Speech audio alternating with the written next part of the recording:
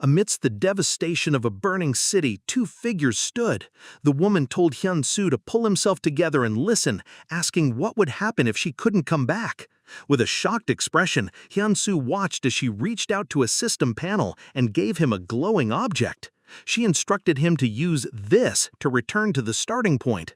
As Hyun-soo held out his hands, distressed, he received the glowing blue energy. A display appeared identifying the item as warped time and explaining that it caused a critical error in time to revert the past. Surprised, Hyun-soo asked about being given such an important item at the final moment, adding that she and Naiva actually matched well together. The woman refuted this, mentioning Naiva was their first constellation and urging him not to give the item away. Amidst the fiery destruction, she gave a stern command: remember to find Ahazar in the past and bring it back. She declared that in their next life, Ahazar would be their first constellation, hoping for a proper fight. Hyun-soo gazed out at the ruined city, questioning the idea of a next life. The woman considered that starting with Ahazar might allow them to reach the 90th floor instead of just the 70th, musing that reaching such a high level was necessary for it to be worthwhile. Hyun-soo emphatically told her to stop and demanded to know their plan. The woman told him not to worry and asked if he trusted her. She smiled confidently, promising she would come back safely. Waving goodbye, she walked away into a bright light. Hyun-soo thought that he shouldn't have let her go like that, wishing he had held on to her for as long as possible, explaining that Hyun Habin's farewell from the last run wasn't kept. The scene shifted to a city gate entrance. Men in hard hats looked tired under the bright sky, one suggesting they finish work quickly and go home. A person in a hard hat was seen pulling a heavy cart. A man nearby wondered why the young person was doing all the hard work, while someone else added that they also worked at a potion factory and were usually diligent. Two men called out to the person pulling the cart, who stopped and looked back. With a sound of surprise, she held up two fingers and asked if she would get a bit more pay for working so hard, before adding that double was too much. 5 years ago, countless gates had suddenly opened and monsters poured out, causing people in the city to run away screaming. At the same time, people known as Awakened appeared in the world. Hyun-soo had looked surprised as blue energy pulsed around him. They were called Hunters, fighting against the monsters. Because of that, existing social classes based on jobs, education, and family background disappeared, and only Hunters began to thrive in society. But that had nothing to do with me, really. Even though the class structure changed, the gap between rich and poor still existed. Those who didn't awaken had to make a living doing grunt work like cleaning up after gates or working in potion factories. A worker offered a water bottle to Habin, who reached for it. She explained that she was one of them.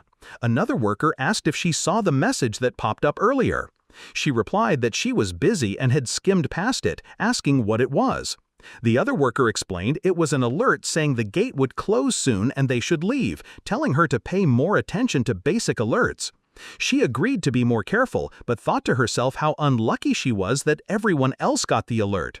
She wondered why she was the only one who didn't get it, since system windows and alerts should appear for her as a player. Silently, she wished for the bug to be fixed soon, noting it had been 5 years. She was faking seeing a system window, fearing she wouldn't get a job if others knew she wasn't awakened. A large monster was seen being moved as a final message thanked them for their hard work. A man told her she did well and wished her a safe trip home. The woman asked if he had seen the person she mentioned earlier, and he replied that he would contact her if he saw her brother. She thanked him. As evening arrived, she checked her phone, noting the upcoming factory workday. She thought about having to juggle 2 or 3 jobs despite not being an awakened person, resolving that she had her reasons for it. 5 years ago, tragedy struck during a gate incident. Her parents died and her brother disappeared in the chaos. Because of this, she had to quit school and work to pay off the house loan. She also had to buy information from hunters to find her brother, and no matter how much she worked, it was never enough. Looking up, she recalled the burdens she carried. She stood before a large apartment building under a bright sky, thinking the house was needlessly big, and suddenly feeling furious. She cursed having to overwork because they didn't sell it sooner and move to a studio. Rushing out of the building, she pushed the door open, her eyes showing weariness and determination. Holding the doorknob, a thought lingered about the hope for a brother's return, the kind of hope that can drive someone mad. She wondered if this foolish waiting would ever end. Leaving the old shoes behind and stepping in, she thought about how the house remained unchanged despite the world outside. Approaching the familiar place, she expected a casual welcome, walking down the hallway towards home. She imagined a man at a table looking up and simply saying, "You're here," and a woman in the kitchen asking, "Our daughter, are you coming in? Want some food?" She imagined the woman adding with a smile that she ate all the leftover pizza, and a young man on the couch reacting, saying that really ticked him off. The young woman with the backpack smiled happily. The man sitting on the couch called out to her, telling her he ate all the leftover pizza because he was hungry waiting. He smirked, emphasizing his point with a gesture, and leaned back on the couch looking smug. The woman, standing by the door, asked if there was nothing to see, wondering if she was hallucinating from missing him so much. The man asked what she meant by hallucination. Surprised, she asked if it wasn't a hallucination, and he confirmed that it was not. The woman was left speechless. She stared in utter shock at the man she held. He felt it was worth returning home for such a passionate welcome from his sibling. She demanded to know why he was here. The man calmly asked if it was strange for him to be in his own home while thinking about stolen pizza. She shouted that it was strange, that he was missing for 5 years and didn't contact anyone at all. She looked emotionally overwhelmed. The man's eyes showed a flicker of recognition, followed by a realization. The woman suddenly grabbed his shirt, asking what was happening. Confused, he asked what it was. The woman explained her long experience on the dungeon floor. She stated that not having a status window made her exceptionally observant and asserted that she could judge an item's value purely by sight. Looking at the man with spiky hair, she said she knew his casual clothes weren't what they seemed. Surprised, the man showed her the gray garment. The woman pointed out the remarkable stitching on the cloth, impressed by its detail. She noticed the hidden black label on the item, which a title card revealed was part of the SS Rank Crafted Hunter Elemis's Special Casual Collection. A grand building, the home of Elemis in Paris, was shown, with staff bowing. In disbelief, Hyun Soo-yu asked how she knew about the garment. His sister confirmed its authenticity, addressing him directly. "You're awakened?" she asked. Hyun Soo-yu looked startled, responding with a confused, "Huh?" feeling scared. His sister asked if he'd been working as a hunter all this time. Flustered, Hyun-soo raised his hands defensively and tried to change the subject, saying that wasn't important right now. But his sister told him she had even filed a missing person report because he left without a word. Hyun-soo smiled nervously, realizing something, and admitted he had already canceled the missing person report a while ago. His sister looked utterly dumbfounded and asked if he was insane. She became angry, wondering why he never showed up. She started talking about how much she had gone through. Tensed, Hyun-soo asked if she was crying, but he was laughing, saying how he was worried about her. Suddenly, his sister's eyes glowed with power amidst swirling darkness, and she punched him in the gut. Hyun-soo coughed up blood while smiling. Loud, powerful impacts resonated near the buildings as she angrily yelled about all the hardships she had faced, insisting he should have contacted her if he was alive. She remembered dropping out of school to search for him, working day and night to pay off their family's debt and survive. Back in the present, Hyun-soo clutched his stomach in distress, saying he had no idea about any debt. The woman shouted, asking if he cared about her life. He stammered that there was a reason he couldn't tell her, but she yelled that his reason was meaningless and struck him with her hand. Stunned, Hyun-soo spat up more blood and frantically asked for just a few seconds. She calmly checked her phone, a slight smile on her face. A notification flashed on the screen showing a massive amount of money had been deposited. She looked at the phone while Hyun-soo asked if this huge sum could solve their urgent problems. She reacted with confusion, questioning what just happened, and grabbed his shirt in shock. The two of them sat, one looking stunned, the other waiting. Thoughts emerged about life having unspoken difficulties and how the man had truly suffered. The woman smiled warmly, placing a hand on his shoulder and stating that his health was what mattered most. He hesitated, simply agreeing. She worriedly asked if the money was legal and clean. Hyun-soo confirmed it was, thinking he should have just sent it earlier. She then insisted he tell her everything about his life, his rank as a hunter, and his affiliations. The man looked uncertain and began to speak. Hyun-soo teased that revealing a secret might mean taking back the money he gave her. The woman casually responded that she wasn't that curious anyway.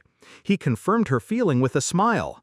Later, sitting together, Hyun-soo told her he brought something she had asked for earlier, mentioning he had left it in her room for her to see later. Puzzled, she asked if she really asked him for something. Hyun-soo assured her that she did. She thought to herself, wondering if such a request was real, acknowledging that forgetting was possible after 5 years apart. She also found it odd, feeling like she wouldn't be the type to ask him for anything in the first place. She questioned him again, asking if he was sure the item truly existed. He confirmed it did, telling her to consider it a birthday gift he went through trouble to get, and specifically instructed her not to sell it. As he stood up, she asked where he was going. He replied that he had to leave for work but would come back again sometime.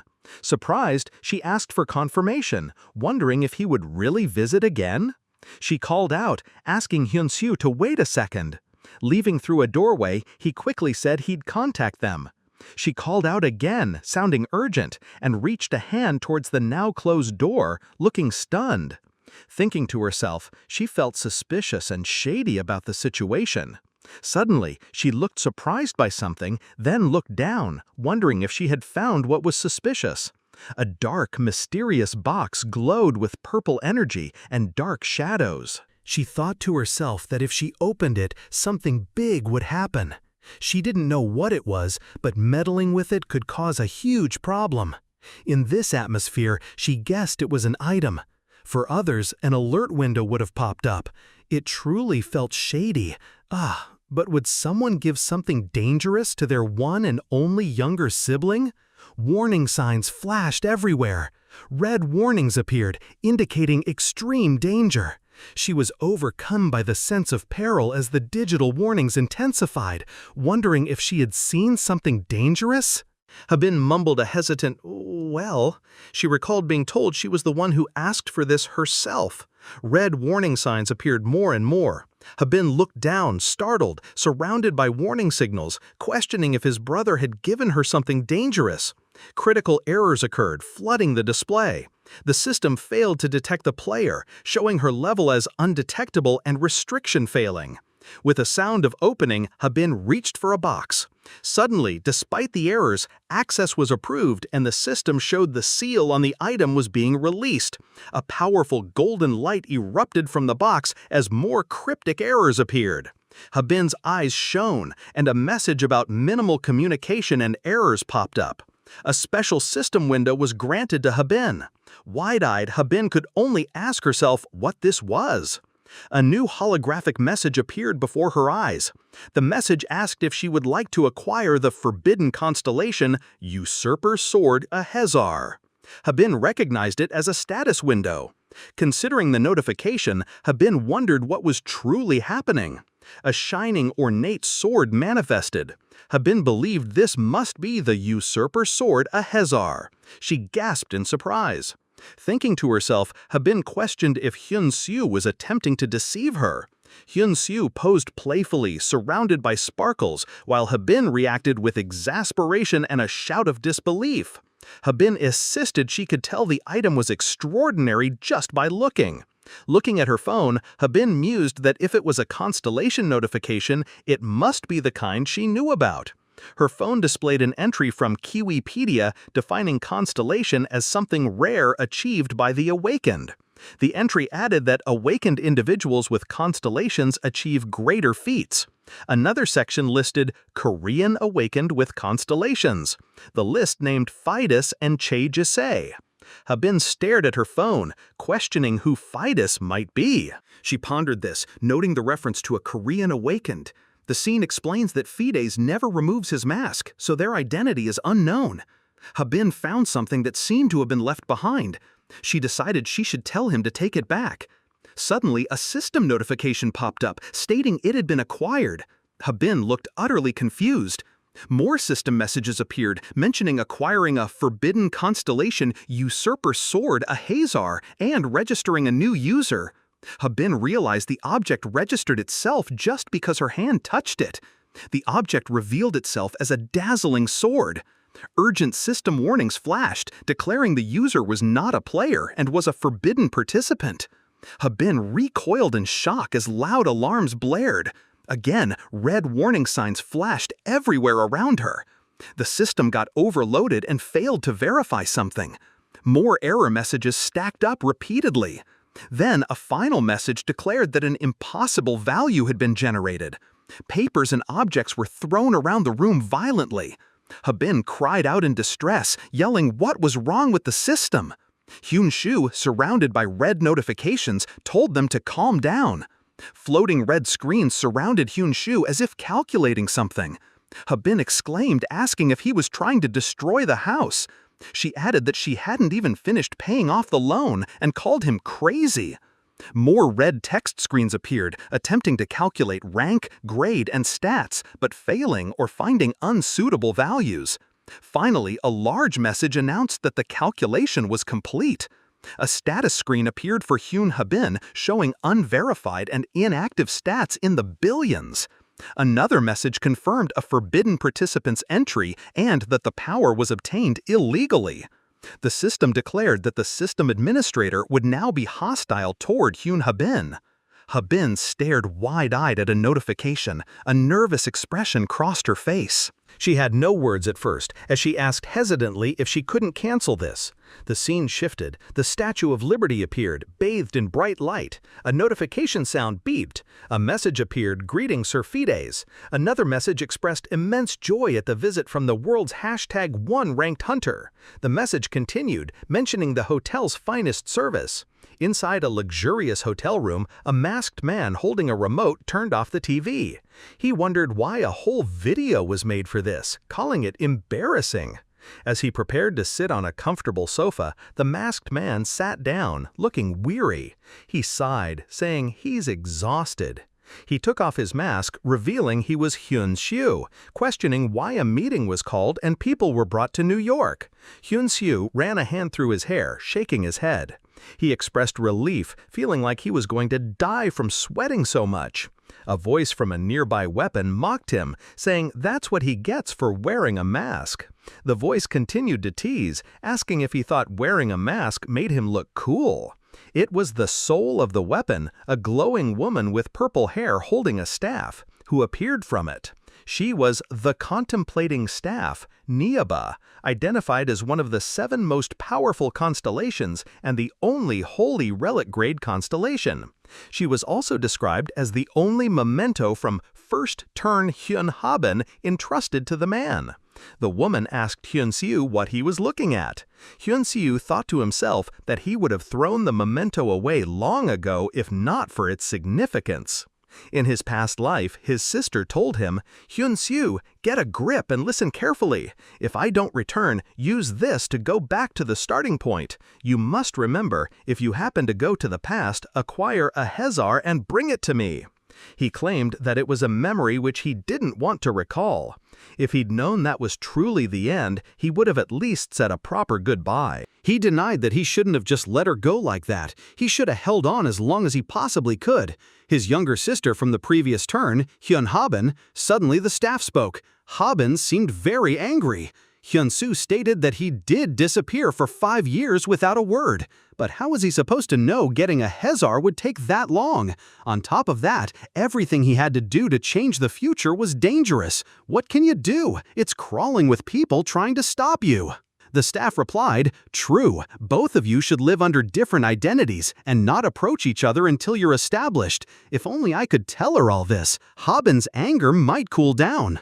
Hyun nodded and agreed with the staff as he recalled a memory from 5 years ago. He looked around, realizing, I really returned to the past. Holding a withered branch, he thought, it said it could only be used once, and now it's really gone. Looking at the sign, he wondered, a temporary shelter? Does that mean it's right after a gate opened? Habin shouted, Hyun Habin is alive! Hyun-soo thought quickly. I have to hurry and tell Hyun Habin that I have regressed. A warning message appeared before Hyun-soo. Warning, this statement is fatal to system maintenance. Delivering this statement will turn the system administrator hostile. Seeing this, Hyun-soo reacted in frustration. Hyun-soo proposed he would go find a Hezar and wait a little. A system warning popped up saying this statement was fatal and will turn the system administrator hostile. The system showed its tongue to him. Hyun-soo reacted with confusion. Coming back to the present, Hyun-soo thought about why the warning didn't appear when he told Naiba. He wondered about the rules for contracted constellations who share memories. Relaxed on a couch, Hyun-soo said he had passed it on and Hyun Habin will take care of it. He remembered Hyun Habin saying something about hitting rank -1 if she started with a Hezar. He questioned if Hyun Habin was joking about a negative rank, wondering if a negative rank even existed. A status screen materialized, showing Hyun Habin's information with level, unverifiable, class, guardian of deceit, patron, a Hezar, grade, X, final, rank, -1. Hyun Habin stared at the screen, looking shocked. She asked quietly if this was real. A shining sword, a Hezar, suddenly appeared and declared, "It is real." Hyun Habin cried out, startled by the sword. The glowing sword spoke, thanking Habin for saving it. It explained it thought it would be sealed forever. She firmly grasped the sword's hilt. The sword reacted with confusion. Habin abruptly announced her intention to cancel their agreement and leave. Habin held the sword as it frantically protested, exclaiming she can't just reseal it. The sword insisted that resealing was impossible now that the seal was broken. Habin stubbornly declared she wanted to reseal it anyway. The sword desperately revealed it's already registered as Habin's constellation. It shouted that she can't cancel her very first constellation. Habin struggled with the sword over the box, looking angry. She reacted with shock at the news of the constellation registration. Habin checked a digital screen displaying important notes on constellations. The screen explained the critical importance of the first constellation contract compared to future ones. Habin sighed deeply in frustration after reading the notes. The sword questioned why Habin disliked the idea so strongly. It boasted that despite how it sounded, it was the most powerful constellation. Habin reacted with surprise as she could now see the status window. She decided to check the constellation information herself. A holographic screen appeared, detailing the first constellation, O'Ridden, the most powerful god of war. It stated he was stripped of his status and sealed for treason. Habin recognized the name O'Ridden from legendary grade items. She wondered if this meant O'Ridden was also Holy Relic grade. Text clarified that Holy Relic grade was the highest level, with only one constellation currently holding it. Habin was shocked by another detail from the status window. She looked towards a luminous sword nearby as she denied it, because every other constellation would treat him as an enemy. The sword began to speak. It explained its treason was committed to prevent the world's destruction. It was the price paid for trying to stop the system administrator. The sword urgently warned that this world's destruction was imminent. It insisted the world would surely end if they failed to stop the system administrator. Habin responded to the sword's plight, finding its life pitiful. She concluded that even though it was strong, it was also a total outcast. The sword reacted to being called an outcast. Habin paused, considering what she's heard. She decided to assume the sword was telling the truth for now. Habin reasoned that if the world ended anyway, getting stronger was still a good thing. She concluded that focusing on getting stronger was the immediate priority. Habin worried that revealing her power would make the system and everyone else hostile towards her. The sword let out a surprised sound. Habin wondered if she was really supposed to break through all that opposition and danger to stop the destruction. The sword hesitated, unsure how to respond. Habin asked when the sword thought the world would end. The sword replied that in its world, it took about 30 years after the first signs of destruction. Habin calculated that since the gates appeared about 5 years ago, they had about 25 years left. The sword agreed that her calculation was probably correct. Habin slammed her hand down with resolve. The sword excitedly asked if she had finally decided. Habin, sparkling with enthusiasm, declared she would play as hard as she could for the next 25 years. The sword reacted in shock. Habin announced she would do everything she wanted and live without any regrets. She walked away with determination. The sword was confused and asked if she planned to let her overwhelming power just go to waste. The sword reacted with a bewildered sound. Habin argued that she wasn't the one who will be using it. Her expression was wide-eyed and somewhat relieved. The glowing sword seemed to provoke the suggestion of aiming for ultimate power. Habin recalled her past goal of becoming an awakened person to find her family. But Habin stated her family suddenly reappeared today. The sword asked if she had other desires, perhaps for money. Habin admitted she did want money, but then revealed she unexpectedly received a huge sum today. She held up a symbol related to money. A surprised reaction came from the sword. Habin revealed her true intention was to enjoy her life for 25 years with the money. Her eyes glowed with dollar signs and she smiled greedily. She looked at something on her phone. Habin cheerfully thanked the sword as she left. She struggled to recall the sword's name and said goodnight. The other party, a small creature, was so shocked that the sword's spirit left its body. In shock, the sword wondered what he was supposed to do now. It was that day, at a regular, boring school, someone wondered if something could finally happen in her life. Maybe like becoming part of a fantasy game or a dungeon break with hunters. Habin asked him if he ever got tired of using the same old stories for her comics. "Do I?" he asked again. His name was Hyun Si-woo. Hyun Si-woo just thought it would be fun to live a life like that. "Don't you think so?" he asked her. Habin looked back at Hyun Si-woo. Habin looked back, pondering her past words. Hyun Si-woo gazed upwards, sensing something amiss. Suddenly, the sky turned a dark, ominous red. People gasped as a black hole crackled open in the clouds. Confusion spread as they wondered what was happening to the sky. "Is that a hole?" someone asked. The strange opening intensified, filled with crackling energy. Loud roars erupted as a monstrous creature began to emerge. Skeletal figures were pulled from the swirling abyss. Back in the classroom, students screamed in terror. Habin looked around, stunned by the chaos, asking what the monster was. As she got overwhelmed, she thought this was insane. Hyun Habin cried out to Taiseo, asking if he saw it. Taiseo replied that it was a status window. Hyun Habin reacted in disbelief. Looking at the strange window, he murmured about a wish. A man was looking at the status window and declared that the wish came true. The shimmering light rained down onto the classroom desks. Then a voice spoke to Hyun Habin on the phone, delivering sudden and difficult news. It told her that her parents were caught in the gate incident. Standing alone in the hallway, Hyun Habin reflected that her entire family had vanished, like a cruel twist of fate, except for her. She thought about how hard she had tried to become a hunter and reclaim everything. Habin screamed, desperately calling for the status window and a quest. But even her frantic cries brought back nothing. "Why won't it work?" she thought, kneeling in despair. The moment she gave up on everything and finally came to her senses, all that was left was debt, loneliness, and the crushing fear of not surviving another day. Only the cold, brutal reality remained. So that's how it was, she realized, shock and pain washing over her face. Lying there defeated, strange lights and sounds began to appear around her. Suddenly sitting up, Habin looked around, startled by the change. A voice asked Habin if she was awake. A Hazar screamed as Habin put her leg on him. Habin's presence demanded to know why a Hazar looked into its past. A Hazar quickly denied snooping, pulling away, as he explained that the first constellation always shares memories. A Hazar's immense power began to crack the floor. A Hazar frantically told Habin to calm down before the floor broke. A Hazar wondered about this intense power. Energy radiated outwards. The floor was visibly broken where a Hazar was. A Hazar reminded Habin it warned her the floor would break. A Hazar shouted, scared that it was Habin's fault, not its. A Hazar yelled that Habin awakened it and it cannot control its power yet. Habin sighed, wondering how she will fix the broken floor. But Habin decided something else needed to be handled immediately. Habin looked at her phone, still holding a Hazar. The scene shifted.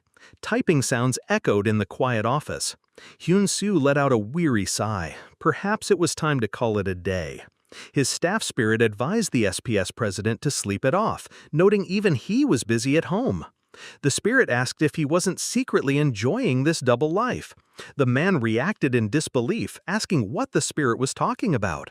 The spirit recalled the lazy person who used to melt into the couch watching TV on days off, showing an image of the man lounging with someone named Podong. She said he was like a dog out running errands. The spirit added that with the boss's generous spirit, delicious food was delivered from all over. The spirit couldn't understand how he ended up handling all the difficult international hunter issues and managing associations, still pulling all-nighters because of it. The man insisted Habin would back off immediately if she had her way and wasn't doing this for fun. The spirit pointed out that he was the one who helped found SPAS and was now its president. The man looked at the spirit, slightly put out. The spirit leaned in, teasing that he didn't really need to work this hard and looked like he was enjoying it. The man groaned in utter frustration. As his phone started vibrating, Hyun-soo looked at it with a puzzled expression. Messages from Habin appeared on his phone screen. Habin asked about a sword he left behind. She said it was buzzing intensely. Habin asked if he lost it. She stated she didn't need weird gifts. Habin told him to get back home immediately and take it back. The spirit was visibly shocked by the messages. He internally questioned what was happening, wondering what kind of twist this was. He thought about Ahazar's seal being released and the contract being made. The spirit pondered the situation. He questioned why Habin and Ahazar weren't getting along like before. Hyun-soo stood up, looking worried. The spirit asked what was going on. Hyun-soo decided he needed to go home and check things. He turned away, hesitating. Hyun-soo worried that he might not stand a chance if they were fully awakened. At Habin's place, the sword spirit stated, "If my memory's right, you're being targeted by the system not because of me. Even though the rest of the world integrated into the status window, you couldn't, so you must have been an error from the start. You got on the system's bad side. And your power? It's abnormal. Even with my strength, there's no way you could have had that kind of power. It's definitely an overload caused by a system glitch." Habin sat on the floor, distracted by her phone. The sword shouted, "When someone talks, you're supposed to listen." "You're not even human," Habin replied. Habin was texting her boss, confirming she'll be on break forever from now on, so he didn't need to give her any work. She happily shouted, "Done! I told everyone I quit! I'm so happy! I'm gonna live my best life until the world ends!" Habin cheered and raised her arms in excitement as Ahazar the sword stood nearby, shockingly asking, "Wait, did you even hear what I said? Did you even listen properly?" Habin happily looked at her phone, thinking about signing up for streaming services she couldn't afford before. $10 a month, that used to feel like such a huge deal. Habin considered what else to subscribe to and if she should recharge her cash, with Ahazar the sword stooped in the background. He thought, "I don't know what this is, but she definitely sounds like she's just planning to goof off, and the world's in danger." Habin tried to calm him down. She explained how she used the money. She said she budgeted for 25 years of expenses and fun. Money and expensive items filled the air. Habin thought it was fine to spend a lot. Habin was happy with all the money and her new things. She finally got to watch all the shows she missed. Habin said she was binge-watching now. The sword spirit guy was really angry and told her that's not important now. There was a sudden sound. Hyun-soo announced he was back. The sword guy recognized Hyun-soo and asked if he came to save him. Hyun-soo smiled confidently by the door, simply denying it. A powerful effect surged. Habin suddenly charged forward. Hyun-soo looked surprised, surrounded by light. He said he got caught too. He was taken down instantly. Habin demanded to know what the gift he brought really was. Hyun-soo confessed that he wished he knew himself. He thought they just needed to get through this somehow. Hyun-soo then asked Habin if she always treated her brother this badly. She made a threat. "Do you have a death wish?" He pleaded with Habin to let go of him so they could actually talk. Still holding a hazar on him, Habin pressed, asking if this thing wasn't from his work and if he had taken it by mistake. Hyun-soo insisted it had nothing to do with his job and reminded her she was the one who asked him to bring it. He explained it was a package with her name on it that he was told to take home, and Habin admitted she had forgotten about asking him. Habin reacted with disbelief, exclaiming how she could send herself a package when she was thought to be missing. Hyun-soo thought to himself that Habin was sharp and that this drastic measure might be the only way. Both Habin and Hyun-soo realized the absurdity, questioning how a package could have come from herself. Habin pointed out that Hyun-soo hadn't even considered that fact, while Hyun-soo frantically wondered where the package came from and who sent it. He gripped Ahazar tightly. Questioned about the sword, the person admitted they threw the packaging away, and they were just trying to make it sound like a birthday gift to gloss over things. She gripped the sword tighter, annoyed as she revealed she only said it was hard to get just to brag. She thought that made way too much sense, and it was annoying. Habin looked annoyed. Hyun-soo smiled playfully. Hyun-soo boasted about his skills earned in his second life. Hyun-soo looked confused about the sword. Habin was shocked that Hyun-soo didn't know anything about it. Habin despaired, wondering how she could explain things if even Hyun-soo was clueless. Habin, wielding Ahazar in a panic, screamed that the world was ending and begged Hyun-soo for help. Habin's eyes widened in terror. Habin started yelling intensely, telling the sword he couldn't just scream that all over town. The sword yelled that humanity needed to know. Meanwhile, Hyun-soo thought to himself that sometimes ignorance is bliss. She issued a harsh threat. She warned that blabbing to others would result in being sealed away. The sword reacted with a gasp. In another moment, Habin confronted Hyun-soo. Habin expressed her fear of being killed and facing an unknown enemy. The sword reacted with clear annoyance. While she offered a simple apology to Hyun-soo, the conversation shifted to the importance of thinking before acting, beyond just being strong. One person pointed out that this very flaw led to failure in the previous cycle. The other person was surprised, wondering if that could truly be the reason. A moment of understanding brought a sense of connection. Hyun-soo asks, "So let me get this straight. He's a constellation, the world's going to end, and he came to you asking to smash the system together?" He directs his question towards Hyun Habin. He declares the whole idea honestly ridiculous. Hyun-soo and Habin sit around a coffee table laden with pizza. The pizza was ordered to help Habin down, and Habin seeks confirmation. Sword Spirit expresses frustration.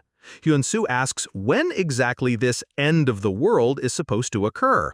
In return, Habin explains the date is vague, but it seems they have at least 25 years left. Man can't believe it, realizing it's not happening anytime soon. Habin confirms this fact. Sword Spirit reacts with stunned surprise, and it shouts that complacency is the problem with humans. He angrily accuses Habin of neglecting everything and leaving it to others. Habin admits there is some truth to the spirit's words. The man asks Habin if she's just going to relax now. Habin replies that she plans to have fun and do things she's always wanted. The man seems surprised she has so many things on her list. Habin begins listing her plans, starting with catching up on dramas. She continues, mentioning a list of restaurants she wants to visit. Habin adds that she also needs to spend time on her hobbies. The man acknowledges that he understands her intentions. The man declares they are finished talking and he will be leaving now. Habin is startled and tries to call out. Habin stammers, using a formal address for the man. The man reacts strongly, yelling at her to use his casual name and asking what she needs. Habin apologizes for calling him unexpectedly. Habin asked Hyun-soo to keep her secret about awakening. She just wanted to live quietly. Habin seemed to be truly begging him on this. Hyun-soo turned and walked away, agreeing on her words. As Hyun-soo walked towards his door, a staff spirit questioned if he was really leaving. The spirit called out to Hyun-soo again. Just as Hyun-soo was about to enter his house, footsteps echoed as he stood outside his door. Thoughts raced through his mind, wondering if he would fight the system again. He thought it seemed like she made a safe contract with Ahazar. Standing in the hallway, Hyun-soo thought about the past 5 years crawling through hell to save Ahazar. He also thought about how much he suffered climbing to rank 1 and wondered if it was time for Habin to help out now. Reaching out his door, he thinks about finally subscribing to streaming services. Just a small cost now, but it felt huge before. A sudden realization hits him. What other services can he sign up for? Maybe he should add cash to his online account too. He remembers years of faking knowledge about popular shows. Turning, he decides to binge-watch everything he missed, starting now. He realizes that's how he lived for 5 years, unable to enjoy anything others did, never having time to rest. If it were the Hyun Habin before she returned, she would be at the top now, thriving.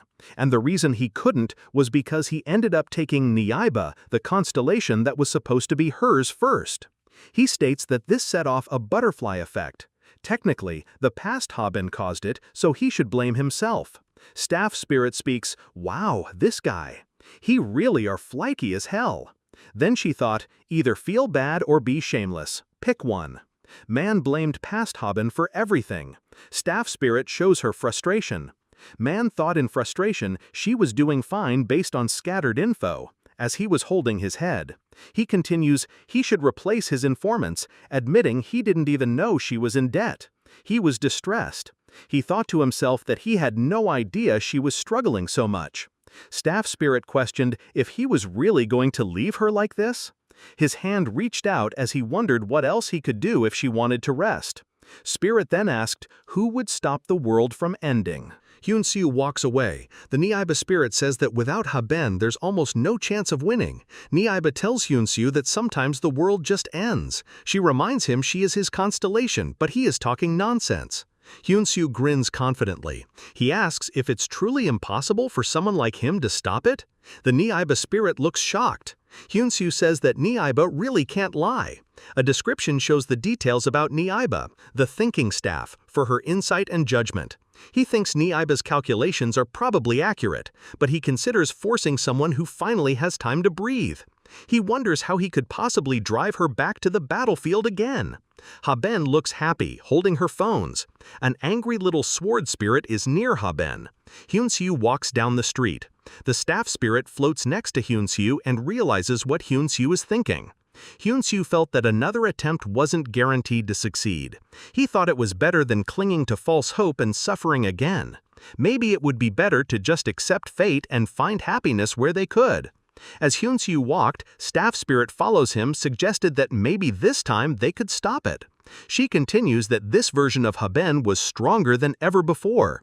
Hyun told Spirit that even Oraiden's people had failed at that before. He reminded her that they had failed too, once. No matter how powerful Haben was, it wasn't right to put everything on one person. Spirit asks Hyun what about his 5 years of hard work. Hyun responded that he didn't suffer at all, actually. Thanks to Haben giving Niaiba to him, he just hit rank 1 and cruised all the way. As Hyun walked away, Niaiba followed. Hyun thought that he wasn't the one who had it rough. Spirit tells him that he cannot hide something as clear as the sun. She wonders if Haben has great potential. She believes that Haben's power will surely be seen by the world. A government letter arrives for an awakened examination. Haben reads the notice while a sword spirit asks what it is. Haben explains the letter is from the government about a test for awakened people. Sword Spirit exclaims that their power must have been sensed. Haben asks who did it, in angry voice questions who reported them. Haben's eyes glow red as she clenches her fists in frustration. Haben worries she will go to jail if she does not show up. The fiery creature is shocked, asking if hiding power makes you a criminal? Haben reacts with shock and frustration, steam rising from her head. The sword spirit excitedly approves of the nation's strict policy. It claims the nation is amazing for not tolerating hidden power. Haben snaps back, asking what's so amazing about that? The sword spirit preaches about not walking the path of a criminal and upholding the law. Haben points and yells in frustration. She shouts that she is the kind of person who helps neighbors kindly, even without laws. The sword spirit looks shocked and angry. It yells that Haben is lying. Haben asks why it is yelling now.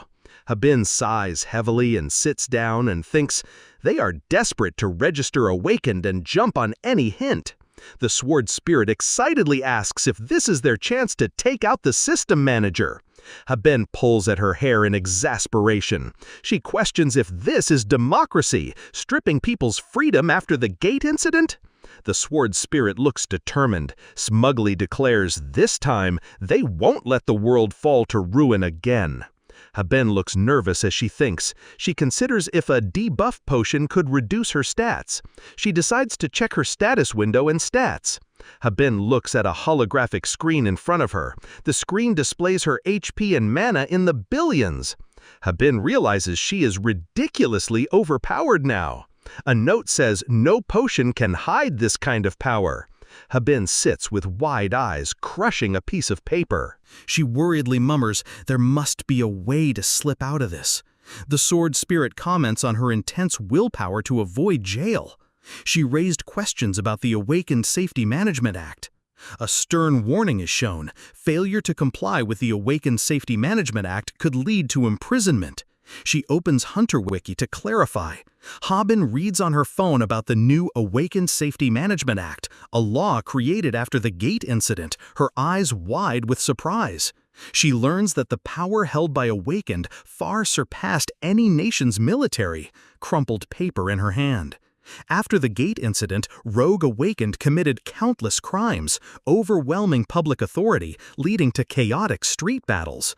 This created a global lawless state for a while. Habin sighs, remarking that it was truly a crazy era. Sword Spirit beside her looks shocked. She continues reading on her phone. However, the era of lawlessness ended with the arrival of the world's #1 ranked Awakener, Fidus, who stands as a masked figure. Fidus clenches his fist and speaks, preparing to act. With overwhelming power, Fidus subdued criminal awakened and lawless zones alike. Someone asks from above if everything is sorted. She continues, Fidus publicly supporting laws and defending the rights of non-awakened. She adds that he established a testing system to prevent violent rampages. Habin looks down at her phone, deep in thought. Habin tells Spirit it is finally time to use the power she always wanted.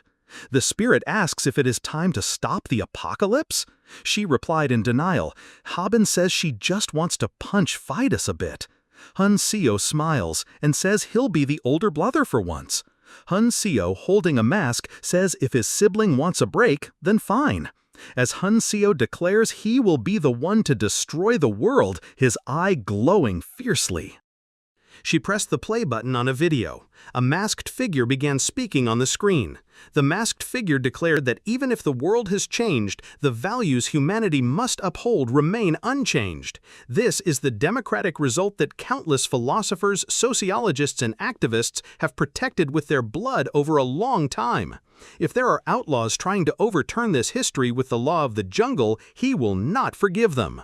Habin watched, feeling a strange aversion build up. She wondered if she had heard the speech correctly. Reading an article, she saw that Fidus was now called a hero after his speech. The article said Fidus helped Korea recover. It also stated Fidus helped organize the Hunter Association. The article proclaimed Fidus was humanity's only hero. Habin paused, deep in thought. She suspected the article might be written by a fan. The sword spirit next to Habin told her to put it down, saying Fidus is a good person. Habin lies back, pleading for the hero, but declares this person is now just her enemy. She shows a picture of a masked figure looking angry. She asks if the hero doesn't understand the consequences, lamenting about innocent awakened like herself, stating the hero should have been righteous in moderation. Habin reacts with exaggerated shock. Sword Spirit wonders if this is truly the image of a saint, as Habin wishes they had just enough freedom to hide their power, believing that would have been enough. Habin even sheds tears over not being able to play. Looking at phone, Habin questions why this person works so hard as a hero. She finds it suspicious. She wonders if he could be the villain, following novel tropes. Habin, cunningly, thinking the cleanest one might be rotten. Sword Spirit asking, is it really? She confidently states it's a cliché, but he can't fool her eyes. She senses something trivial and familiar about him. She speculates his public justice hides a private snack thief. Habin ponders the mystery of Masked Man's identity. She realizes finding out won't immediately solve her problem. She leans on the table, seemingly frustrated. Sword Spirit suggesting a risky idea. The idea is to threaten to Masked Man. Habin reacts with a serious expression, scolds Jaljala about threatening people and mentions human rights. Sprinty asks they why she threatens him. In response, Habin reminds him he isn't a person. Habin sits on the floor, then decides to calmly reconsider the situation. She thinks about needing a way to hide her power for the awakened test. A notification arrives on the phone. It's a message from Hyun-soo. Habin reacts with surprise to the message. The message shares a tip about someone hiding their power. The first tip suggests changing job title or making it private. The second tip mentions that better control helps hide power. Habin focuses intently reading the tips. She wonders what these tips are. Habin finds the tips too specific to be from just an acquaintance. Sword Spirit questions why someone would give such detailed tips. She concludes the tips are about Habin herself. Meanwhile, Hyun-soo has felt bothersome itching sensation in his ear. Staff Spirit tells him to wash it off. Hyun-soo protested that he washes every day. The spirit admitted to just wanting to tease him. Hyun-soo felt annoyed. Habin at home called for status window. Doing a hand gesture, nothing appeared, so she specified status. A holographic status window began to appear. The status window displayed a unique and provocative job description. Habin looked up at the revealed information about her. Job title, Guardian of Deception. Description: you who deceive the entire system and walk a path are an unparalleled hypocrite in this world. Habin wondered aloud about a skill that could disguise a job title. Habin pondered if Hyun-soo knew about these skills and told her. She decided she should change the job title displayed first. A message appeared asking Deceiver's Wish. More text appeared explaining rules and options for job selection. She considered that Magic Swordsman would be a good job, as a common one was easiest to disguise with. She was asked what form Sword wanted to disguise himself as. Sitting beside Habin, a small flame spirit seemed to ask if it was the one being referred to. Habin suggested disguising as a baseball bat or a hammer. It even offered that a plunger would be fine too. Sword Spirit exclaimed in shock, asking if that wasn't too much. He thought that if a swordsman swung things like that, it would be even weirder and scarier. Habin held up a phone and told him to choose from these options instead. Sword Spirit looked surprised at the phone being offered. A hand shows different swords on a phone screen. Sword Spirit was speechless. The Sword Spirit looks angry, telling Habin she were planning this from the start and just teasing him. As Habin smiles playfully, she thinks, their little smarty seems to be getting smarter. She's so proud. She grips the hilt of a hezar, asking Sword to be prepared to change the name. Habin holds a hezar as blue light surrounds it. A whooshing sound is heard. She says, "Good, it's a very ordinary sword." Habin holds a hezar giving instructions, not to speak anyone when they outside, except her. The Sword Spirit looks dejected, agrees. Thinks inwardly, she'll just threaten him again if he don't comply anyway. Habin looks thoughtful, looking at a holographic screen. She thinks, now then, what's left is stats. What should we do about this? It says we can't change stats with Deceiver's Wish. She reacts, these crazy. Habin continues to think. She wonders, but they'll measure mana stats in the awakened test, right? She realizes, then the peaceful daily life I dream of is ruined, isn't it? The Sword Spirit suggests to confront the system administrator, so he wouldn't need to change like this. Habin thinks to herself not to give up and learn about her enemy. Sword Spirit seems to agree, saying, that's right. The Sword Spirit then urges Habin to confront the system administrator and reveal her power. Habin is annoyed and pushes the Sword Spirit away, saying she doesn't want to. She declares she will get the lowest grade and live her life however she can. Sword Spirit cries out in frustration. We are told that Habin searched through many documents to understand the awakened test. It was a truly passionate effort from Habin. As a result, Habin was able to find important information. Habin realizes that simple testing devices use mana-sensing stones. Typing on her laptop, Habin wonders if they can also take precise measurements. She questions the point of needing precise measurements. Habin firmly decides she will use the simple measurement method to live an easy life. Habin looks wide-eyed and possessed. Habin asks if they got it. The Sword Spirit suggests getting some sleep for now. Habin is exhausted and rests her head on her laptop. Habin murmurs about needing to hide her stats. Habin is back at her laptop typing. Habin asks Spirit if she knows anything. The Sword Spirit replies, I don't know. The Sword Spirit looks away and starts trembling and sweating. Habin turns to look at the sword spirit. State that when the sword spirit says that, it can only mean he does know something. She adds that she has learned from him that lying is a skill. Habin glares angrily at the sword spirit. The sword spirit with fearful voice declared, I don't know. Habin smiles, resting her head on her hand. Habin comments that their smarty is a fool. Habin closes her eyes, looking tired. Sword states that he would really like to get some sleep first. Habin suddenly realizes something, tells him she shall status window. The sword spirit grows large and angry, letting out a shout. The sword yells that this is what it means and that it's cheating. Habin asks how it's cheating for it to look at its own constellation information. She calls out for status window. The screen explains the hidden arts, a basic technique for martial artists to conceal their presence. Habin is shocked, realizing it was such a fundamental skill all along. She gasps in surprise with the sword spirit flickering beside her head. Habin stood up, feeling confident, declaring she will master it before the test. She tells the sword spirit confidently to look forward to it. Meanwhile, the staff spirit seems exhausted and lets out a weary sigh. Finally, the day of the test arrives. Tall city buildings stand under a clear sky.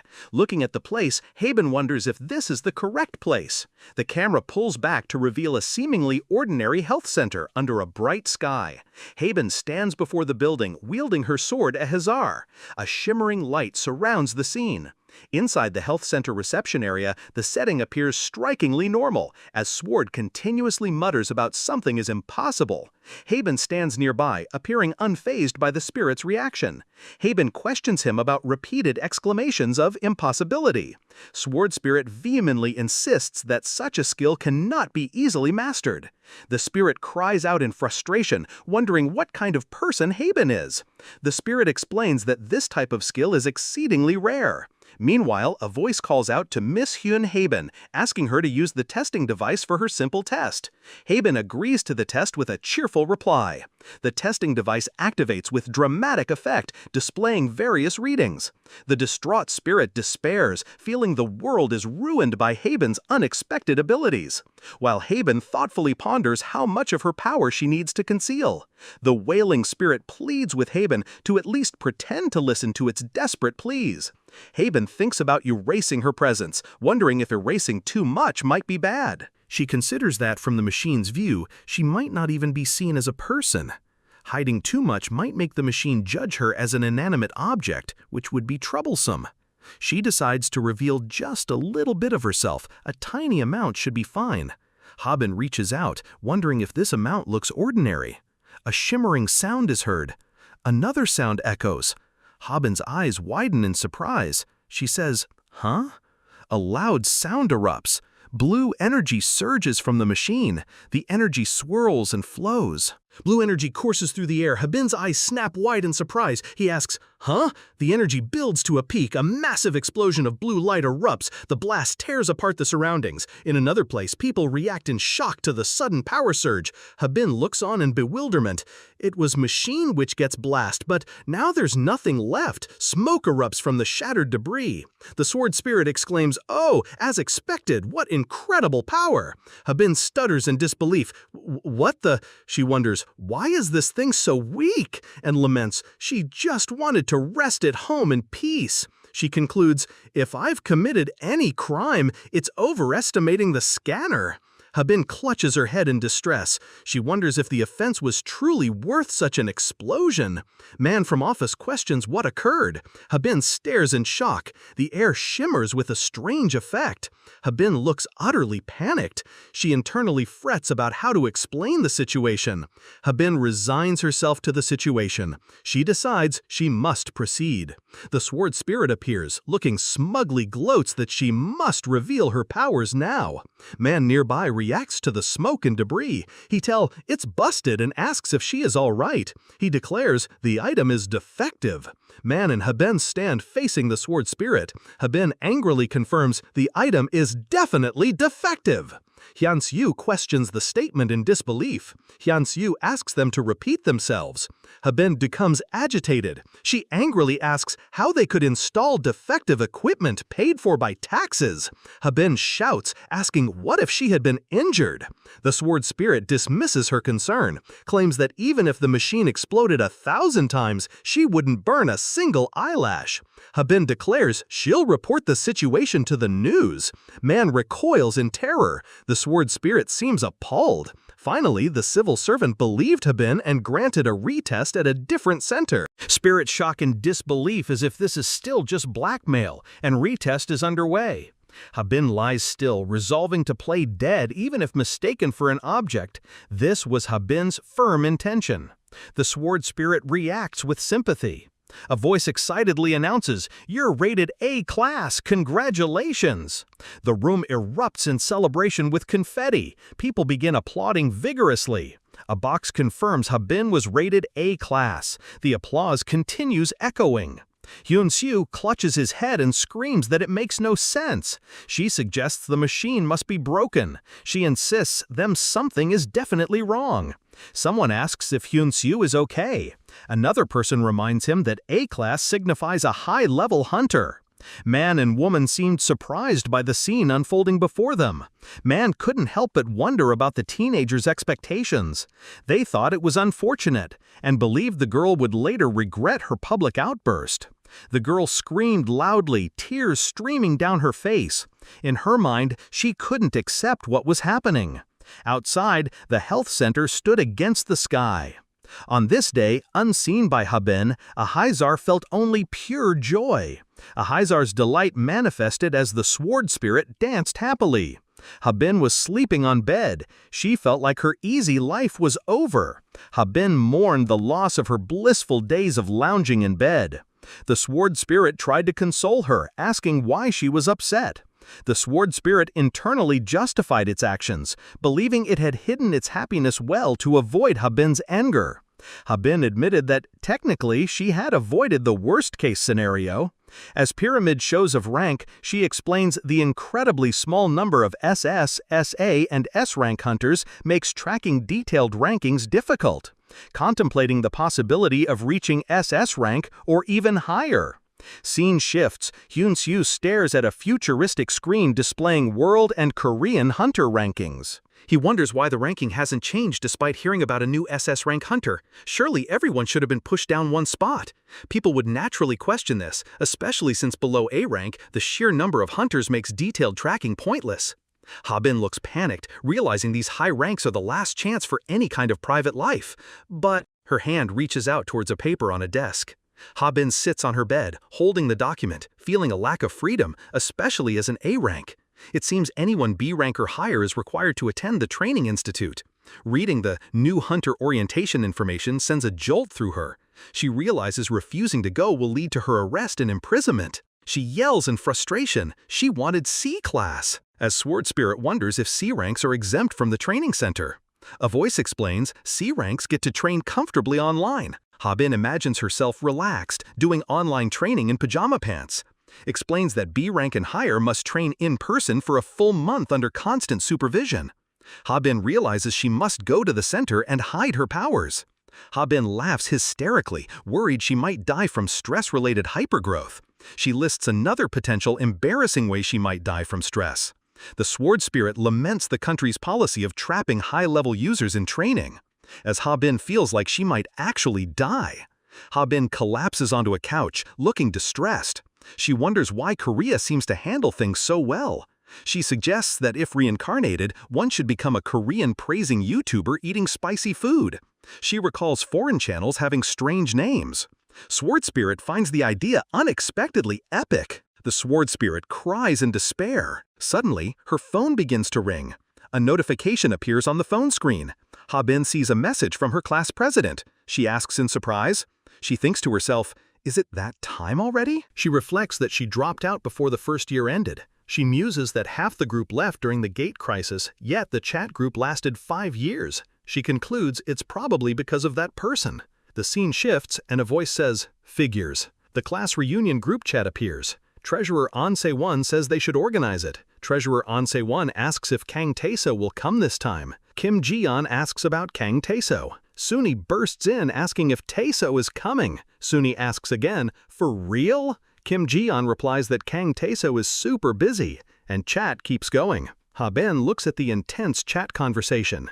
The sword spirit beside her looks shocked. He wonders, Kang Tae-so? What kind of guy is he to get people this hyped? As we gets introduced, Kang Tae-so, Korea's top SSS ranked hunter. He was the top student from Yunseol High, Class 1-7. He's now Korea's representative hunter, #2 globally and #1 nationally. Kang Tae-so is called a true national treasure and ultimate celebrity. Looking at the chat, she thinks that it feels like a completely different era now. She remembers in high school he used to sit in the back and share novels and comics with her. She observes that he's gotten so much taller since she last saw him. The woman thinks, this is awkward, seriously. She wonders how to describe seeing a long-lost friend's face plastered all over the streets. Her phone starts pinging with notifications. The woman complains that her phone is heating up from the group chat. She thinks, honestly, the group chat only exists because they secretly hope Kang Tae-so will message one day, and the only reason it's still going is because he hasn't actually left the chat. She looks angry. She remarks on people looking down on him in the past and wonders why everyone wants to see someone else and not her, frustrated about missing reunions. The sword spirit states that success changes everything and people would cling to her if she revealed herself. Habin shouts, "No need," rejecting the idea. Habin reconsiders, thinking she should see everyone one last time if the world is really ending. She texted in group that she's going this time. Habin reacts in shock as no one replied. The sword spirit is surprised too. The sword spirit points out that Habin was completely ignored. Habin falls onto the bed, exclaiming in frustration. The sword spirit asks if Habin is sulking. Habin strongly denies sulking. Scene shifts somewhere at night. Two figures stand on a city street at night. One figure asks the other what he is staring at. The other figure starts walking without saying. He gets clueless watching him walking. He dismisses the other person as still socially clueless. He declares he's done here and ready to leave. A distinct sound of stepping can be heard. The scene shifts to the quiet night city view.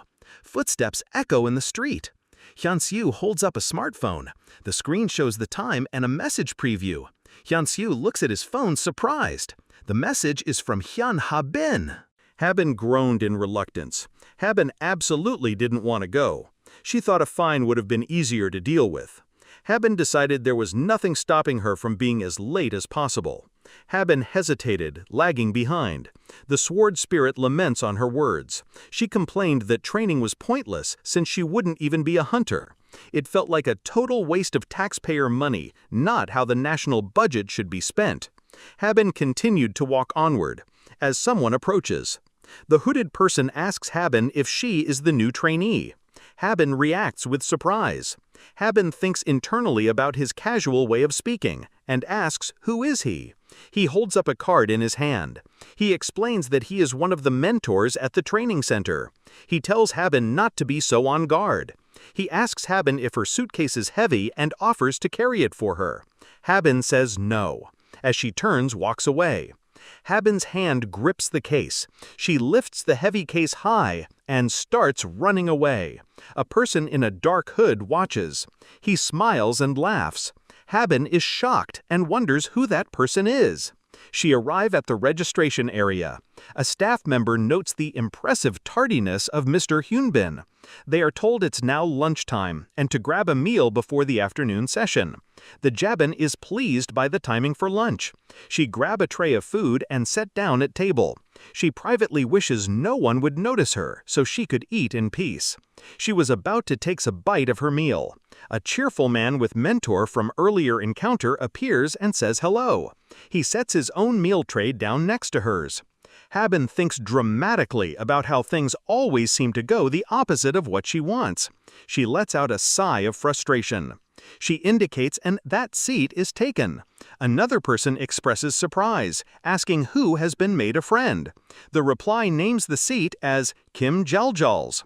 Sword looks in surprise, realizing it was his seat. The sword spirit floats nearby. The hooded figure smiles slyly. Habin questions as Guy sat down. She looked extremely annoyed, thinks, "What is with this guy?" A character with glowing purple eyes shows a nervous sweat drop. They internally assess, okay, he's slick, but I guess he really is a mentor like he said. Their thoughts continue, noting they've been receiving passive messages. A bright blue holographic screen materializes. The screen displays a message from a constellation showing great interest. Habin watches this. News spread about the two people in Korea with the same rare constellation. It was a historic shared contract between top-tier rankers. Habin couldn't believe the system Windows announcement, but it never lied. She recalled the rumors of a passive skill granting a golden hair glow, but the hoodie concealed any sign of it. Suddenly, someone poked the guy in front of her. The student turned, surprised, and quickly apologized. Then a brilliant golden light emanated from the person's head. His hoodie fall off. A wave of shock rippled through the students. Someone is utterly shocked to see Cha-Ji-sok here. They question aloud why the famous SS-class hunter would be in this place. The Vice Guildmaster of Solaris Guild, Cha-Ji-sok, shines with his signature golden aura as he enjoys his meal. Cha-Ji-sok then addresses someone, asking if they are Habin. Another person nearby quickly replies, "Nope." Cha-Ji-sok turns his attention to Habin, asking if she would like to join his guild instead. Habin wastes no time, politely declining the offer. Intrigued by her reaction, Cha-Ji-sok offers to give her a preview of the guild benefits. He reveals that the starting salary alone is a staggering billion won. Habin responds plainly that a billion won is simply too low. Cha-Ji-sok escalates his offer significantly, proposing 10 billion won. Habin blurts out that she already has that amount, immediately regretting saying it out loud. Habin quickly tries to cover her surprise, focusing on eating her food. Cha-Ji-sok is left speechless, looking quite awkward. People are talking about Habin, who had turned down a guild contract. They learned the person had rejected Solaris itself. The whispers wondered if she is a rich, turning down billions. Habin looks clearly annoyed listening these whispers. She put down the spoon on the tray as she decided not joining. She stood up, strongly declared denial of her joining. All she wanted was to live an easy life without work. Holding her tray, she turned and walked away from the others. "No matter how much they offer, over my dead body will I join a guild," she declares fiercely while holding a wash tray in the auditorium. An announcement is made that the afternoon session will now begin.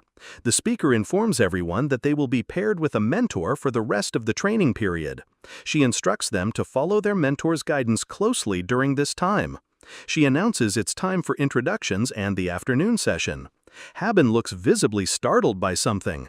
Man offers a formal greeting, saying they should work well together. A blonde man smiles brightly, waving a friendly hello. Habin questions why this man is her assigned mentor out of everyone here. She inwardly wonders if he somehow bribed his way into the position. The blonde man calls out to Habin. Habin immediately rejects him, declaring she won't join his guild no matter what he says. The blonde man seems taken aback, perhaps slightly amused. Habin's expression shows strong resistance. He tries to gently suggest she think about it a little more. Habin delivers a firm and blunt "nope." Her face is set in a resolute refusal. A narrator notes this is the hardline version of Hyun Habin. The blonde man looks slightly surprised by her unwavering stance. Loud knocking echoed through the air. Someone called out for Habin to get up, saying morning training was over and she was already late. Cha-Ji-sok grinned playfully as he knocked on the door. Habin reacted angrily, telling him to shut up and saying she was calling a personal break. Cha-Ji-sok warned that this wasn't college. He stated she would be put through retraining. Habin lay in bed, pulling the covers higher, looking incredibly frustrated. The narrator noted that he had managed to provoke Cha-Ji-sok in a very unique way. Habin exploded in anger, shouting how frustrating someone was. The narrator added that, aside from that, Cha-Ji-sok started lingering around Hyun Habin a lot. Later, outside, Habin was sitting on the bench. Cha-Ji-sok smiled, asking if Habin watched the show Wind and Wish too. He added, "Then try The Trickster Who Fooled a Mage. That one's good too."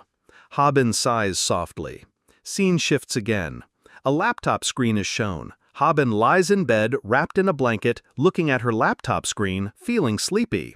She scoffs, "Puff, come on, like that's gonna be any good." Defensively, she added, "I have very refined tastes, thank you very much." The sword was in deep sleep. A dreamlike sparkle fills the space. Outside the window, the city sleeps under the dark night sky. Then, morning light bursts through the window. Habin feels drooling looking at her computer. Cha-Ji-sik's form outside calls out, "Habin, wake up!" Habin thinks to herself that Cha-Ji-sik is surprisingly good at recommending only truly good stuff. And there's more to come. Man asked if she's tired of cafeteria food yet. A huge box of sushi appears before her eyes, making her gasp. Wait, Habin thinks, is this Hemicia-style salmon sushi? Her eyes sparkle brightly at the sight of the food. And then there's Up and Down Chicken's half-and-half boneless spicy chicken too? No way, Habin exclaims. Is this Yomdan Tonkatsu from Jeju? She realizes you have to wait 17 hours for this, wondering how this is possible. Habin realizes all the food is from her apocalypse wish list. Cha-Ji-sek offers her a box. She questions what is going on. Habin eats, looking surprised. She wonders why the vice guildmaster of Solaris is trying so hard. A text box explains the top guild in Korea is Kaligo, led by rank 1 Kang Taiso. Asui introduces the Solaris Guild, co-founding by Korea's number 2 and number 3 rankers. It is stated that Cha-Ji-sek is one of them. Someone wonders if all this effort is just to scout an A rank. She concludes that Cha-Ji-sek knows something and came here for a reason. Cha-Ji-sek ate his food, meanwhile Sword feels proud his power had been recognized. Habin throws the sword down as the sword spirit shrieked in protest. He demanded why not. Habin responded she didn't know. Habin fell onto the bed near the sword spirit and Ahazar. Habin thought nothing major would happen. Sword spirit added a little excitement might be nice. The next day arrives, someone from staff explains, today's training involves clearing a mirror dungeon. The dungeon adjusts monsters based on your stats. You'll have your mentor with you, so don't worry. Habin shocks, gasps, exclaiming something major is happening. Habin feels like she should call in sick right now. Cha-Ji-sek tells it's too bad for her, as it's a required course with no skipping allowed. Cha-Ji-sek asks Habin why she's already looking for an excuse to ditch. Habin shouts back, her face full of frustration, saying it's about her survival. She thinks she can't say that part out loud. Her stats are revealed, 2.1 billion each, unheard of X-class, rank number 1 overall. Habin looks utterly shocked and overwhelmed by her own power level. She wonders what kind of monster could possibly match her level. The next group called for the test is announced, Group 7, Cha-Ji-sek and Habin. Habin reacts with startled surprise. The crowd murmurs enviously about teaming up with Cha-Ji-sek. They bet he will just carry the whole team himself. Cha-Ji-sek approaches Habin as Habin calls out to him. She tells him they've talked enough that she feels she should tell him something. He suddenly shouts at him to run. Habin looks back, wide-eyed and scared. The young man prepares himself as energy surges around him. After the gate disaster, 2 types of dungeons began to appear. A massive, ominous tower rose into the sky. The first type is a massive tower called the kill screen. Each floor of the tower contains a special dungeon that can be cleared, but the difficulty is so high that only high-ranking awakeners can attempt it. The second type is a randomly generated gate, a dungeon that suddenly appears right in the middle of populated areas. A hand presses firmly. The most well-known example of these training-type dungeons is the Mirror Dungeon. Unlike other dungeons, the Mirror Dungeon has no fixed rank, and it generates monsters that match the participant's level. Habin looks on, her eyes wide with unease. Beside her stands Cha-Ji-sek, ready to go inside the gate as explanation continues. Even after clearing it, it doesn't disappear, and this allows participants to leave freely. Cha-Ji-sek and Habin walks towards this mirror dungeons. Thanks to this unique trait, the mirror dungeon is considered the perfect training ground for trainees. Habin looks to the side, her expression uneasy. Cha-Ji-sek and Habin walk together towards the glowing entrance. Blue light and particles swirl, indicating a shift in reality. A vast, empty desert landscape stretches out under the sky, the wind howling. Cha-Ji-sek stands with Habin, looking out at the desolate land. A digital interface appears. Checking participants' rank, as Cha-Ji-sek feels everything creepy. Cha-Ji smiles and tries to reassure her, to nothing to worry about. He adds, "The monsters might look scary but should be the right level." Suddenly, an error message flashes. A warning that the dungeon threshold was exceeded appears. The system announces the final grade is S. More garbled text fills the screen, showing multiple high grades. Chaji-sak and the woman look shocked. Chaji-sak exclaims in disbelief about the rating. A system notification appears. It announces the rank assessment is complete. Chaji-sak looks on in surprise. Distorted sounds and effects fill the air. A monstrous purple eye opens. Another notification appears. It warns of monsters matching the participants' level. A massive clawed foot slams onto the ground. A critical alert flashed across the sky. It warned, unnamed creatures have been summoned in large numbers. One massive creature appeared and let out a powerful roar. The ground shook and trembles with a loud crash. Habin and Chaji-sak stood watching the terrifying scene unfold. Chaji-sak stands protectively in front of Hyun Habin, telling her to get back. Chaji-sak urges, warning about the creatures. A sense of unease washes over Chaji-sak. He can't see their HP bars. Purple energy starts gather around the mouth of monster. A massive purple energy blast streaks forward. Sounds of immense power echo through the crumbling environment. Chaji-sak urgently grabs someone to pull them away. He yells that something is wrong and they need to escape immediately. Chaji-sak's eyes glow with intense focus amidst the chaos. A stark red message flashes. It declares that exiting the dungeon is impossible until it is fully cleared. Someone reacts with shocked disbelief, exclaiming that it can't be right. They realize this restrictive condition only occurs in SS grade special gates. Chaji-sak makes a choked sound, his face showing strain. He summoned his golden weapon. Chaji-sak launches a blindingly fast assault with his twin golden swords. Distant monstrous figures react as the attack approaches. Chaji-sak's explosive golden energy connects with the monstrous targets. He pushes through with another fierce glowing slash.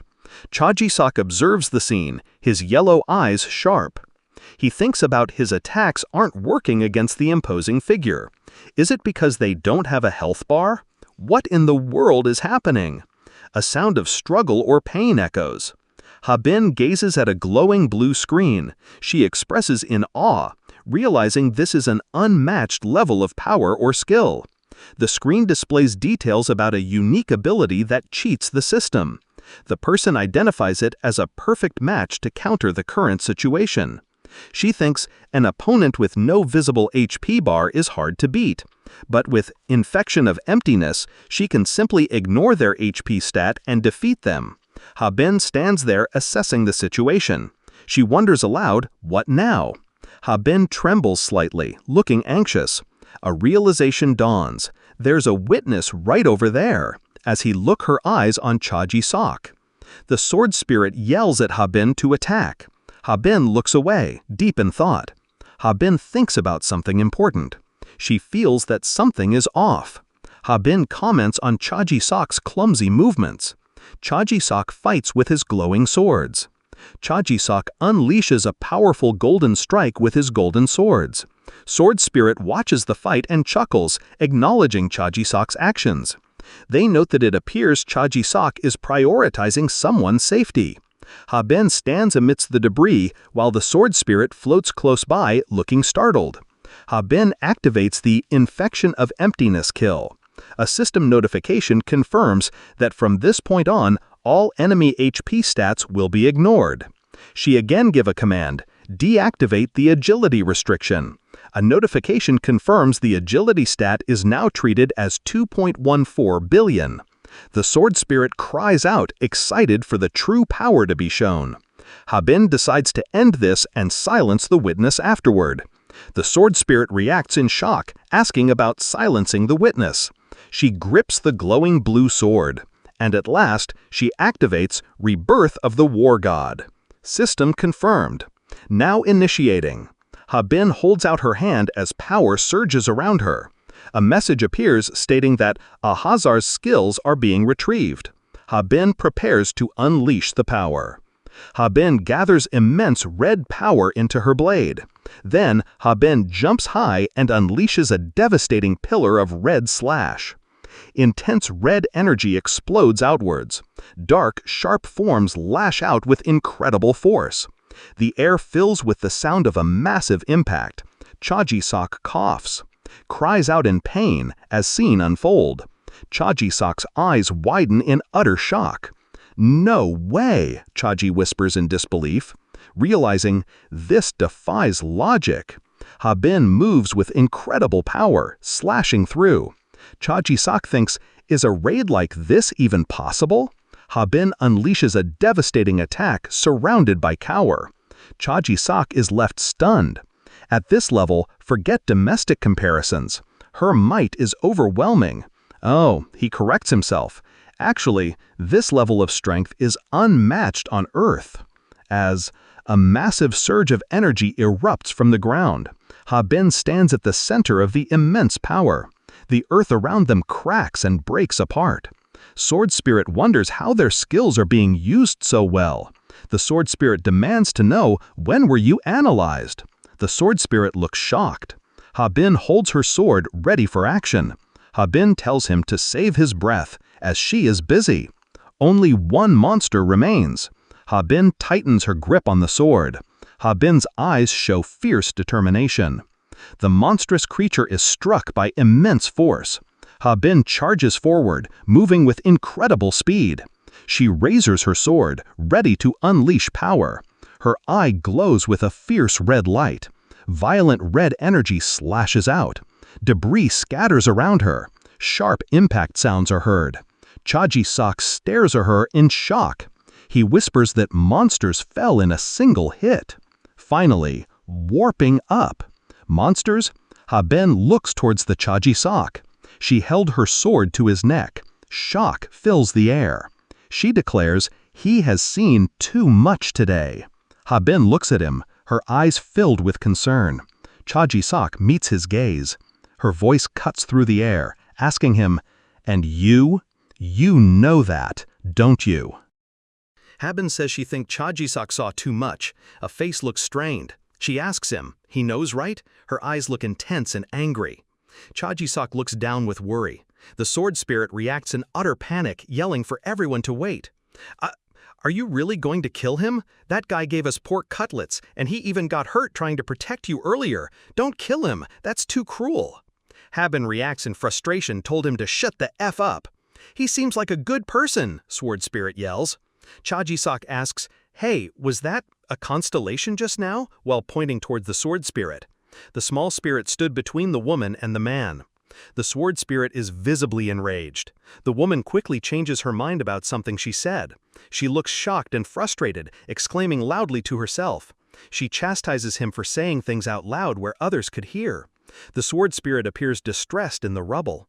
Ch.1 thinks to himself that it seems like a constellation situation. The woman looks troubled, realizing the situation is bad. She tells Ch.1 that he just learned something he wasn't supposed to. The Sword Spirit looks worried beside her. He apologizes profusely to Ch.1. Ch.1, sitting on the ground, replies that it's all right. Ch.1 confronted Habin, asking if she truly was the guardian of deceit. Habin looked aside with very expression. Then Ch.1 began to think about the iron sword Habin carried. Then he observes a seemingly ordinary katana. He tried to use a skill to gather information about it. A message appears, stating that the skill application failed. Then another message announces that the constellation closest light fades away. Ch.1 stares in shock as something around him begins to dissolve. Ch.1's monocle also cracked and shattered as something failed violently. It wasn't just the skill that failed and broke apart, even the constellation disappeared for a moment. A presence so huge appeared it was impossible to measure it. Later, Ch.1 looking surprised with shimmering particles around him. He thought to himself, wondering what that presence could be. When Habin was running with suitcase, he realizes it is a being far greater than her own constellation. Thinking back, Habin feels that all her slacking off before felt strange, just doing enough to barely pass retraining. Cha Jae-seok looks to the side and speaks. He warns that if he guesses correct, Habin is in danger now. He mentions that the information isn't public yet, but there is a hidden quest given to all SS rank and above rankers to eliminate the Guardian of Deceit. The sword spirit looked utterly shocked. Habin looked on, questioning what was happening. Recalling the system notification earlier, it announced that the system administrator had marked her as an enemy from this moment. Habin turned to face the terrifying message. Her purple eye reflected her shock. Could this be connected to opposing the administrator? Cha Jae-seok explained that his guild, Solaris, was against this quest. He offered that if you joined them, they could officially protect you. Cha Jae-seok clarified that he came as your mentor not to recruit you, but to protect you from the start. Habin reacted with surprise, questioning, "Protect?" The sword spirit echoed her surprise, muttering, "Protect? Protect, huh?" Habin cut in, apologizing for interrupting the serious moment. She then asked pointedly, "Who's protecting whom here?" Cha Jae-seok sits heavily on the ground, looking battered and bruised, while the Habin stands perfectly fine. Habin looks down at him and questions if he's seriously thinking he's protecting her. He is left speechless by the situation. Cha Jae-seok looks away. He lets out a small laugh. He trails off saying, "Yeah, he has nothing to say to that." The sword spirit starts trembling as Habin warns Zalzal he won't escape so easily. Habin told him not to speak in such way where others could hear. Habin, holding sword towards sword spirit, as sword spirit cries out in alarm, declares it was his fault. Cha Jae-seok recalls the conversation earlier on the table about Seat. He thought it was just a joke, but someone named Kim Zalzal actually exists. Suddenly, Habin confronted Cha Jae-seok, gripping a weapon, told it was his turn to explain. Habin fiercely asked how Cha Jae-seok knew she was the Guardian of Deceit. Cha Jae-seok sighs, looking down wearily, summoned a brilliant golden tablet glowing with energy. A system window appears, identifying it as the Sun Glyph Tablet. It explains the tablet is tied to prophecy, allowing glimpses of truth or the future. The sword spirit gasps in surprise. It's a prophetic ability. He's an assassin, but he has top-tier foresight skills?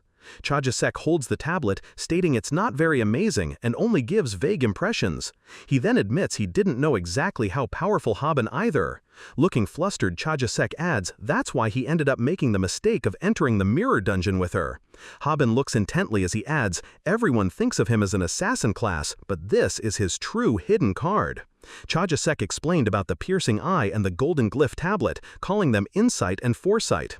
He described the ability as seeing ahead of others. Cha Jae-seok clarified that he didn't hear anything from anyone or gather the information himself. He reassured her that there was no need to worry about any information leaking. Cha Jae-seok sat on the ground. Habin looked down at him, pointing sword towards him. Habin then asked exactly what the Kill the Guardian of Deceit quest had stated. Cha Jae-seok explains, the quest objective is to find and eliminate the Guardian of Deceit. He clarifies that the system basically just wants the target dead. Che Ji-suk asks about the reward for such a task. He reveals the reward is 10 resurrection stones. The sword spirit reacts with wide, shocked eyes, exclaims that the reward is insane. Che Ji-suk adds that he and his guildmaster still oppose this quest. He believes killing someone simply because a system commands it isn't right. Habin's eyes widen in surprise. Che Ji-suk holds the tip of the sword and confirms, "It's all true, Hyun Habin." He declares reassuringly, they are on her side. Habin stands still, in thought. A silent moment passes, but Habin still speechless. The view shifts to a building complex under a vibrant sunset sky. Sword Spirit Fawn inside the house cheers, "You did good, really good." He felt that leaving a dungeon while keeping secrets was the true spirit of humanity. Habin lies on the bed, told Zalzal he had misunderstood something. Habin stated she never actually intended to kill Che Ji-suk. Sword Spirit reacted with a surprised, "What?" The sword spirit questioned why Habin had then threatened him like a psycho. Habin paused, then reasoned that such actions were necessary to obtain useful information. Besides, Che Ji-suk was someone I couldn't kill from the beginning. The sword spirit reacted in surprise, asking what that meant. She states that there was another witness present. She reveals witness was none other than Constellation Closest Light, Naiba. Constellation saw everything from beginning to end. Habin relaxes on a bed, deep in thought. She considers how others have probably already rushed off to spread the news of everything they saw today. Even if she were to eliminate Chae-jisuk, the constellation already knows everything. There would be no silencing that truth. Touching Chae-jisuk would surely provoke his constellation and another contractor. They wouldn't stay quiet about it. She pauses, contemplating the situation. Not to mention, an SS-rank hunter like Chae-jisuk, beloved by the Korean public, suddenly dying would be international news. But then, she thinks, there's a second reason, one that actually makes her want to trust Chae-jisuk. She looks over towards the sword spirit floating nearby. The sword spirit reacts with surprise. She recalls the moment Chae-jisuk holds her sword trip and explains how they are on her side. Back then. Honestly, if things had gone wrong, Chae-jisuk could have died right there on the spot. Her skill, Infection of Emptiness, targets the enemy's HP stat. As she recalls, System confirmed that all opposing entities' HP would be nullified. By chance, she had active that skill at the time. The sword spirit gasps in sudden realization. That's right, she adds. Which means, if the system had classified Chae-jisuk as an enemy, just touching me would have killed him instantly, regardless of his HP or defense. Without knowing it, Chae-jisuk risked his life to prove his innocence. Thinking about it now, Habin realizes she was reckless. Habin lies back, the weight of the thought settling in. Sword Spirit realizes the horrifying truth. She was glad she specified enemy's HP, just in case. She still wondered if enemy was based on his own judgment or the system.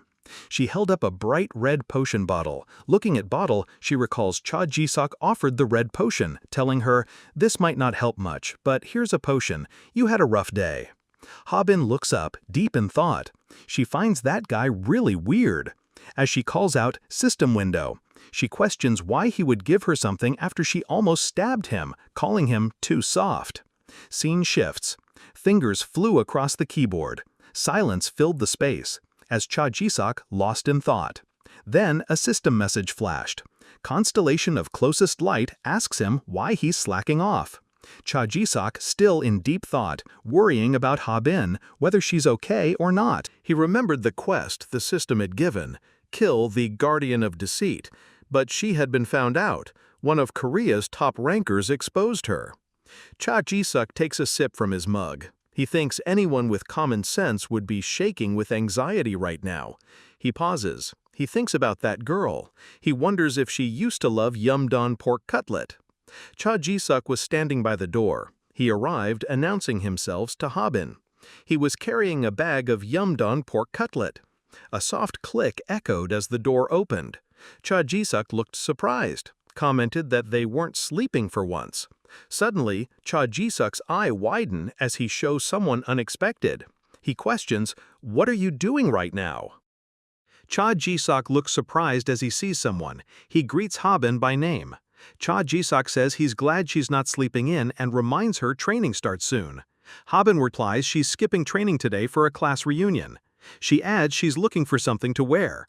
Chae-jisuk repeats, "Skipping?" with confusion.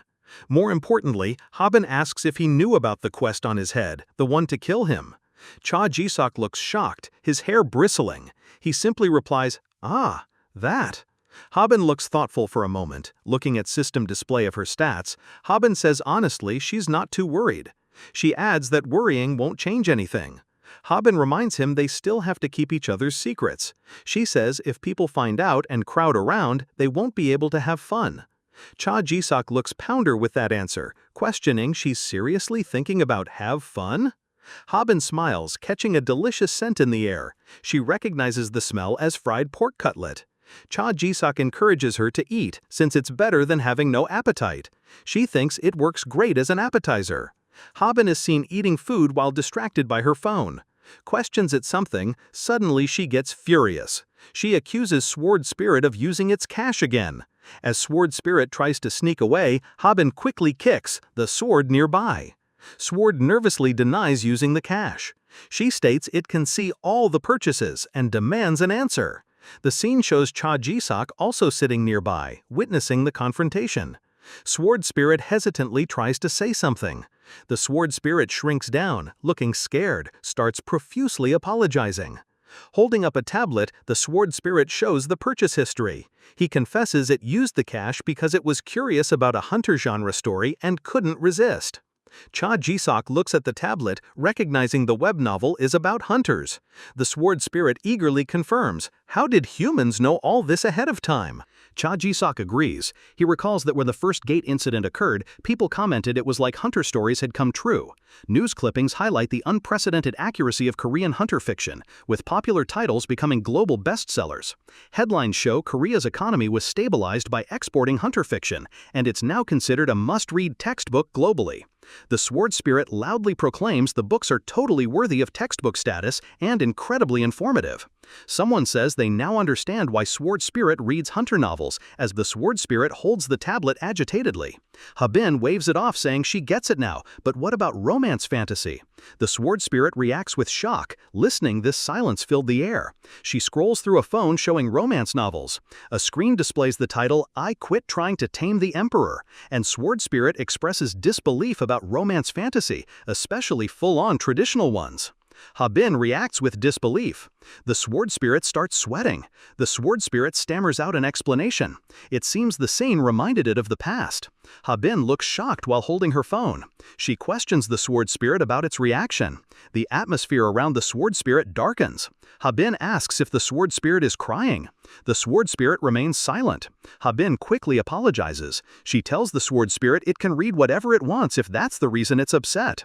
Habin even offers monthly allowance, and sword spirit slowly promises to ask for permission next time. She reaches towards Ahazar to comfort him and agrees about permission. Cha Ji-sok reflects on things that surprised him about Habin. He is especially surprised about a constellation reading web novels. Cha Ji-sok continues to think. He considers the implications of the sword spirit spending money on web novels, realizing that Ahazar can exert physical influence in this world.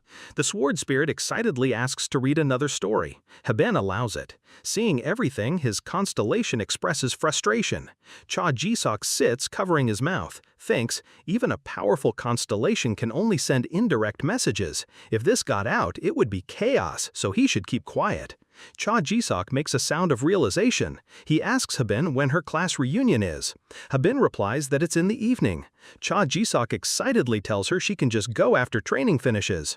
Habin lets out a hesitant sound. They sit together at a table. Habin is lost in thought. She softly mentions the others, wondering how they've been doing.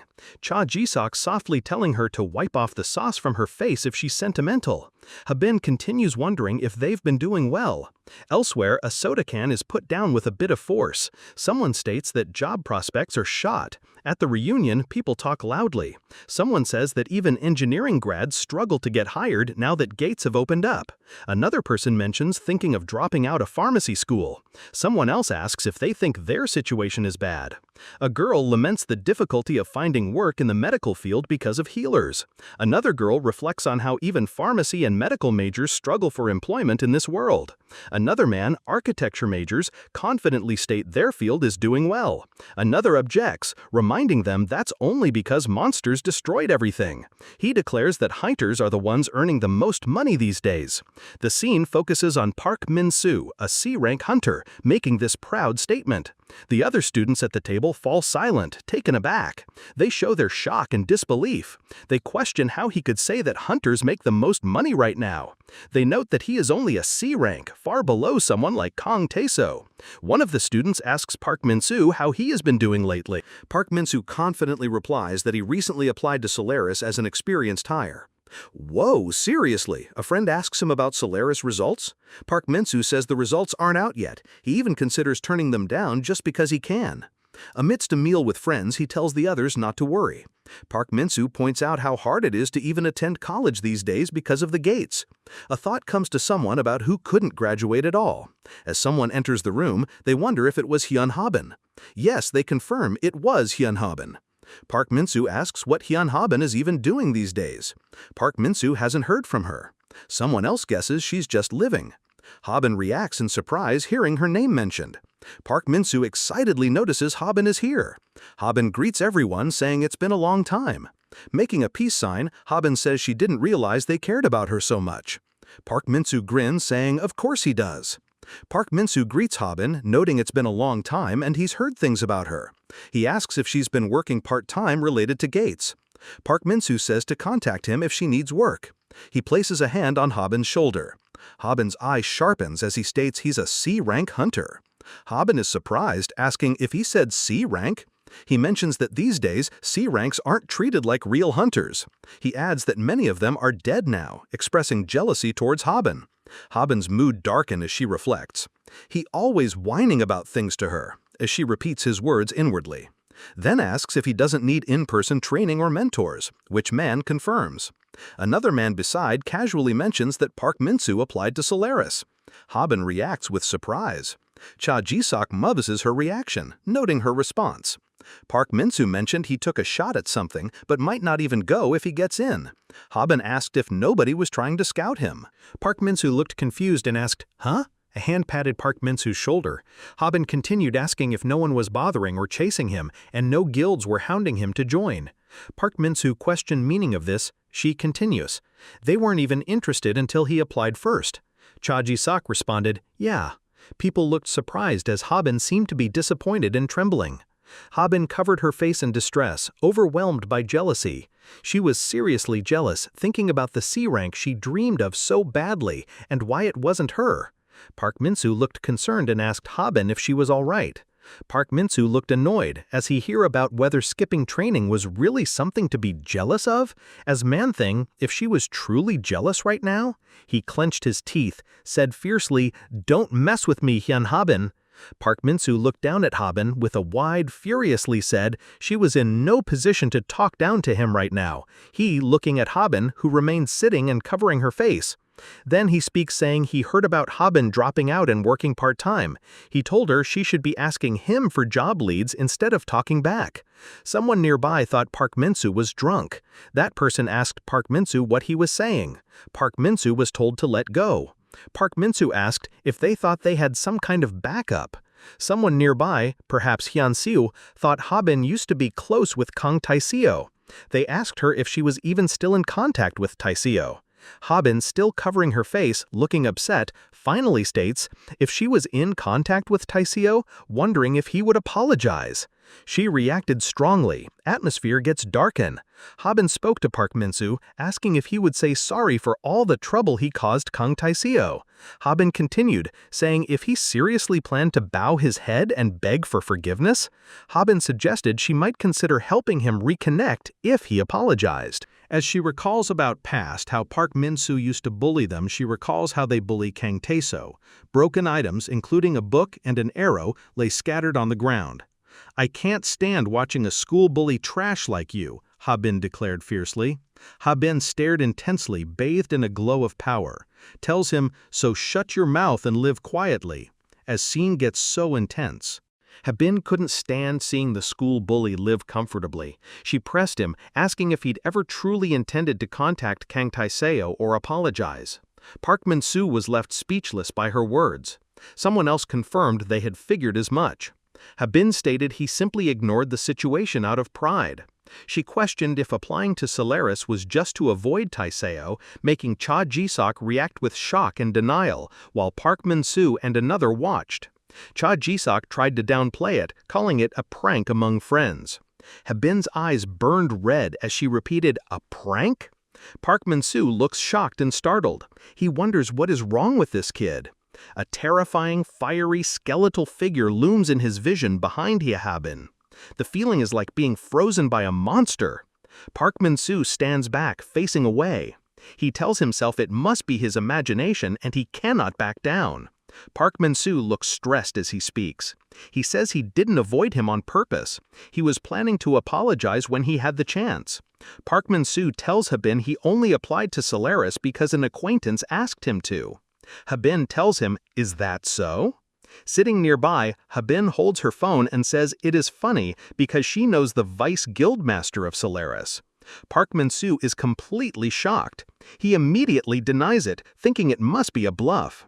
Park Min-soo wonders what kind of connection she could possibly have with the Solaris vice guildmaster.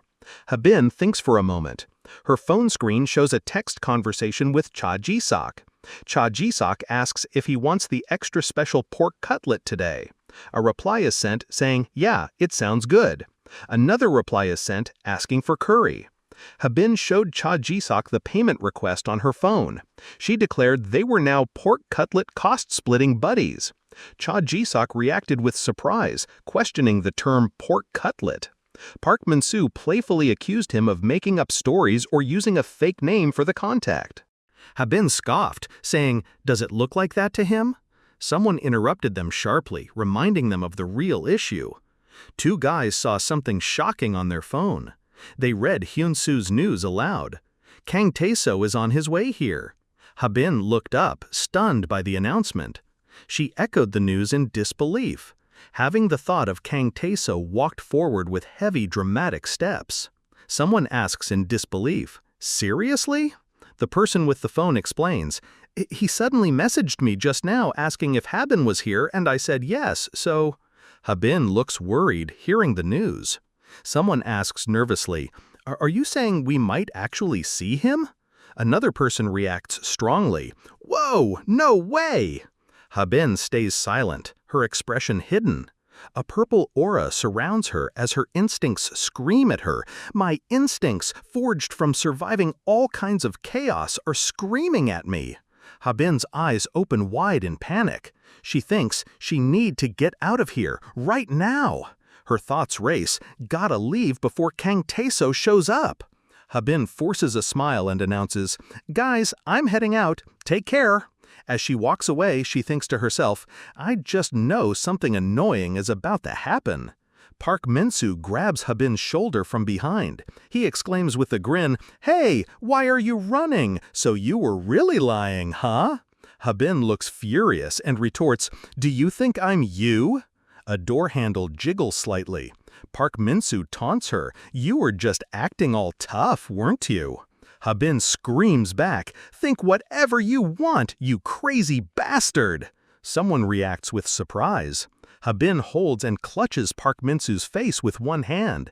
He gets surprised as a tall figure of Kang Tae-so stands before them. The crowd gasps, spotting someone important. They exclaim that Kang Tae-so is here and looks incredible in person. The man seems flustered by the attention. Someone nervously offers the man a seat. Another voice greets the man and asks how he's doing. Someone else asks for an autograph for their brother. The man takes a step forward. The man stops abruptly, facing Habin, who flinches. He looks at Habin and says, "It's been a long time." Habin responds nervously that it has indeed been a while. Habin quickly says goodbye and turns to leave. The man grabs Habin's jacket, telling her to wait. Habin looks utterly shocked, tears in her eyes, as man tells her he came specifically for her. The man reveals he is there to offer Habin a position at Caligo. Everyone was stunned by the sudden statement. They wondered if she had just received a guild invitation. Questions arose as to why it would be Hyun Habin. Confusion and disbelief spread among them. Man asked, "Do they not know yet?" Habin quickly interrupted, trying to stop what was happening. He announced that Hyun Habin was actually an A-rank hunter. A moment of silence erupted. Everyone got shocked. They questioned the astonishing news. They repeated her name in disbelief. Someone repeats, A-rank? Park Min-soo just stood stunned by the news, as some speak in disbelief that in their class they had 3 hunters in their group. Hyun Habin looked incredibly annoyed by the situation. The man in the coat continued, offering Habin double what other guilds had proposed. Hyun Habin politely but firmly refused his offer. She thought to herself how clueless the man was. Someone thought, why not? Someone gave a reason in her friend's ear. She claimed to know the Solaris Vice Guildmaster. Someone questions if she then joined Solaris. Habin tries to change the subject. "Ah, right, Taeseo, I almost forgot." Park Min-soo is caught off guard in the background, as Habin spoke that Park Min-soo wants to apologize him. Park Min-soo looks shocked. Think he tried to run but got caught. Habin stands behind him smugly, implying Min-soo was caught trying to escape. She reminds Park Min-soo he has his chance to apologize right here and now. Habin pushes Park Min-soo forward. Habin urges Park Min-soo to apologize, calling it his chance to become reformed. Park Min-soo reacts with stunned silence. Park Min-soo nervously hopes Cha Ji-seok won't retaliate because of their past. He meekly offers an apology. Park Min-soo tells him he was truly sorry back then and it was entirely his fault. Man responds simply. Kang Tae-so looks down at him and asks if that's so. Park Min-soo panics, thinking, "Don't tell me." He adds Kang Tae-so intends to kill him. Cha Ji-seok speaks, saying, "Then." Kang Tae-so lets out a sudden shriek and shows his aura to him. Park Min-soo looks utterly shocked. His soul left his body and he faints and falls on his friend. Man pushes the limp Park Min-soo aside, complains that Park Min-soo is heavy and needs to move out of the way. Kang Tae-so observes that Park Min-soo seems to have passed out completely. A sound of surprise is heard. Habin asks why Park Min-soo fainted. Kang Tae-so tells Habin that Caligo wants to recruit her and asks for her terms. Habin reacts with shock and frustration, asking what is wrong with him today. Habin insists she already refused earlier and asks what his problem is. Kang Tae-so tells her to just state her conditions for now. Man throws Park Min-soo aside, gestures towards a spot, suggesting he sleep there. People in the background chuckle amongst themselves. Someone comments how hilarious it is that no one cares at all. Habin firmly states she is not joining any guild. Sword Spirit calls out for Habin. The Sword Spirit asks who this person is now. A character expresses frustration and inability to think straight. She reminds him they promised to stay quiet during the reunion. The Sword Spirit confirms the promise but says that's not the issue. The Sword Spirit asks what is with this Kang Tae-so guy anyway. Habin worriedly asked about him, hoping it wasn't anything serious. Sword Spirit observed something strange about the constellation he had. Hyun Siu reacted with surprise. He thought, that can't be. The Sword Spirit desperately pleaded, begging for her to be believed. There was a moment of hesitation, but she thinks Kang Tae-seo didn't have a constellation. Habin stared, questioning what she had just heard. Hyun Siu's eye widened in shock. Silence fell. Habin scrolled on her phone, searching about him. She found something. Her eye watched intensely. She showed his photo on social media. A social media feed popped up. People were discussing Kang Tae-seo online. They wondered if it was true he had no constellation. Some debated his real rank and skill. She thinks to herself, but was it really true that Kang Tae-seo had no constellation? Habin looked at her phone, questioning. The online comments continued. Some users called it fake news, but another insisted it was true and promised evidence. Someone else was skeptical. People online say it was a trick and they aren't coming back. She wonders what is going on. Suddenly, an error occurs, preventing the page from loading. She thought, asking if the post was deleted and if it was just a troll. Habin looks at her phone, which is making buzzing sounds. She thinks her phone is overheating. Her group chat shows everyone asking if Kang Tae-seo is really coming. She tells Sword Spirit that they will talk more at home later. Habin thinks about Kang Tae-seo. As she was in deep thought, Kang Tae-seo asks Habin if she is listening. He tries to convince her to join Caligo. Habin says no. She took a step back holding nearby bowl. Kang Tae-seo insists they will meet her conditions and asks her to reconsider. Habin yells that she said no. She continuously shouting that she will not join any guild. Kang Tae-seo still suggests they just discuss the terms. She digs frantically into a bowl of snacks as she feels like they are going crazy. She throws the snacks at him, telling him to take this. Kang Tae-seo gets surprise. Kang Tae-seo suggests she might consider them after trying, while trying to cover his face. Kang Tae-seo stands in the room along as wind sound heard. Kang Tae-seo notes that she left. Kang Tae-seo walks away from the table. Kang Tae-seo reflects that she paid for the snack before storming off. Habin runs through the city, thinking her escape was successful. Habin continues to run. Kang Tae-seo looks out. Hyun Siu says Habin's name quietly. Question, why? A tall building stands against the sky. A phone rings on a desk. Hyun-soo picks up the phone. He hears news about the target receiving offers from Solaris and Caligo. He says he expected that. He asks which offer the target chose. He learns they rejected both offers. His eye widens in surprise. He asks if there is any other information. He is told their daily activities are just ordering food and being late for training. The man is left speechless on the phone. Hyun-soo lamented about his little sister Habin. He thought she was living her most productive life. He had hoped she might lend a hand. Hyun-soo leaned back, remembering Habin before the gate crisis. She was a model student back then. He contrasted this with the last round, rose to the top, became the world's strongest, achieving legendary feats. Hyun-soo sighed again, wondering if Habin was secretly plotting something. But then he considered the true situation. He grew serious, looking at the task ahead. A special quest notification popped up. The quest was to eliminate the Guardian of Deceit for Resurrection Stones. He realized the real problem was on his side. If Hyun Habin was just going to enjoy herself and stay out of the way, he knew what he had to do.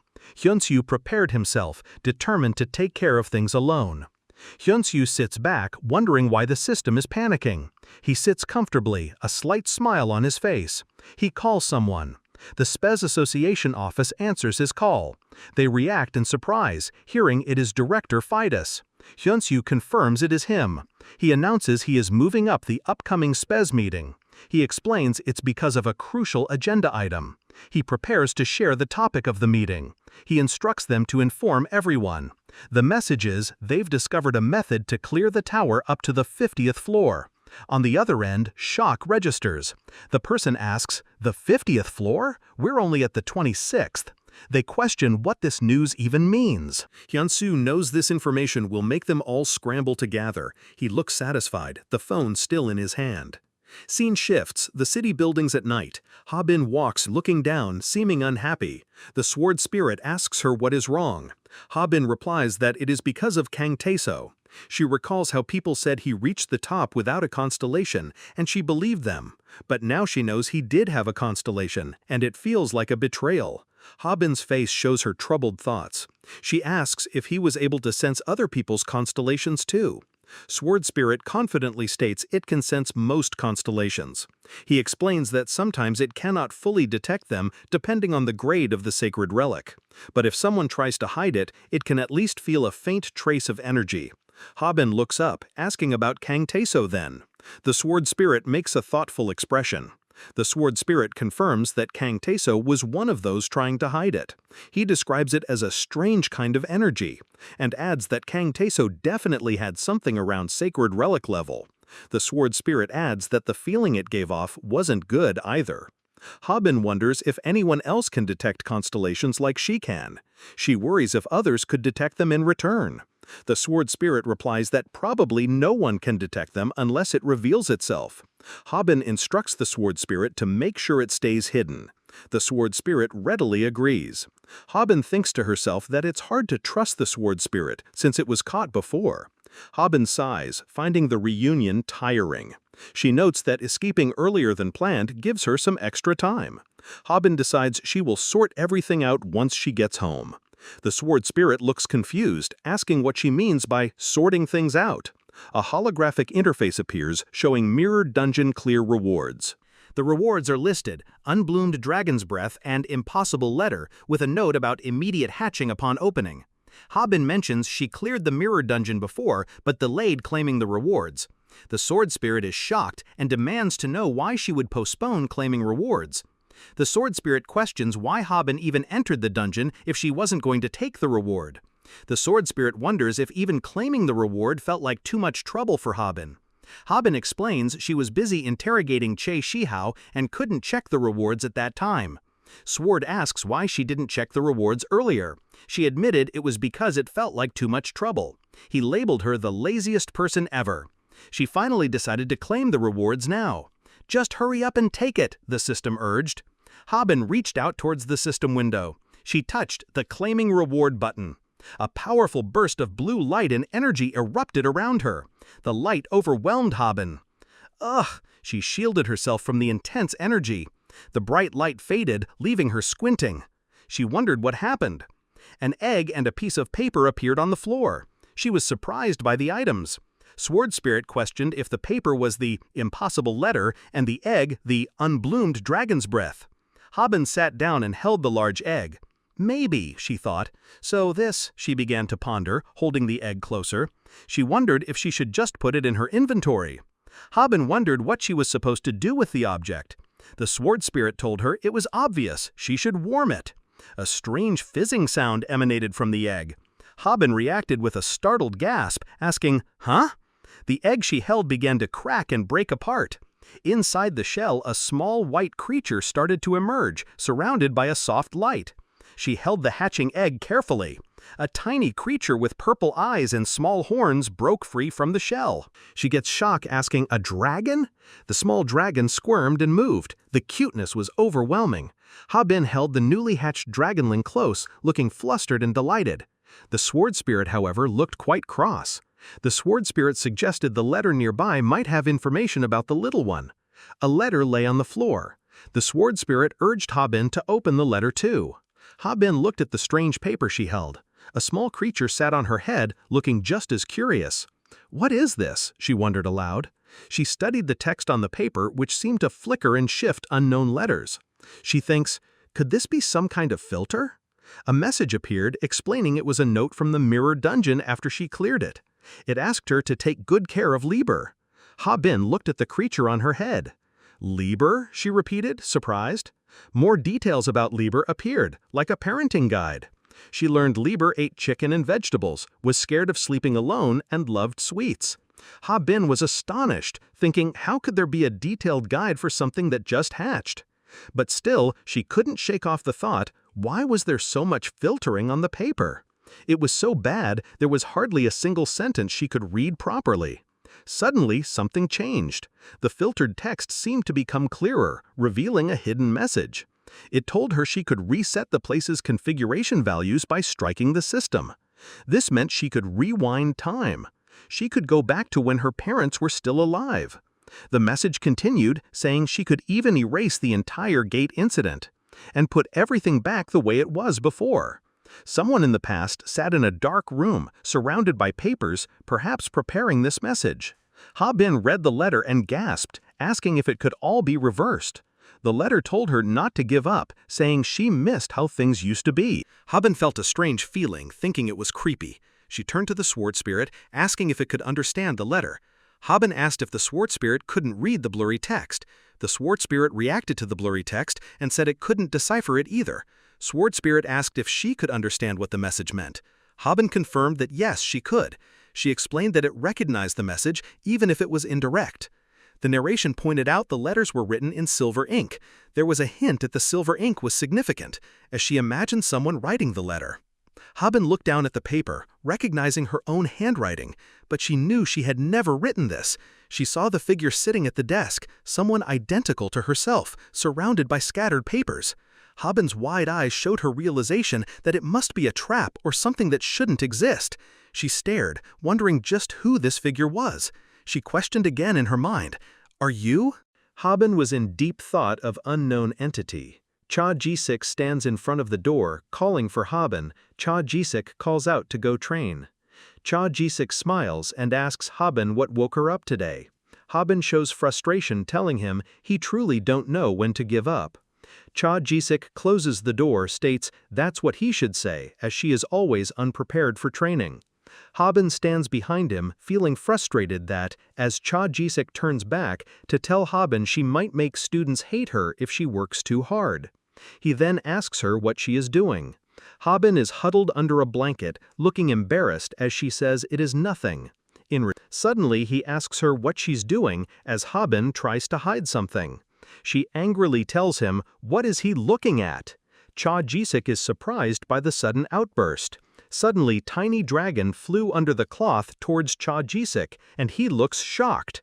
A small white creature makes cute sound as air filled with cuteness and love. Bright flowers and sparkles appear all around them. Cha-Jisik stares at the creature, holding the dragon, asking what kind of animal it is, and reminding Habin that pets are not allowed at the training center. Habin takes hold of Dragon again, telling him, "Not peep that dirty." Cha Jisik asks, "Peep?"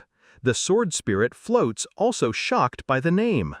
The sword spirit erupts in fiery frustration at being called a dragon and given a name. She wonders if Jeljela was supposed to remain silent. Cha Jisik points in surprise, asks when the creature was even brought in. Habin asks, hesitantly, if pets are allowed at the training center. Cha Jisik emphatically denies it's not just any pet. He asks if the creature Habin holds is a dragon. Habin, looking shocked, denies it. Cha Jisik declares triumphantly that it is a dragon. Cha Jisik states he can see through any skill hiding its wings. Suddenly, he bursts as he realizes this is the big dungeon boss monster. He insists he definitely recognizes it as a dragon.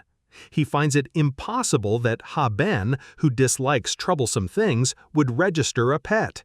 He exclaims that no one has ever succeeded in registering a dragon as a pet.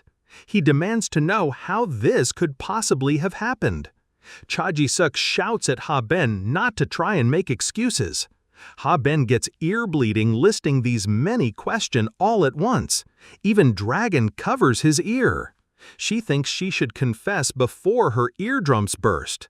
She puts dragon on the bed, reveals it was a dungeon quest reward. "This is also a secret. Don't tell anyone," Habin says. Cha Jisik adds, "If it gets out this time too, it'll be hard to cover up, won't it?" Habin agrees. Cha Jisik looks at the cute dragon remark. If she want to hide it so much, why don't she put it in her inventory? She questions, "Inventory?" Cha Jisik sits down beside the bed. He explains, "Ah, right, she might not know if it's her first time." He describes a beautiful, serene pocket dimension. He explains, when you register a pet, a sub-dimension is created in your inventory where they can rest. Cha Jisik continues, the size and comfort of the pet space vary depending on the player's level. He elaborates, at her level, this one sub-dimension would be like a hotel suite. Habin looks surprised by the information. She exclaims, "Such a method!" She muses, "So, the best way to keep it hidden from people is to keep it in my inventory." She remembers the message she gets with a piece of paper. It says, "Please take good care of Libe." It reveals it gets scared sleeping alone. She recalls incident happens 5 years ago. News reports detail the increasing destruction from an unknown hole and the difficulty confirming casualties from the creatures emerging. As time passed, the sense of being utterly alone became painfully clear. Sleepless nights were filled with pain, day after day. Habin cried alone in the rain, wishing someone was by her side. She hoped no one else would have to suffer through such nights. Habin stood with this emotion states, no matter how busy she will be, she should take it out at night and sleep with the dragon. Cha Jisik looked at her, surprised by her words, asking if she's okay. Habin sighs dramatically, wishing she didn't have to go to training. Cha Jisik looks startled as Habin suggests skipping their session. Cha Jisik protests loudly, calling Habin a rascal and questioning her disrespectful attitude towards her mentor. Habin's expression darkens, and a red aura begins to surround her as she states she'll overlook training, but warns against anyone disrupting her peaceful life again. Cha Jisik speaks stammering what she would do if he didn't overlook something. A voice shouts from behind a door, urgently calling out for intern Hyun Habin, telling her someone from Caligo is here. She remarks on the unfortunate timing of the arrival. Habin's red aura flares violently as she curses Kang Taiseo. Habin's face is twisted in pure rage, her fists clenched tight within the overwhelming crimson energy. The raging energy erupts as she declares her target is dead. A man from Caligo arrives, formally addressing Miss Hyun Habin. The Caligo guildmaster requested a meeting, so one was quickly arranged. Habin replies, "But the required training course today makes skipping impossible." Man explains, "This meeting will count as a practical alternative course, substituting for all training." She is surprised by this arrangement. She asks Cha Jisik why he didn't plan something like this. Cha-jiseok replies, questioning if it makes sense for a mentor to tell an intern to skip training. Then, Man tells her to please get in the car, as she agrees. Cha-jiseok seems confused. She ran behind her, calling by her name. Cha-jiseok calls out, asking if Habin is really joining Caligo. Habin denies it, saying it's not that. Cha-jiseok warns Habin not to go, finding the situation suspicious. He argues that Caligo has no logical reason to recruit an A rank like this. Reaching out, Cha-jiseok gives a final warning that it could be a trap. He adds, or maybe they might found out her and her true abilities. She asked Cha-jiseok if he hadn't been investigating her, thinking he'd already know this much. She revealed that Kang Tae-so and she were in the same class in high school. She said that if it were about the guild, she'd run out, but for now, friends can talk. She mentioned that originally, Korea ran on family ties, regional connections, and school ties. She told Cha-jiseok she would see him later. He gets surprised by the news. Cha-jiseok watched as she departed. He repeated her words about family ties, regional connections, and school ties. He thought about Kang Tae-so of Caligo, who was famous for not caring about those things at all. Holding his phone, Cha-jiseok looked thoughtful. He concluded that there's definitely something going on. A phone rings in a lab. Cha-jiseok talks to the girl on other side. He mentions that intern Hyun Habin and Caligo have been following them. Cha-jiseok decides he will go on the quest they were supposed to work on with Caligo. She confirms it is the strategy quest for Kill Screen's 26th floor. Though she doesn't want to go, Cha-jiseok says he will go instead. Cha-jiseok asks his sister, the guildmaster, to look into the Caligo side. He says she is better at prediction skills than he is. His sister, the Solaris guildmaster Cha-jiseok, agrees. She adds she will check when she has a chance. Cha-jiseok cheerfully tells Jinhui he doesn't have to go. Jinhui reacts with an annoyed yell, stating he wasn't going in the first place. Scene shifts at Caligo office. Habin stood before the office staff, bows down to Habin, informed that the guildmaster is inside. She thanks him for informing. As she walks inside, the man addresses Habin by name. He tells her he has been waiting for her. Habin smiles and replies, hoping his wait wasn't in vain. She continues, mentioning their lack of conversation at the reunion due to his work. Habin expresses her hope for a proper conversation now, as they stood face to face, ready for the conversation. Man says he has been waiting. Habin replies, hoping the wait was not in vain. She mentions they couldn't talk properly at the reunion because she was busy. She hopes they can have a proper conversation now. They stand facing each other in a bright, large room. But the woman looks around the place. She wonders why it is so empty. She says she heard he usually stays in his office. She addresses the man and asks about his old hobby of collecting books and comics. The man replies that he threw them all away. She recalls a memory of the past. She holds out a book and asks him to look. Hyun-soo proudly shows off a book he painstakingly collected. Sitting on the floor, Man asks Habin if she knows how hard he searched secondhand stores for this book. Habin looks surprised and asks if he really likes it so much. Man smiles confidently, declaring he will keep it until he dies. A thought reflects on the irony of someone discarding hunter stories when they are so popular. Back, in an office, Man gestures for Habin to sit. Habin agrees and sits down. Man apologizes for yesterday and his hasty guild offer. He tells her he's changed the terms and asks her to hear them out. Habin looks taken aback, asking what's with his recent way of talking. She wonders if he's been in the military, questioning his stiff speech. Habin recalls he used to be the gentlest guy and asks what changed him.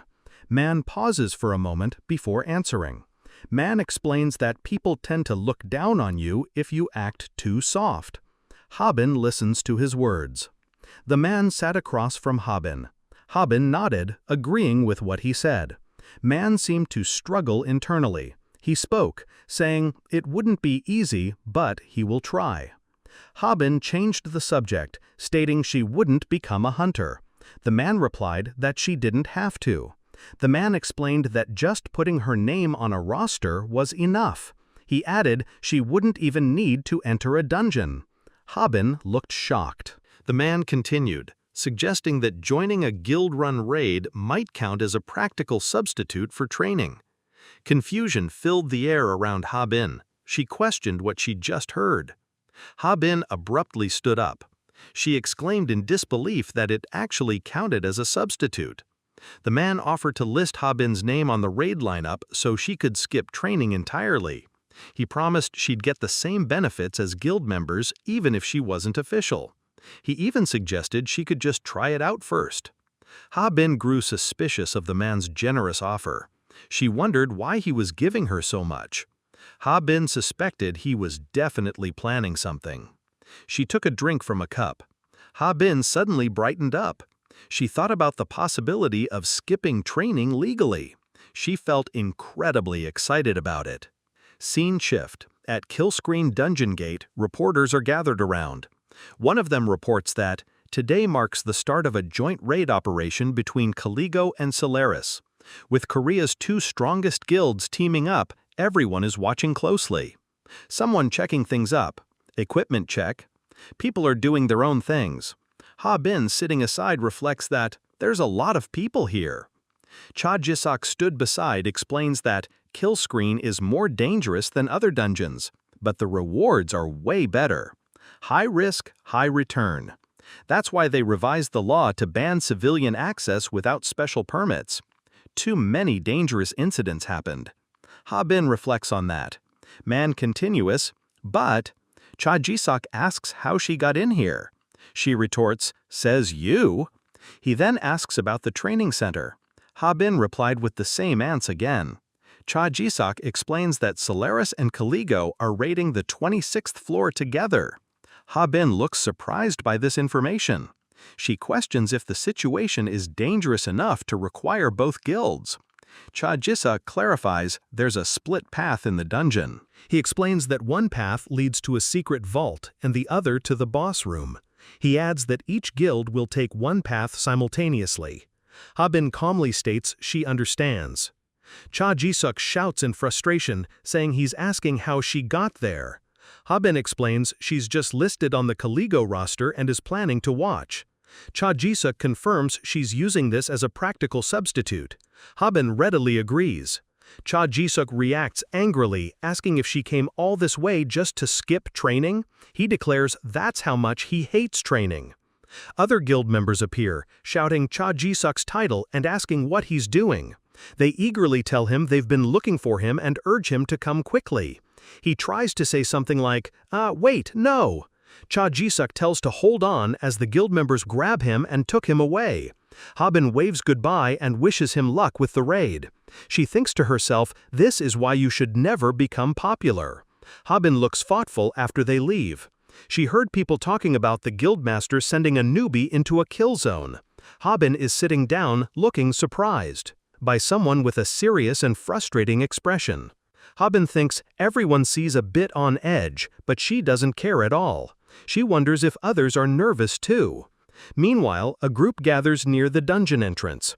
Someone announces they are about to enter. He instructs the standby team to stay put.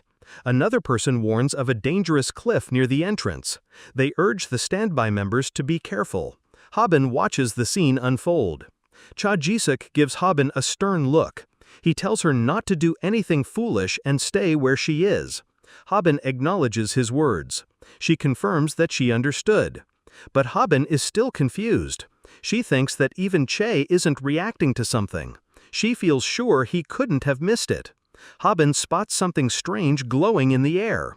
She wonders if only she can see it. Habin focuses on the mysterious blue light. A bizarre digital object flickers on the ground. It looks like a glitch from a game. Habin points towards the anomaly. She asks the sword spirit if it can see what she sees. The sword spirit appears puzzled. It asks Habin what she is talking about. Habin gestures directly at the glowing object. She emphasizes that it's right here. The sword spirit makes a sound of confusion. A message appears. An error has been detected for the first time since Kill Screen was created, and she acquired hidden title Bug Finder. A skill was created due to a unique action. She reflects on the skill she got. She reads more. The passive skill, Error Vision, allows the detection of errors in the world. She musses over it. Habin gets lightened up, wonders if she finally has a skill that isn't the void whatever thing. Sword Spirit reacts angrily. Void whatever? The Flame Spirit insists it's an incredible, one-of-a-kind skill. Habin excitedly asks the Flame Spirit, Jiao, if they are curious about her new skill. The Flame Spirit looks on curiously. Habin explains that Error Vision lets her detect errors in the world. Smiling happily, Habin says this is way more fun than watching dramas. Habin suggests they find a spot where no one's watching. She looks around a bit, very cheekily. Habin and Jiao arrive at a spot in the woods. Habin asks if this is far enough. Jiao questions if they aren't still near the crowd. Habin smiles confidently, stating the spot is perfect. Jiao seems confused. Huh? Habin tells Jiao to follow her closely. Jiao starts to question what Habin is doing. Habin races forward, holding Sword Spirit in her hand. The Sword Spirit plummets, screaming in fright, as they starts falling down. Scene shifts. Cha Jisuk and Kang Taeso look on with concern. A third man explains that they were in the standby group but fell from the cliff. One asks if they really fell from the spot they were supposed to just wait, expressing disbelief. Cha Jisuk asks what they should do now. Cha Jisuk states they can't leave the dungeon immediately to rescue them since they've already entered. The other man adds that standby team members are awakened and likely not severely injured. Cha Jisuk asks who the person was that fell. Man hesitates. Before answering, he reveals it was Hyun Habin from the standby team. Listing answer, both fall in stupor.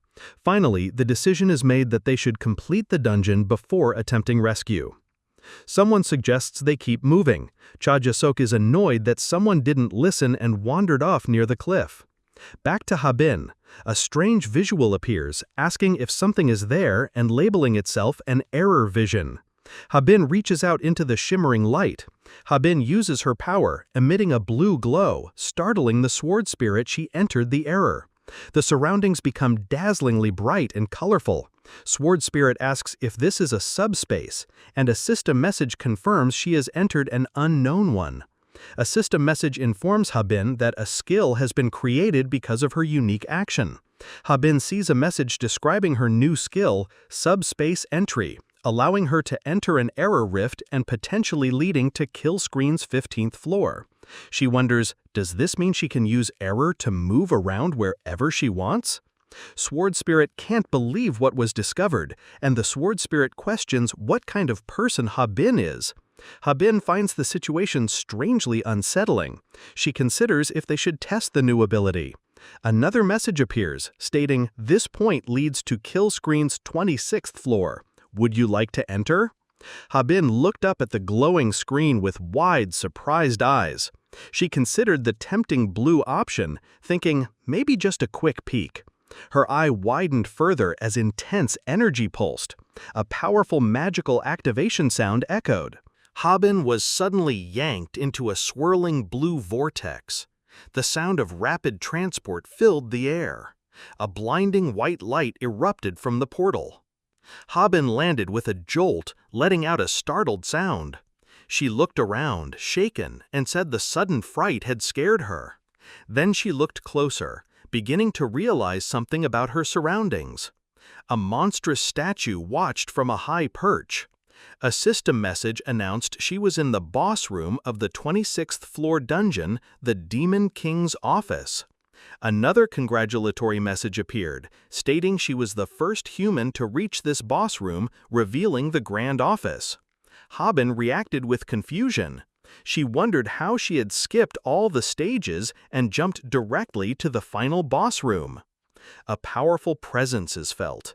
A low growl echoes through the space, questioning who dares intrude. The voice challenges anyone bold enough to enter its domain without fear. A display identifies the entity as Demon King Crixia, the first of the 7 demon kings. The monstrous form of Crixia, the demon king of pride, appears, with vicious, multi-headed hounds with glowing red eyes. A heavy impact echoes. Demon Lord asks, "Who's there?" The heavy presence persists. A woman stands cautiously, looking ahead. He challenges, "Who dares to step into my domain without fear?" This is Demon Lord Crixia. He is the first of the 7 demon lords, the Demon Lord of Pride. The massive Demon Lord Crixia stares with glowing red eyes. Habin faces off against a large, menacing demon lord. She confidently asks the figure if it's the boss. Demon replies, questioning how someone like Habin got here and noting her carefree attitude. He commands its subordinates to deal with her. The multi-headed monster lunges forward, targeting Habin. He summoned the sword in her hand. She hit the howls very with the sword. With intense look, she ran forward. Heavy footsteps land on the rubble. Beast flew beside the demon and hit the wall. A blinding blast of purple energy erupts. The monster stumbles back. He looks at his beast dead. Startled, while Habin stands nearby with her sword. She states she was trying to have a conversation. Demon starts sweating, fell in stupor, not know what just happened. Habin asks him why he isn't attacking. As Demon Lord watches her, Habin smiles, holding the powerful sword, invites him to fight. Scene shift to the People Expedition. Footsteps echo on the ground. An older man expresses frustration at having dropouts so early on. He adds that this is why they shouldn't bring rookies along carelessly. Man walking behind asks if they didn't expect this kind of problem. Someone reacts with silence. A man in a gray shirt frowns while questioning someone's insolence. As he didn't respond, he chastises someone for bringing a friend to a dungeon, calling it childish. He thinks to himself that an arrogant attitude will end now. Wickedly he smirks and declares his plan to remove Kong Taiseo and take the guild leader position. Scene again shift to Demon Lord. He was opening his eyes as Habin calls out for him, telling him to open his eyes. He groans in pain. He looks up, demanding to know what is she before him. As he was stuck in the wall, the monster questions Habin, asking who she is and where she came from. Habin asks if she really need to explain the situation. The scared monster says she doesn't necessarily need to reveal her identity. The sword spirit considers the situation. Think Demon Lord is just scared. She asks if Demon need to kill the monster boss to close the dungeon. Demon Lord looks utterly terrified, stutters out a confirmation that this is the case. Habin thinks, if that's the case. The figure pleads with Habin, saying she doesn't have to kill them to end the fight. They offer to surrender and retreat to another floor. Habin asks about the rewards if the figure surrenders. The figure mentions the rewards if Habin lets them out first. Ah, they realize. Demon Lords surrender all the loot in front of her. A dazzling array of rewards is presented, including weapons, a crown, and precious gems. A large being offers the table of items to Habin. He tells her she can take her pick. Habin looks at the rewards, considering her choice. The legendary Sword of Vanity is shown, granting attack power but lowering judgment. Next is Sturdy Arrogance, a legendary armor boosting defense but also lowering judgment. Finally, the legendary Necklace of Vanity appears, increasing charm but with the same caution about judgment. She dismisses the items, saying only plus 50 stats makes them junk. Habin asks if Demon Lord were deliberately shown bad items. Demon Lord reacts in shock. He insists the items shown are ones he cherishes. Inside, his headed he thinks that items granting a 50 stat increase are called junk. As we get to explains that SSS rank hunters' attack stats are only around 150 to 200, highlighting the value of plus 50. Demon Lord, crying golden tears, argues that the items are really good. Habin states they are useless to him. Demon wonders what he could possibly want if these items aren't enough. Meanwhile, the scene shifts to the raid team. Cha-Jisek speaks. Finally, they arrive at their destination. Cha-Jisek and his companion Kong Taiso stands at the split road. Cha-Jisek declares they will split up from this point. He adds that they will join the boss raid later if necessary, even after looting the secret vault. Kong Taiso confirms that he understood. The rest of the group stands behind them. Badman from earlier smile beams, declaring everything is going according to his plan. He reveals the plan to push Kong Taiso into the boss room alone and lock the door. Another man questions what happens if Kong Taiso defeats the boss and escapes. Badman smiles and reassures the other. He explains that even the top-ranked hunter raids with fellow hunters. Even if their target manages to defeat the boss alone, he'll be exhausted. Then they can take him out if they attack as a group. The other person responds saying they understand and it makes sense. He watches to the target Kong Taiso walking ahead towards a massive gate, unaware of the plot against him. He thinks that the Kong Taiso's world is about to end. Kong Taiso stands alone before the large, imposing gate. 4 figures stood before him. Kong Taiso reached out to open the thick door. Then a brilliant light erupted from a huge gate. A lone figure stood facing the overwhelming radiance. Nearby, Badman grinned, his eyes fixed on the Kong Taiso. "Now's our chance," he declared. A masked figure flicks his power. Another man shouts about paralyzing poison. Third man shout out about a back attack. A bright blue beam shoots forward. Powerful blast of energy erupts. The explosive energy spreads towards Kong Taiso. He clutches his teeth and questions the situation as blinding light filled the hall. Inside the door, Habin sat on Demon Lord's throne, looking down as she asked if this was truly the best effort. In the hands of a sweating Demon Lord, the Demon Lord's secret book glowed brightly.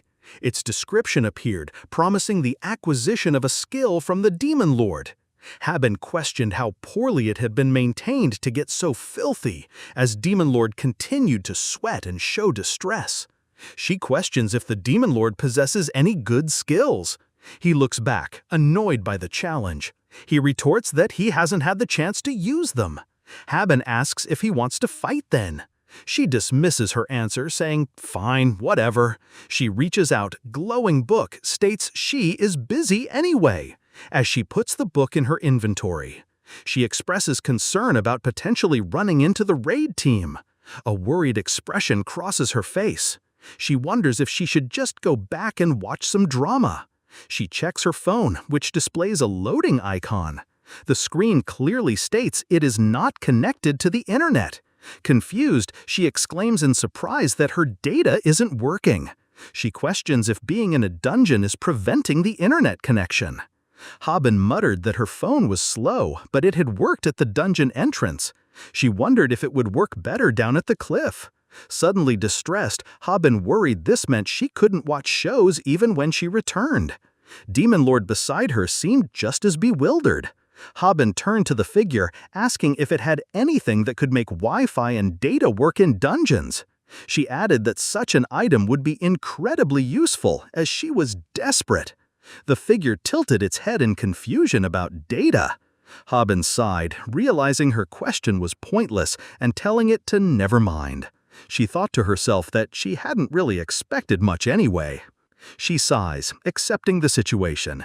Decide to worry about verifying the data later. She reached out to opens the error gate states she's bored, and it might not be bad to look around a bit. Demon Lord bows down as she prepares to leave. Demon Lord booms a powerful farewell wish. As she was about to enter the error gate, door starts to open behind her. A sudden, powerful force tears through the air. A loud impact rings out. Habin is caught in the chaos, looking wide-eyed and distressed. Habin expresses her shock and disbelief. Someone stands before a grand entrance, bathed in energy. As she realizes the raid team has already arrived. A powerful blue energy bursts forth with explosive force. Two men, one younger and one older, cough violently, showing signs of distress from the sudden impact. The older man exclaims in confusion, wondering what just occurred. One of the men realizes they have been transported. Another confirms their entry into what appears to be the boss room. A man in white robes looks on with wide, shocked eyes. The older man stands bewildered, looking around his new surroundings. The man in white robes utters a startled, "What?" Habin quickly hid behind a large piece of furniture as a group of people suddenly burst into the room. Habin let out a silent gasp of relief, realizing how close she had come to being discovered. Her purple eyes were wide with fright, and she kept her hand pressed over her mouth to stifle any sound. The air crackled with a faint, unsettling energy in the dimly lit chamber. She recognized them as the raid team's Caligo and his crew, wondering why they had arrived so quickly. Habin carefully peeked out from her hiding spot, watching the group's movements. A determined look crossed Habin's face as she decided she needed to quietly get out of there, and fast. Habin crouched low, a faint blue glow emanating from her feet as she prepared to make her move. Suddenly, a loud voice boomed through the space, demanding to know the whereabouts of Kang Taeseo. Habin gets startled listening this. The man with light brown hair looked surprised, realizing their target had anticipated their move and struck first. He then anxiously asked Hwang Maronim, the man in the gray suit, what their next course of action should be. Hwang Maro gritted his teeth, realizing their trap had disastrously backfired. He worriedly added that they were now isolated inside, with Kang Taeseo remaining outside. A powerful, unseen voice boomed from the darkness, demanding a statement be repeated. It was Habin's. She's standing on a raised platform amidst a grand hall, looked down with furious red eyes. Red energy crackled around Habin as she questioned if there were truly beings worse than the Demon King present. The men below her recoiled in shock. Habin's piercing red eyes narrowed with intense fury. With an air of dark power, Habin challenged her opponents, asking who truly intended to get rid of whom. An imposing, ancient wooden door set within a stone archway creates a grand and mysterious entrance. Kang Taeseo sat before the door, a serious look on his face. He lets out a heavy sigh, reflecting his inner state. The man then sits down, leaning against the sturdy door, his posture suggesting a moment of quiet reflection or weariness. He thinks to himself that the situation is unfolding precisely as he expected. His thoughts about conversation about him, some was speaking ill behind his back. He muses that gossip is acceptable to a point. Later, sitting along before the door, he wonders aloud if the situation could truly be called a plan. The man shifts, his expression turning serious. He recalls events unfolding over a short period of 5 years. Suddenly, the man is engulfed in a powerful purple aura, surrounded by various floating blades. He states that many people, not just specific groups, have targeted him. Kang Taeseo reflected on his past, stating he was used to betrayal. He was also accustomed to being envied and kept in check. Kang Taeseo calmly viewed a holographic display of his abilities. The screen detailed Dimsa Activation, which swaps positions with an enemy, and Shadow of the Mirror, which reflects attacks. He thought about how his enemies were flung into the boss's room simply because they attacked him. Kang Taeseo mused that they suffered only as much as they had attacked him. He concluded that they had brought their misfortune upon themselves. Hyun Siu then considered that wiping out the entire annoying faction at once might be a good idea. Habin, with her long dark hair, stands with a powerful presence, challenging someone by asking sharply, "Say that again? Who's getting rid of whom?" Two men behind a counter look on with evident surprise at the unfolding confrontation. A middle-aged man with dark hair looks taken aback, muttering, "That guy." Looking at Habin, he thinks, he's the rookie hunter Kang Taeseo brought in. Kang Taeseo's old classmate? The concerned middle-aged man and a masked companion exchange uneasy glances, with the masked man adding, "But he was definitely assigned to the standby squad." The masked man then urgently calls out, "Hwang Maronim, that person!" A man stares in disbelief, wondering why Habin, who was thought to have fallen off a cliff, is present. He questions how Habin, being just a rookie, could have possibly gotten inside this place. The man then declares that this situation proves Habin was in league with Kong Taeseo from the start. He points an accusing finger directly at Habin. Habin looks utterly shocked, the sudden accusation that she knew they would come this way overwhelming her. Confused, Habin asks what he is suddenly talking about. Another man and his companions assert that Habin must have faked falling off the cliff and deliberately waited for them here. Habin simply asks why she would ever do that. Man angrily reveals that their betrayal plan against Kong Taeseo was already known. He then screams in disbelief, realizing that Kong Taeseo and the other person had worked together to outsmart them. Habin confirms that the villains are admitting to trying to betray Kong Taeseo. She further questions if they were also planning to kill a rookie and make it look like an accident. An older man stammers, caught off guard and unable to fully respond. Habin looks on with a slight, knowing smile, commenting on the situation. Suddenly, Habin's expression turns furious, radiating a menacing red aura. She condemns them for planning a group murder and still acting so shamelessly. An older man with a dismissive smirk questions the confidence of a rookie. He asserts that during this time, every domestic ranker is well aware of who is who. The older man definitively states that Hyun Habin is not among the top ranks. The older man proudly recites the names of the top-ranked individuals, boasting about himself. With a self-satisfied smile, he proclaims himself as the 6th-ranked person in Korea. The older man confidently declares that Habin, no matter how flashy she might seem, cannot be stronger than him. Habin listens with a serious expression as the older man's voice continues, lecturing her about her apparent fearlessness due to a lack of understanding of their world. He further warns Habin that any plan she might have to confront them alone is entirely mistaken. Then, man commands his subordinates to swiftly take care of the girl before moving on to finish off Kang Taeseo. Habin, with her long dark hair, sees the all-four prepares to unleash a tremendous surge of blue energy. It hits Habin, her power explodes outwards in a dazzling blue blast, creating a thunderous impact. Amidst the settling dust, old men stares in shocked disbelief. The agitated older man, with anger radiating from him, questions if they have finished the target. The older man then explodes in frustration, chastising man for his inappropriate comment at such a critical moment. Suddenly, the scene is filled with bright, ethereal light and vertical energy, indicating a powerful shift. Through the lingering mist, Habin's voice reports about the attack.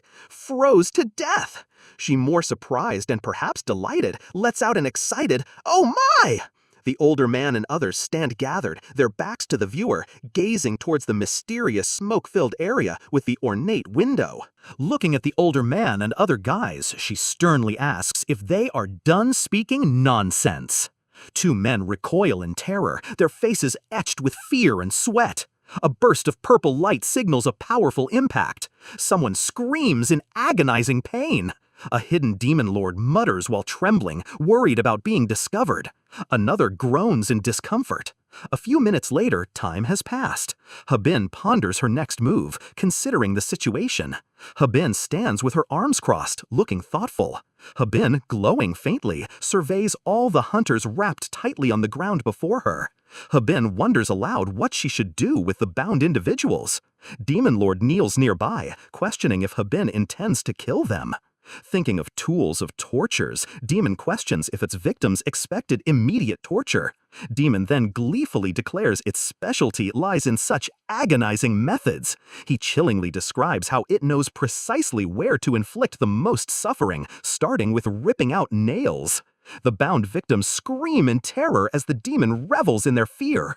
One of the tied-up men desperately begs Habin to spare his life. He pleads further, claiming that several other lives depend on him. The man continues, detailing the dire consequences his family would face if he doesn't return. Habin listens to his desperate pleas, her thoughts unwavering. Habin takes a step forward, announcing her presence. She scornfully asks her opponents why they suddenly care about their own lives. Habin's anger boils over as she points out their hypocrisy, having tried to kill someone yet now fearing for themselves. Her eyes blaze with intense red light, and a formidable purple aura surrounds her. A silent moment of understanding passes. She clicks their tongue in disapproval, reflecting on the situation. She laments that the one they speak of has truly lost his entire family and has no one left to lean on. An injured man lies on the ground, clearly in distress. She notes that Kang Tai-so must be hurt. Habin holds her head deep in thought. She realizes that's why he has changed. Habin then considers the possibility that Kang Tai-so got hurt. Listing Kang Tai-so got hurt. Laying Hunter's mutter dismisses the idea, believing it must be someone else. Man concludes it's probably just someone with the same name. She recalls a childhood moment of her with Kang Tai-so. Habin stands with her hands on her hips, looking resolute, declare Kang Tai-so is a dear friend of hers. A different man grinds his teeth in frustration and anger. He curses, wondering when the person in question had developed such a close friendship. He bitterly regrets that if he had known this earlier, he never would have made his plans and thought he only had people trying to use him around Kang Tai-so. As Habin emphatically states that without Tai-so, she cannot even play a single note. The defeated men on the ground are bewildered, questions what even she's talking about. She continues questions why they tried to kill such a good guy who has a friend like her. Habin sighs, conceding that there's no way around what needs to be done. He decides to put his feelings aside for now. The men on the ground visibly flinch from her simmering rage, as Habin's expression becomes cold and menacing as a red aura envelops her. She thinks to herself that they all deserve to be beaten up a little more. Her eyes glow red with fury as she clenches her fist, ready to deliver more punishment. As the red aura intensifies, the defeated man on the ground looks up in dawning horror, managing only a faint, "Oh!" A terrible, agonizing scream rips through the air. Habin begins a slow, deliberate countdown with a hand flicker. 1, 2. As they reach the end of the count, 3! A cataclysmic explosion of raw, purple energy erupts from Habin's position. The violent blast tears through the surroundings with overwhelming force. Caught in the devastation, as man is struck, blood splattering across his forehead. His face is a mask of pure, unadulterated terror, his eyes wide and blank with shock at the incredible power he's just witnessed. Seeing this demon lord offers a potion to a wounded man? But the current reality is far different, as man and his companion lie defeated and bundled up on the ground. Habin looms over the terrified man, demanding to know how much HP he has left. He frantically screams that he's down to his last 10 HP, and that one more hit will surely kill him. With a disturbingly cheerful smile, Habin turns to his accomplice and offers him another healing potion. The man cries out in sheer terror, begging her to just kill him instead of continuing this ordeal. Habin laughs it off, saying she can't do that. She cheerfully explains that while she's fond of Taisio, but she's not about to get a murder charge for him. Habin kneels over the defeated men, a sudden realization acknowledging that the situation is a problem. She starts to panic internally, thinking that she only stepped in because it was about Kang Taisio, but now she's worried that if these guys start blabbing about what she did, she'll be completely screwed. As she contemplates her predicament, her sword spirit, a Hazar, bursts forth in a fiery blaze. The spirit cackles dramatically, exclaiming that it must be fate for it to finally reveal itself. Ignoring the spirit's theatrics, Habin turns to Demon Lord named Kriksha. "Kriksha," she asks, "do you have any decent skills for this?" She clarifies what she needs, suggesting a memory wipe or some kind of curse to keep them quiet. Kriksha thoughtfully considers her request. He admits that erasing memories is tricky, but confidently states that a curse to stop them from talking is something he can definitely do. Habin looks pleased and asks which curse she'd like. With a dramatic flair, he announces he has the perfect one, the Curse of Silent Secrets. The scene shifts to a dark, demonic explanation. This is an ancient curse used by demon kings. If a victim tries to say, write, or even think about the designated secret, they are racked with unbearable pain. Kriksha confidently tells Habin that anyone cursed won't be able to reveal her secret anywhere. Habin listens intently, but a skeptical look crosses her face.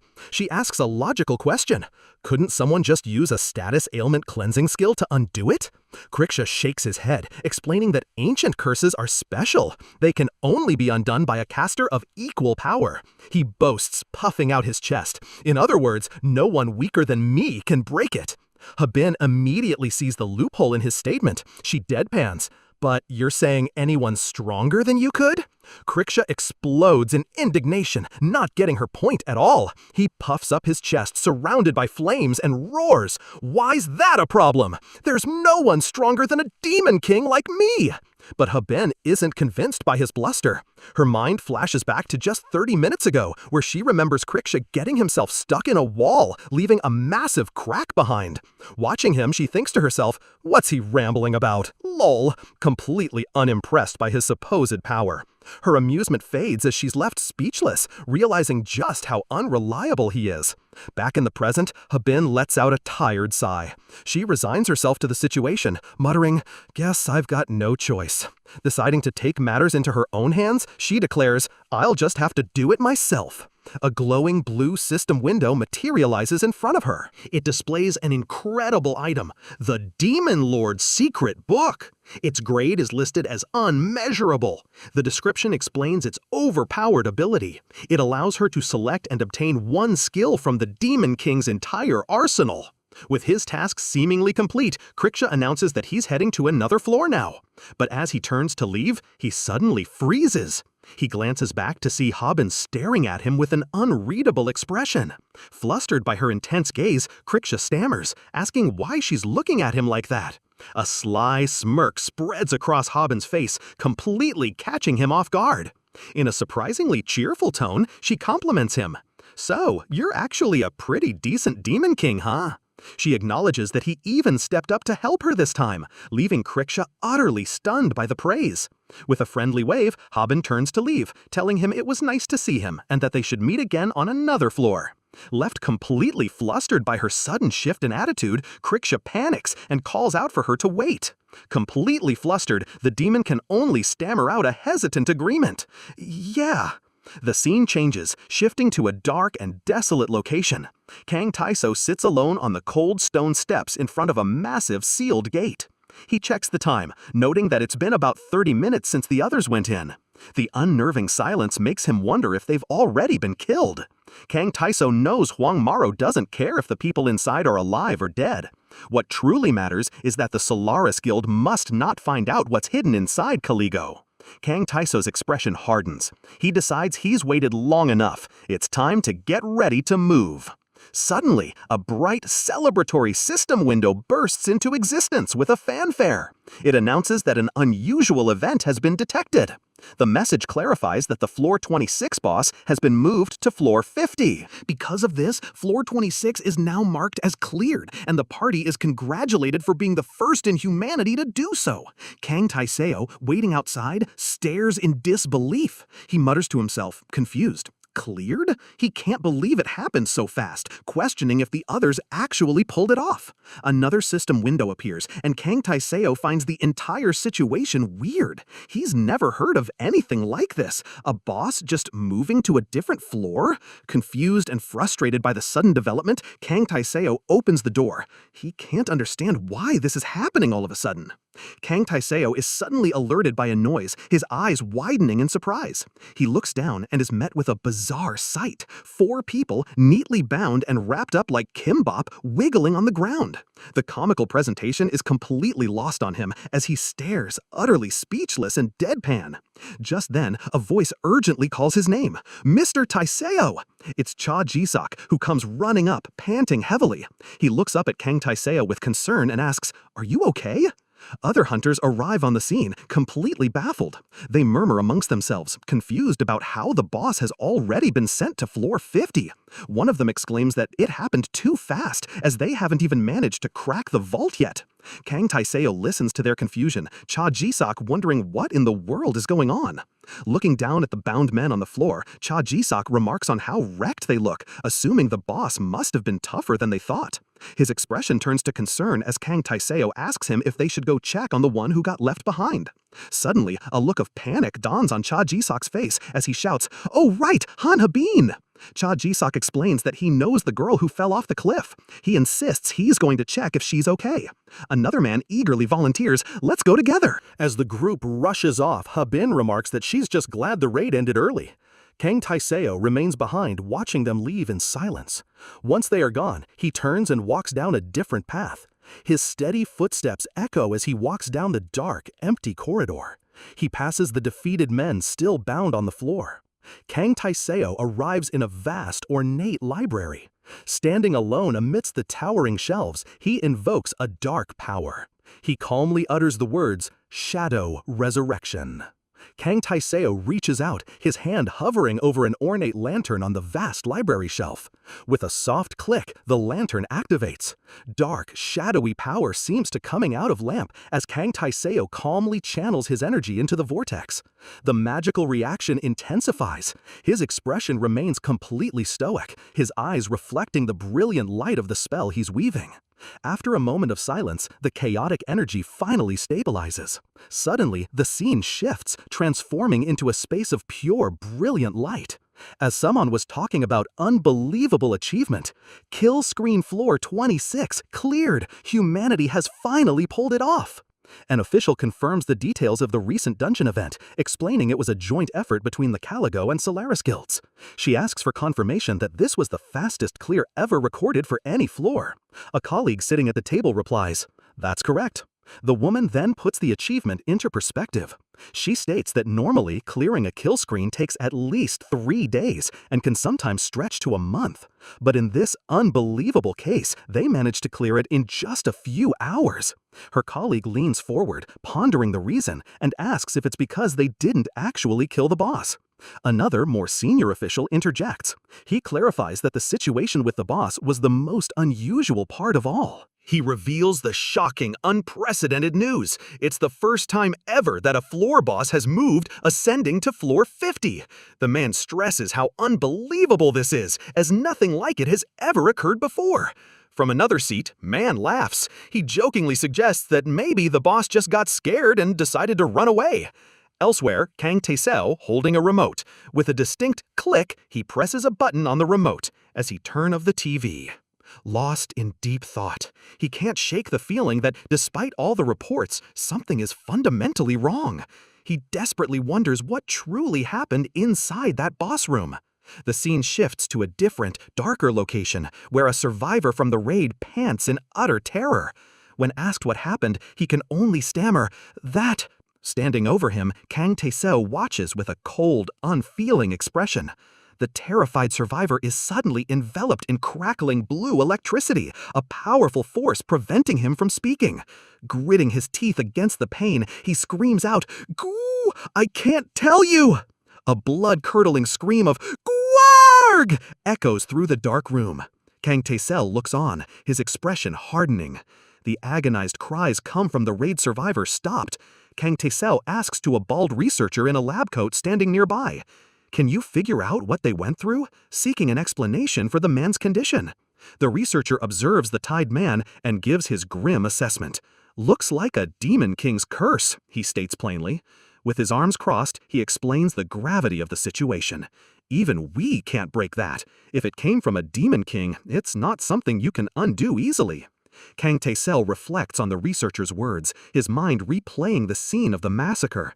He pictures the imposing Red Demon King looming over its victims. He comes to a chilling conclusion. The Demon King cast the curse on purpose. But one question lingers in his mind. But why bother? Sitting at his desk, the man ponders the motive behind the Demon King's actions. He calls out his skill. A system window materializes, displaying the skill, Shadow Resurrection. The skill description reads, grants life to a specific shadow and summons it. With his hand outstretched, he unleashes a torrent of dark purple energy that swirls violently around the office.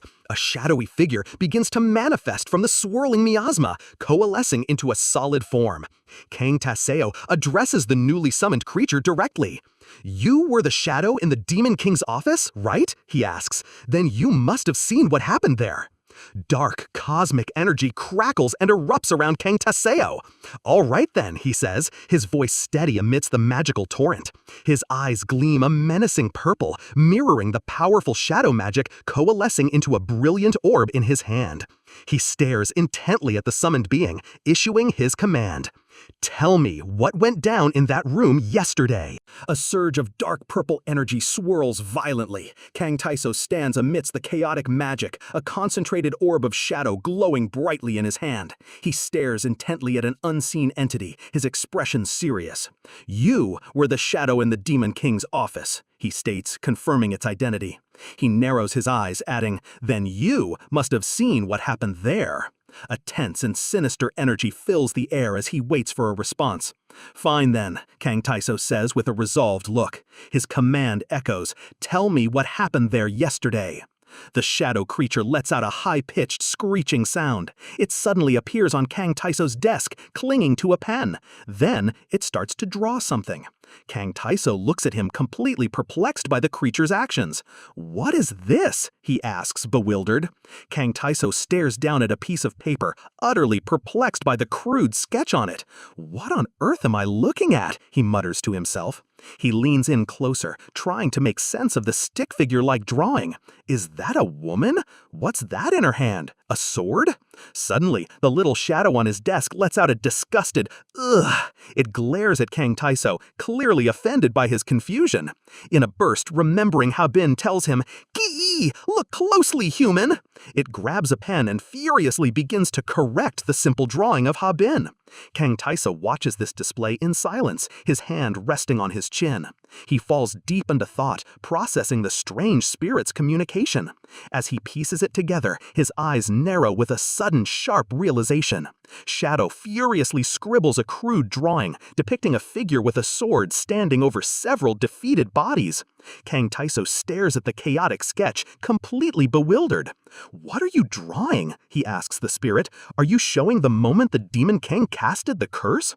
The tiny sword spirit erupts in rage, screeching, "Ki! You idiot! You fool!" Kang Taseo deadpans. "I can't understand a word you're saying." His cluelessness only fuels the spirit's fury. "Ki! Ki!" it squeals. "If you can't understand me, why are you even asking?" Despite the confusing display, Kang Taseo's mind begins to connect the dots. His eyes narrow as he finally grasps the core message. "A woman with a sword?" he murmurs, a fiery image flashing in his memory. Kang Taseo's mind races, picturing the various powerful hunters who fit the bill. He specifically considers talented women in the swordsman or magic swordsman classes. He quickly remembers that a few were already on the suspect list, but all of them had rock-solid alibis. Then an outsider, he speculates, but he immediately dismisses the thought, knowing an outsider would have been intercepted by the standby squad. Lost in thought, Kang Taseo touches his chin as a new, unsettling possibility emerges. He wonders if it could be a pre-existing variable inside the tower itself,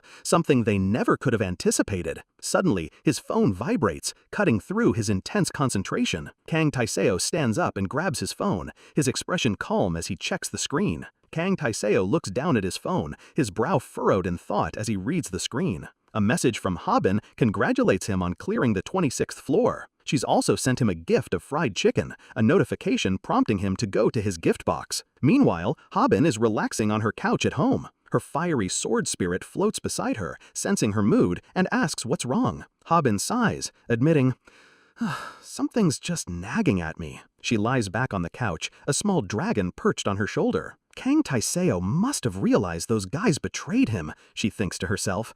That must have hit hard. While playing a handheld game, she reflects on her actions. I mean, I skipped out on this training session thanks to him, so I sent him a check-in message out of gratitude. Suddenly, a voice cheekily questions her logic. Interfering with your friend's training but still saying thanks? Cha Jisak appears, looking down at Habin, who is lounging on the couch playing a video game. He asks her how long she plans on ditching training, pointing out that this is already her 3rd day skipping. Carrying a tray with 2 mugs, he sternly asks if she's treating his place like her personal room. Habin nonchalantly replies that she's sick and might even have a fever, which is why she can't go to training. Jisak slams the tray onto the coffee table in frustration, calling her out on her lie. He questions how a supposedly sick person managed to just drop by her mentor's house. Habin retorts, asking if he only invited her over to nag, and cheekily adds that if he's going to nag, he should at least feed her. Jisak's internal monologue flares up with annoyance, thinking he's the one burning up with anger, not her with a fever. He complains that she ate 3 full servings of pork cutlet the moment she arrived and is now lying down, which will ruin her digestion. Habin dismisses his concern, comparing his nagging to that of a mother. She then declares that no matter what, she's taking a full week of medical leave and he can't stop her. Cha Jisak yells out, completely fed up. In response, Habin leaps onto his back, sinking her teeth into his head. Jisak desperately yells at her sword spirit, "Ahazar, say something!" Jisak panics, thinking to himself that if she keeps this up, she'll never finish her training. But Ahazar, the sword spirit, is completely engrossed in its own world. It stares at a laptop, shouting with glee, "Oh, finally got a draw ticket!" Utterly exasperated by the chaos, Cha Jisak meltdown, questioning, "Am I the only normal one around here?"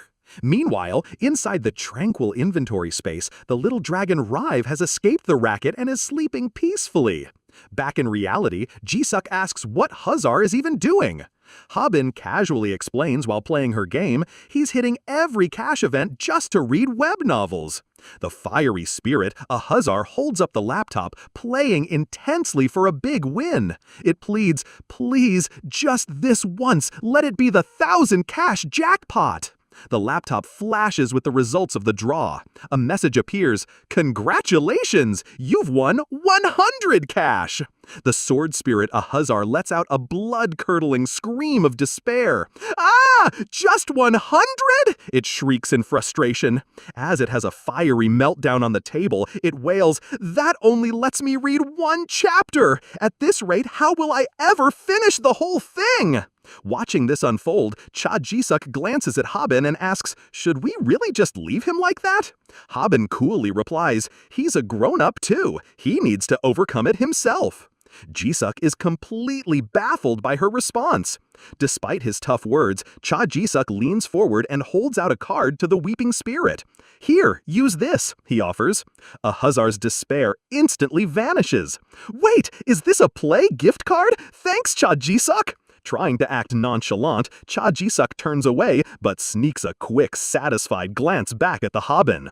Observing Habin completely absorbed in her handheld game, Cha Jisak asks, "You really like that console, huh?"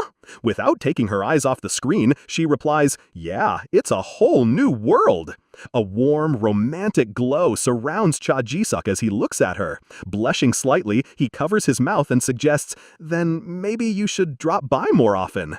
Habin finally looks up from her game, her expression one of simple confusion. Embarrassed, Cha Jisak touches the back of his neck and clarifies, "I mean, if you want to, you can come by more regularly." Suddenly, the romantic mood shatters as Habin's eyes go wide and she asks with purely financial interest, "Now that I think about it, your place is really nice. How much is it worth?" Completely taken aback, Cha Jisak deadpans, "You're the first person to come into my house and ask the market price." Jisak casually explains, "I don't even know. It's under my sister's name." Habin's eyes widen in disbelief as he connects the dots. She asks, "By Sister Che? You mean Che Jisei, right? The Solaris Guildmaster?" A new thought occurs. Then is even the basement here all hers?" she questions, as Jisak's eyes widen. Completely lost, Jisak looks up from and simply asks, "What?" Seeing her genuine confusion, Cha Jisak has an internal realization. He thinks to himself, she doesn't actually know when she asked that, right? He thinks back to the work involved. My sister and I worked really hard to make that space undetectable. Cha-Jae-seok puts on a charming yet completely fake smile. Basement, you say? He asks, feigning ignorance. Ha-bin stares at him suspiciously, letting out a simple, Her eyes glow a mystical purple as she thinks to herself, realizing the situation. She only asked because she could see the entrance using her bug sight. But from his reaction, she deduces it's an even bigger secret than she imagined. Ha-bin puts his gaming console down on the table, asking, "What?" Suddenly, Ha-bin's demeanor shifts dramatically into what can only be described as ultimate acting mode. "That's not okay, Che!" she shouts with wide-eyed shock. "A basement the homeowner doesn't know about?" Slamming her fist down for effect, she continues her charade. "If there's a problem, you should complain to the contractor." Cha-Jae-seok's calm demeanor completely shatters. "Huh? Wait, no, hang on," he stammers, realizing his secret is about to be exposed. As Ha-bin dashes past him, he desperately yells, "I'll check it myself!" But it's far too late to stop her. Ignoring his protests, Ha-bin bursts into the basement. "Hey, hold up! What are you trying to pull now?" Cha-Jae-seok yells after her, but she's already focused on her discovery. Before her lies a glowing blue tile set into the floor. She immediately recognizes it as a stone that senses mana. Ha-bin decides to investigate further. As a blue aura envelops her, she thinks, "If I just let a little mana flow through it." She reaches out, and the moment her mana touches the stone, it erupts in a brilliant flash of light. With a brilliant flash of blue light, the floor panel activates with a loud "Kree-jung!" Cha-Jae-seok groans in utter embarrassment, slapping a hand over his face. Ha-bin, however, just stares in wide-eyed shock. A heavy mechanical whir fills the room as a massive section of the floor retracts, revealing a hidden chamber below. The two look down into a vast high-tech training facility, far grander than Ha-bin could have possibly imagined. Completely defeated, Cha-Jae-seok gives up trying to hide his secret. He sighs and tells her, "Fine, now that it's all been exposed, just take a look around and go." Ha-bin's shock immediately turns to childlike excitement as she exclaims, "Oh!" Underground, robotic arms whir to life, their movements precise and efficient. In the high-tech lab, one robot carefully handles a small vial, while another operates complex machinery. Ha-bin and Cha-Jae-seok stand on a balcony, looking down into a colossal multi-story laboratory teeming with robots and advanced equipment. The sheer scale of the operation is breathtaking. The sword spirit pops out next to Ha-bin, its tiny mind completely blown as it exclaims, "Whoa! Is this a secret base?" Ha-bin is equally stunned, her mouth agape in disbelief. She asks him, "This is straight out of a movie. Do the other guild members know?" Cha-Jae-seok leans against the railing with a slight smirk, enjoying her reaction. He casually reveals, "Nobody knows. Just me, my sister, and her secretary, because it's confidential." Ha-bin and her spirit can only stare in utter amazement at the secret he's just unveiled. Cha-Jae-seok asks Ha-bin with a smug grin, "Cool, right?" He confesses that he'd be absolutely dead if his sister found out he showed this to an outsider. But he couldn't help himself, admitting he's been dying to spill the secret. Suddenly, he flinches, sensing a presence behind him. "Looks like we've got a guest," someone mutters. A nervous smile appears on Cha-Jae-seok's face. A stern voice cuts in from behind. "I told you not to let anyone into the lab for a while." Cha-Jae-seok and Ha-bin whip around, their faces pale with shock. A woman with long blonde hair holding a clipboard confronts them, demanding to know what's going on. Ha-bin's eyes widen in disbelief as she recognizes the newcomer. She stammers, "You're—" In a flash of golden light, the woman slowly removes her safety goggles, revealing her face. Surrounded by a brilliant aura of golden light and flowers, the guildmaster of Solaris Guild, Cha-Jae-seok, smiles warmly. "Ha-bin," she says, her voice calm and pleasant. "I've heard so much about you." Her golden eyes sparkle with a confident and friendly light.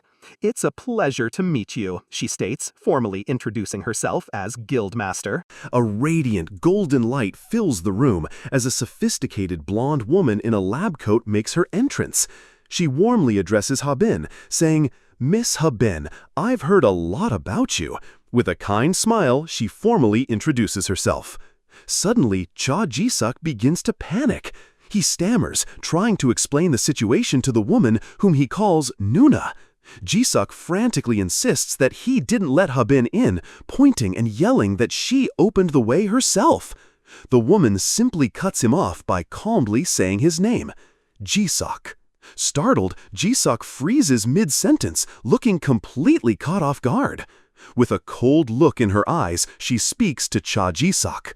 She says, "When you've done something wrong, an apology should come first, regardless of the reason, right?" In the next instant, a massive wave of brilliant blue energy erupts, slamming directly into Cha Ji-suk. With a steely gaze, Habin watches as attack connects. A moment later, everything goes quiet. Cha Ji-suk is sprawled out on the floor, completely motionless. Looking him, Habin seems a bit taken aback by the result of her attack. She calls out to him, "Che?" When he doesn't respond, she leans over and asks, "Are you dead?" Habin is consumed by a dark, red-tinted vision, her eyes wide with terror. She desperately thinks, "Then what will happen to my training?" Her mind flashes with a question directed at the person who caused this. "Are you a psychopath?" The scene snaps back to reality, where Cha Ji-suk is now on the floor. He weakly groans, "Ugh, no." Suddenly, he bolts upright, looking utterly flabbergasted. He shouts in disbelief, "Who shoots their own brother in the head?" Just then, her sister brandishing a large silver handgun. With a sparkly, cheerful aura, she explains, "It's the fatigue-relieving healing gun I just developed." As she walks down the stairs, she adds, "You said that you've been having bad migraines lately." The researcher smiles and asks, "So, how is it?" Cha Ji-suk touches the back of his neck, seemingly feeling much better. Habin just stands there, watching the entire bizarre exchange with a look of pure confusion. Cha Ji-suk's sister smiles brightly, gun still in hand. She asks him cheerfully, "Doesn't it feel like it's all better?" In a cute, stylized flashback, she squeezes him in a tight hug. Cha Ji-suk, looking annoyed, reluctantly says, I guess it kinda does." His sister explains that if her one and only little brother is sick, then of course her heart would ache for him too.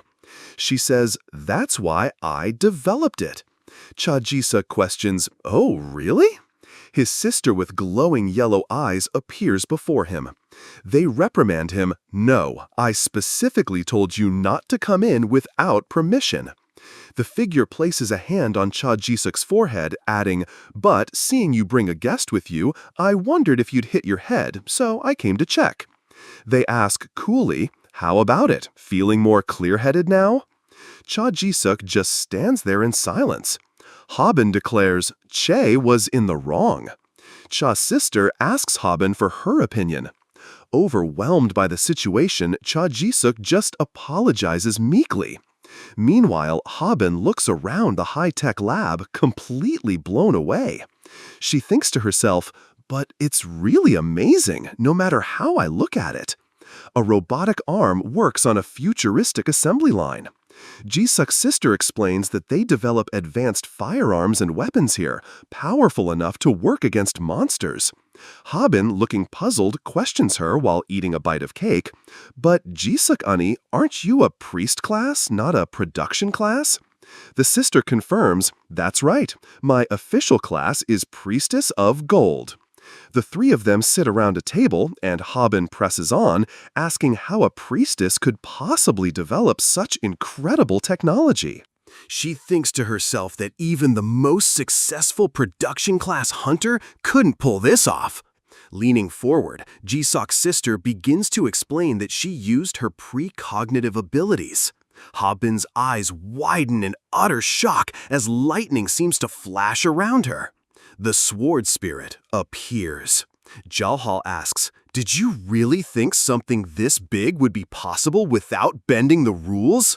Jisok's sister calmly reveals her method. She used her precognition to steal future technologies that have yet to be developed. She adds a crucial detail. Of course, to make sure I don't steal another person's credit for their invention, I am the only one who uses these technologies. Cha Jisok, munching on a pastry, looks at his sister with admiration. He tells her, "Anyway, your altruism is really incredible, Nuna," as she smiles warmly. Habin stares off into the distance, lost in thought. As sibling speaks, "If someone else had our constellations, the world would be completely different from how it is now." Her gaze is fixed as she contemplates the weight of this truth.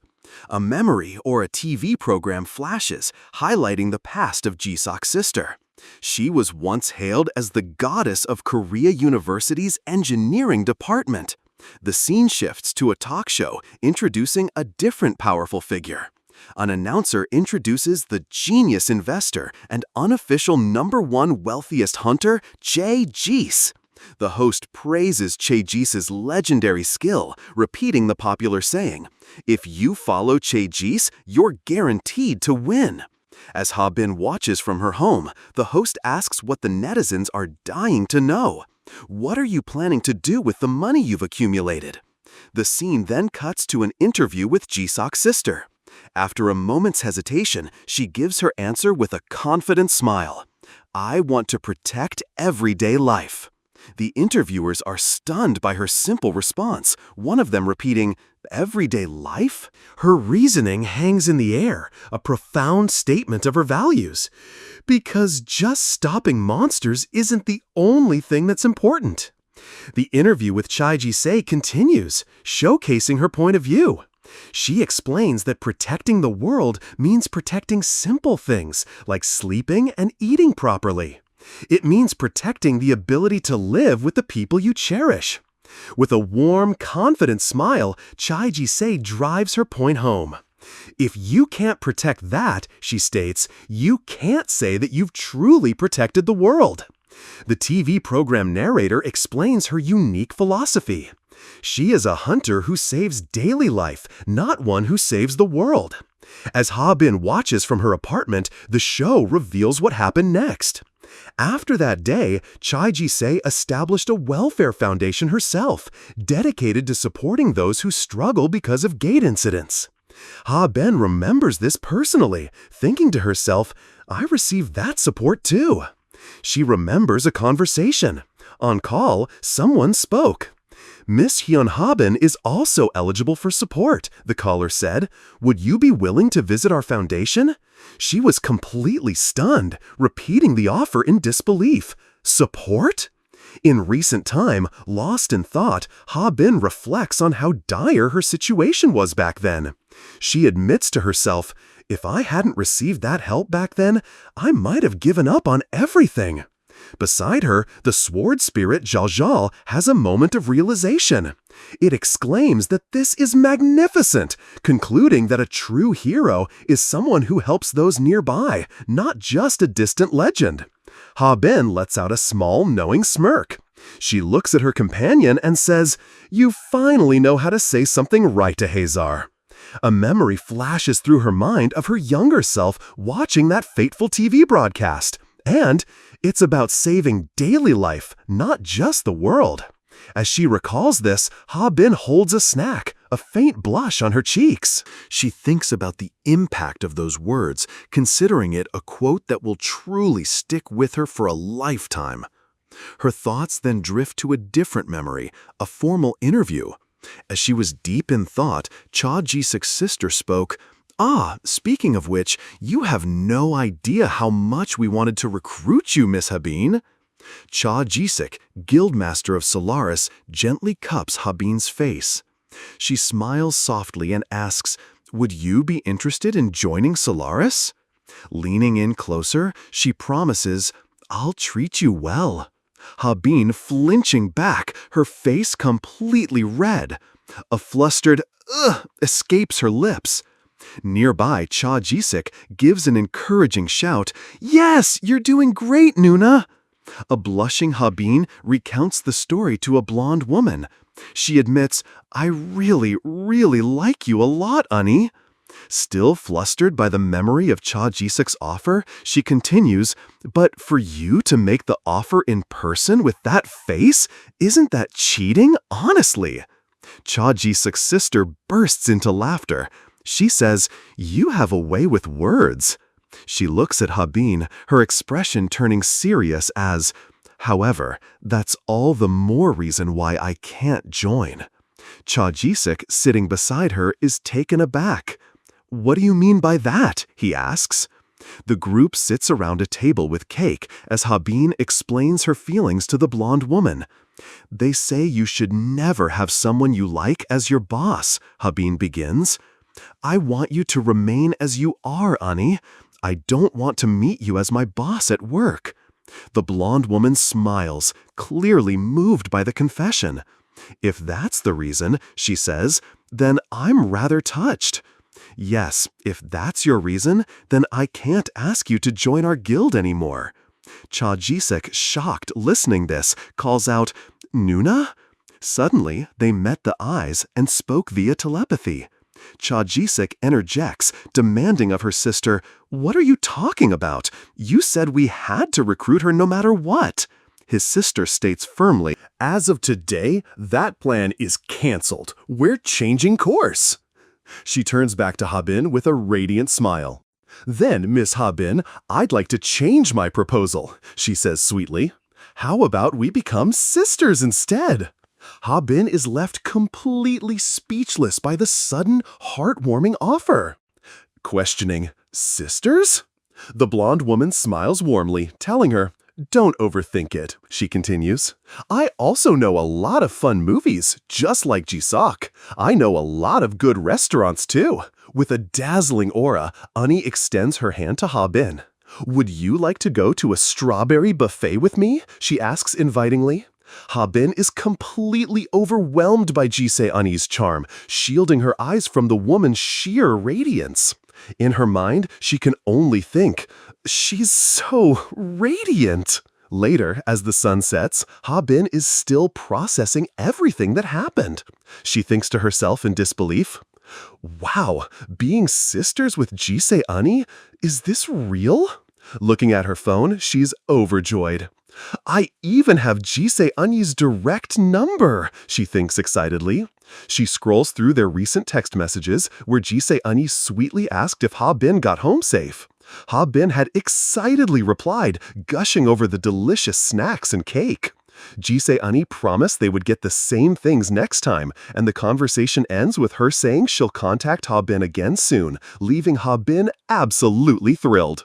Still basking in the glow of her new friendship, Habin daydreams about all the possibilities. She thinks to herself, I never had the time or money to go to a strawberry buffet because it's so expensive, but now I do. She clutches her phone, a massive, joyful grin on her face. However, her happiness is interrupted by the sword spirit who floats beside her looking incredibly jealous. Do you like that Che-ji-sei so much? It asks accusingly. Without hesitation, Ha beams, of course, Jisei Ani is my savior. Sword Spirit mutters sarcastically, what a savior she is. Later, while doing laundry, Habin gets an idea. She thinks, I've called in sick, so I should use this chance to buy some clothes. The Sword Spirit seizes the moment, shouting, take this opportunity to throw out some of those old clothes. Habin looks down at the clothes in her hands, confused. But I don't have any clothes to throw out, she replies. The spirit loses its patience, pointing directly at the shirt she's holding. The clothes you're holding on to right now are the old ones. They're no better than rags, it yells. Habin gets defensive, shouting back, rags, you bastard! These are the clothes I still wear. She sighs, wondering, why are you making a fuss about throwing away the clothes I'm wearing just fine? But then she stops mid-thought. Her eyes widen as a sudden realization dawns on her. The sword spirit floats beside Habin, noticing her sudden change in expression. What is it? It asks, confused by her silence. Habin stares down at the old, faded clothes in the laundry basket. Her mind flashes back to a cherished memory as she thinks, "This outfit is?" The scene dissolves into a warm, gentle light. She hears her mother's voice, soft and kind. "My daughter," she says, holding up a brand new sky blue sweatshirt. "You like sky blue, right?" In the memory, her mother stands before a younger Habin, presenting the gift with a thoughtful smile. "They had a yellow one too," her mother explains, "but I deliberately chose this color when I bought it." Young Habin's eyes light up with joy as she looks at the shirt. She exclaims, "Wow, the color is so pretty!" In the glowing memory, a younger Habin, full of life, tries on the sweatshirt. She turns to her mom, beaming, "The size is perfect, Mom!" Her mother's voice, full of warmth and love, replies, "Of course, I remember my daughter's size better than my own." The memory fades, leaving the present-day Habin standing alone, a somber expression on her face. She whispers into the quiet room, "It's scary how time passes." As she tries to hold on to the image of her mother, the details begin to blur, her face obscured by a blinding holy light. Habin's heart sinks as she thinks, "Mom's face is..." It has only been 5 years, but my memories are slowly fading. Another fragment of the past appears, a younger Habin struggling with a t-shirt. "Mom, but the head hole is too small," she whines. Her mother chuckles, helping her. "Geez, not there. What are you going to do if you can't even put on clothes by yourself, my daughter?" As the precious memories disintegrate into dust, a chilling thought enters Habin's mind. Will a day come when I can no longer remember Mom and Dad? The voices of Habin's parents echo in her mind. They recall her fondness for a specific color, asking, "Our daughter? You like sky blue, right?" A memory materializes, showing Habin's mother happily presenting her with a sky blue jacket. A younger, joyful Habin exclaims, "Oh, the color is really pretty!" The present-day Habin watches this scene from her past as an observer. The memory fades, leaving a trail of sadness. The sword spirit appears beside Habin. He has a moment of realization. "So that's why you didn't throw it away?" he spoke. With a wry smile, Habin sighs, sharing thoughts is really annoying." Habin stands with her back to the fiery sword spirit, Jajal. With a sigh, she tells him, "You should know to pretend you don't see things like this, Jajal." The scene transitions, showing a bright, clear sky over the city apartment buildings. Later, Habin prepares to go out, placing a baseball cap on her head. She tidies up, smoothly tucking the bag. Now dressed in a new outfit and ready to leave, she looks towards the spirit. "Let's go, Jajal," and she adds, "We'll be able to come back quickly," as the sword spirit looks confused. With a determined look, Habin says she can pick out clothes well by herself now. The scene then cuts to a bright and luxurious department store. The sword spirit, Jajal, floats happily through the air, admiring the opulent surroundings. "Quite a dazzling and comfortable place," he remarks with excitement. He pause with, "But," and continue, "Didn't you clearly say we could come back quickly?" Meanwhile, someone is leisurely trying on a new jacket in front of a full-length mirror. Habin starts sweating, listing Sword Spirit's argument. The Sword Spirit finally loses his cool. "Why have we been going around the same place for 2 hours?" he complains, his fiery form flickering with irritation. Habin flinches in surprise at his sudden outburst. She smirks to herself, thinking, to complain after just 2 hours, Jajal's patience is weaker than it looks. Sensing her thoughts, Jajal quickly puffs up his chest, declaring, "The foundation of all swordsmanship is patience and perseverance. I'm never bored." Habin just dismisses him with a sarcastic, yeah, as they continue walking through the store. After browsing for a bit, Habin looks disappointed. But they don't have the type I wanted to buy," she mutters. A new plan forms in her mind. I guess I have to go to the hunter-exclusive luxury department. As she heads for the elevator, Jajal floats up to her asking, "Do you have clothes in mind?" While pressing the button, Habin explains, "Yeah, among the clothes I borrowed from Hyun Siwoo, there was one that was super light, cozy, and soft." She remembers checking the tag on the garment. Looking at the material on the tag, it was made from a byproduct called cloudbird's wool thread, she says, solidifying her decision to head to the luxury floor. The elevator dings, arriving at its destination. Habin looks up with a mixture of nostalgia and anticipation, admitting, "It's my first time going as a customer." Jajal, the fiery spirit, floats beside her, sensing her familiarity with the place. "Have you been here before?" he asks. As the doors slide open, Habin replies, "Yeah, when I worked as a porter, the luxury department's repair room would sometimes request help, so I came a few times." They step out into the opulent, hunter-exclusive luxury department. This is the most exclusive section of the J department store, a place so high-end it can't even be entered by ordinary people. It's a dazzling hall where only the VVVIPs of the Hunter World shop. And watching the floor with a confident smirk is Ch.1 Sara. She proudly declares herself the youngest and best personal shopper in this entire luxury department. She's the super rookie with the highest performance, and she's built her reputation on one simple skill. She meticulously remembers the faces and preferences of every big-shot customer to win their favor every single time. Ch.1 Sara fondly recalls her interactions with clients, like one who was surprised she remembered their first meeting from 6 months prior. She also remembers fawning over another hunter, correctly guessing they were looking for luxury street fashion items. The young hunter was thoroughly impressed by her good sense. Thanks to this meticulous, personalized service, her big-shot customers loved her, and her performance soared to incredible heights. But her triumphant moment is cut short as a firm voice calls out, "Sarasi!" It's her colleague Yoo Ji-hae who approaches with a stern expression. Yoo Ji-hae concedes that it's good to pay attention to regulars, but then sternly reminds Ch.1 Sara that she must follow the manual. Ch.1 Sara looks on, stunned, as her colleague continues. Yoo Ji-hae quotes the store's policy, "Never judge a customer's purchasing power by appearance." Furthermore, they are to never discriminate against customers visiting the store, whether they're hunter level or regular customers.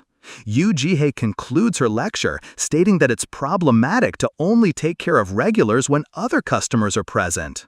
Ch.1 Sara internally dismisses her colleague's advice. She scoffs, thinking, is she feeling inferior or something, nagging beyond her place? With a practiced smile, she plays dumb. That's strange. I've never done that," she says dismissively. Walking away with a smirk, Ch.1 Sara reaffirms her own beliefs. She's convinced that dealing with one big shot is far more efficient than dealing with 10 ordinary people. She glances back at Yoo Ji-hae, thinking, she's so frustrating. That's why she's still at my level despite her seniority. Just then, a new customer enters the store. It's Habin, dressed casually in a sweatshirt and cap. "Hello," she says, looking around. Yoo Ji-hae turns, her expression blank as she takes in Habin's simple clothes.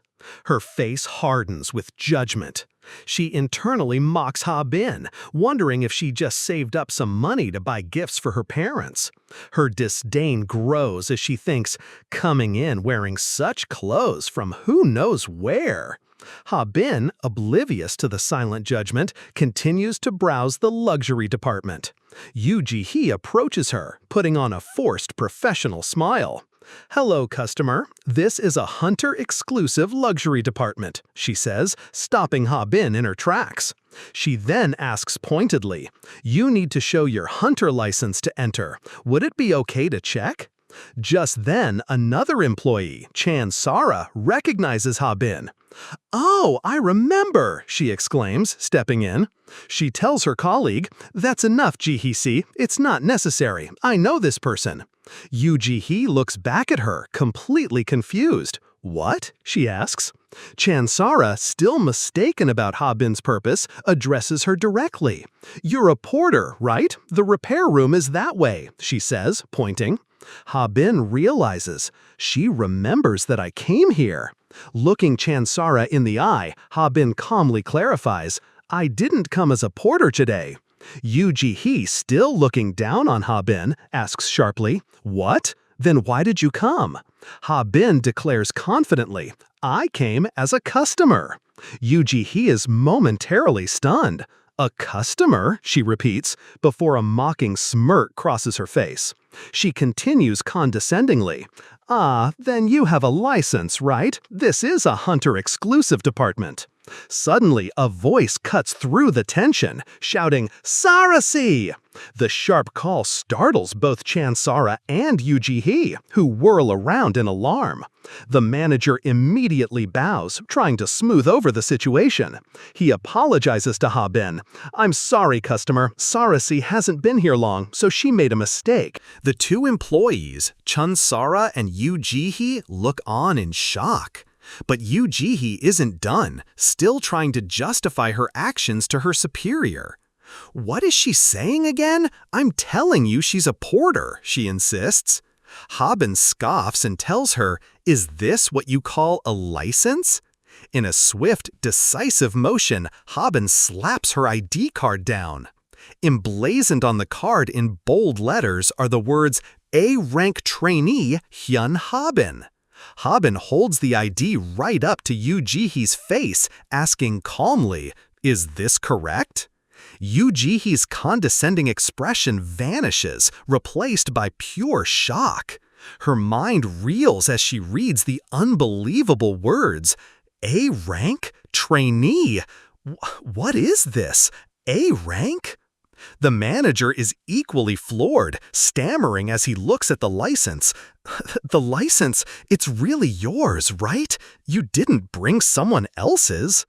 Realizing the massive mistake his staff has made, he whirls around and grabs Chansara by the shoulder. He furiously shouts, Chansarasi, what kind of rudeness have you been showing the customer? He then turns back to Habin and gives a deep, respectful bow. I'm truly sorry, she says. I'll make sure this never happens again. The employee looks flustered, holding her head in disbelief after the commotion. Habin, unfazed, continues with a touch of sarcasm. That can happen, but do I need to verify my identity again? She adds, should I take out my resident registration card too? The employee panics, waving her hands dismissively. No, this is sufficient verification. Hunter Hyun Habin. After the tense situation is resolved, the employee, now extremely accommodating, leads Habin to the shopping floor. She confirms, You said you're looking for clothes made with Cloudbird's wool thread, right?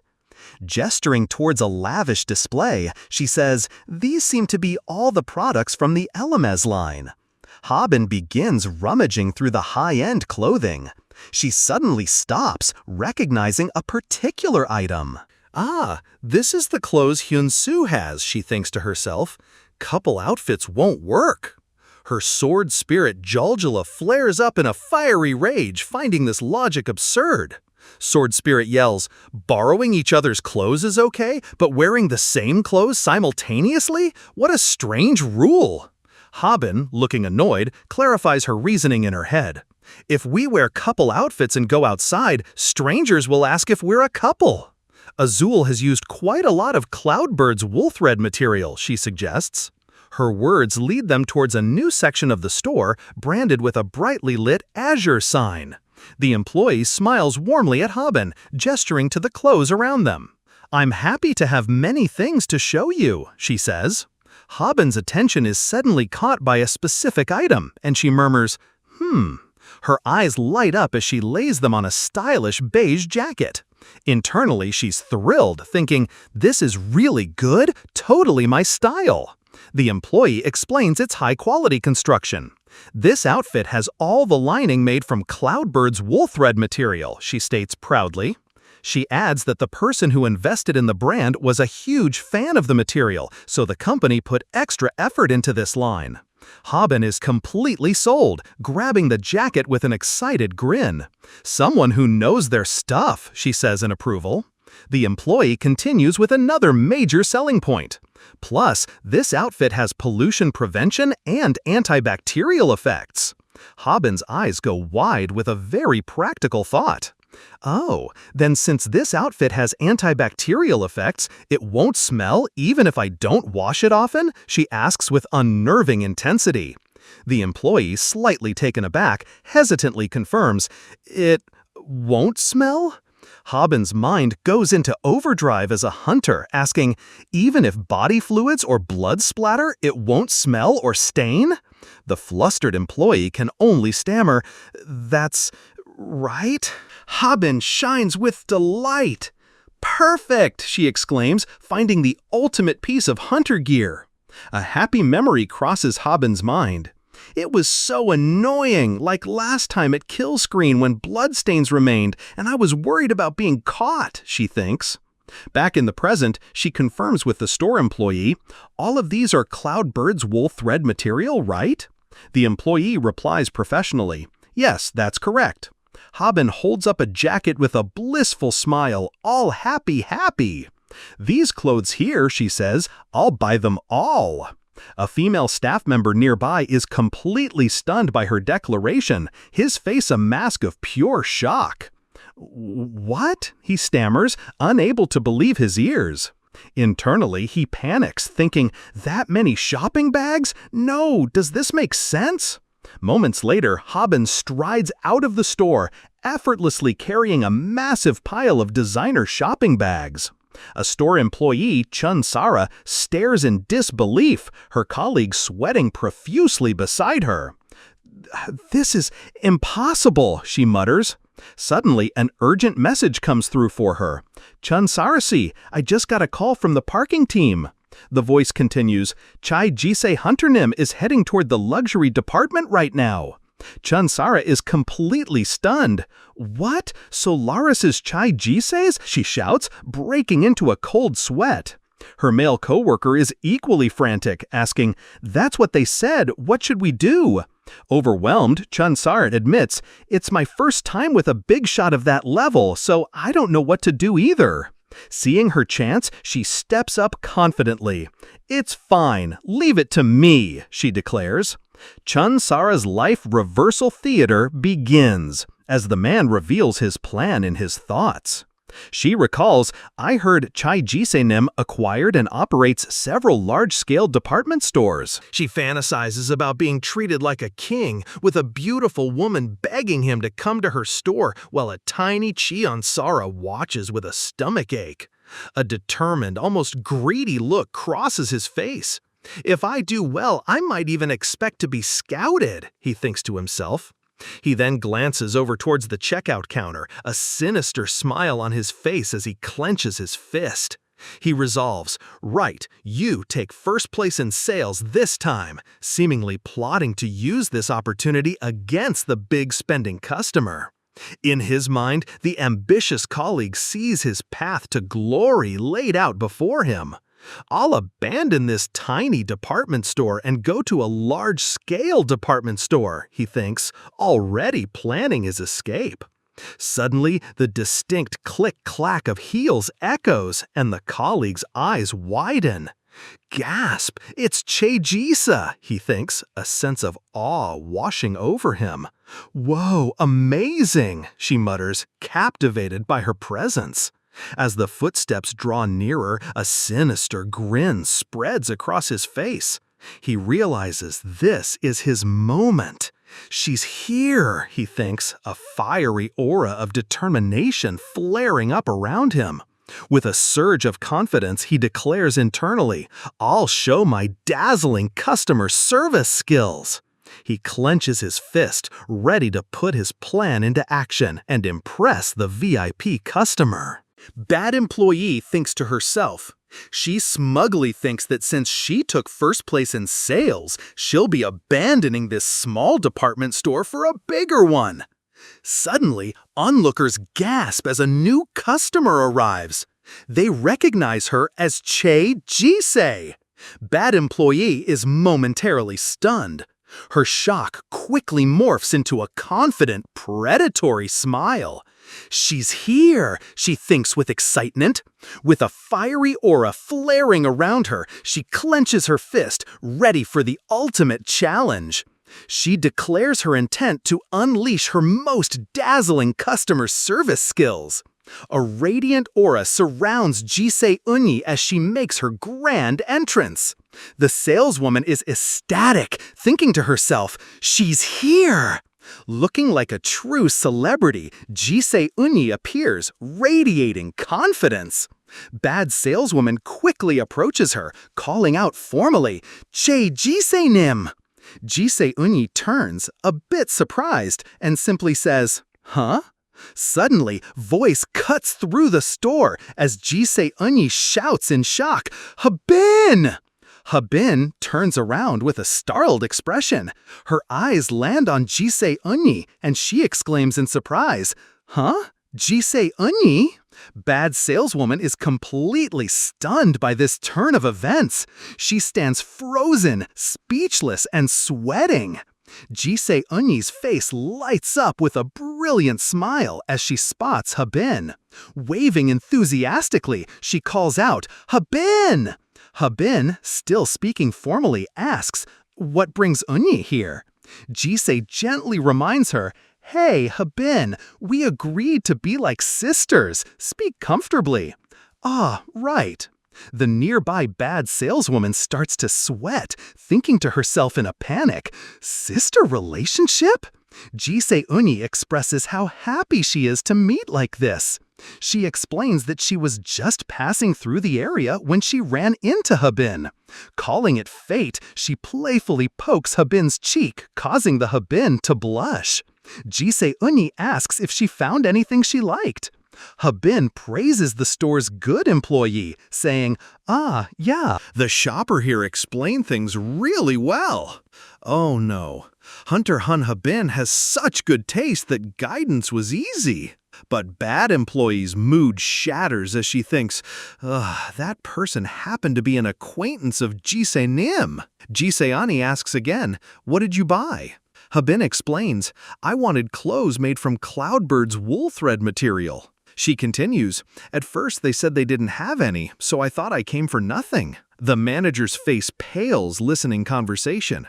As Jisayani repeats, "They said they didn't have any?" Habin cheerfully interjects, pointing towards good employee, "Yeah, but shopper Yuji He here said they did." She then turns to the saleswoman and praises her friend. "This person seems to know best here, right?" The good employee a smile and replies to Habin, "You're too kind." Jisayani, beaming with delight at Habin's apparent expertise, thinks, really? I should ask this person when I shop too." Meanwhile, the bad employee is having an internal meltdown. She panics, screaming in his head, "It wasn't because I didn't know, but because I didn't want to tell her that I said no.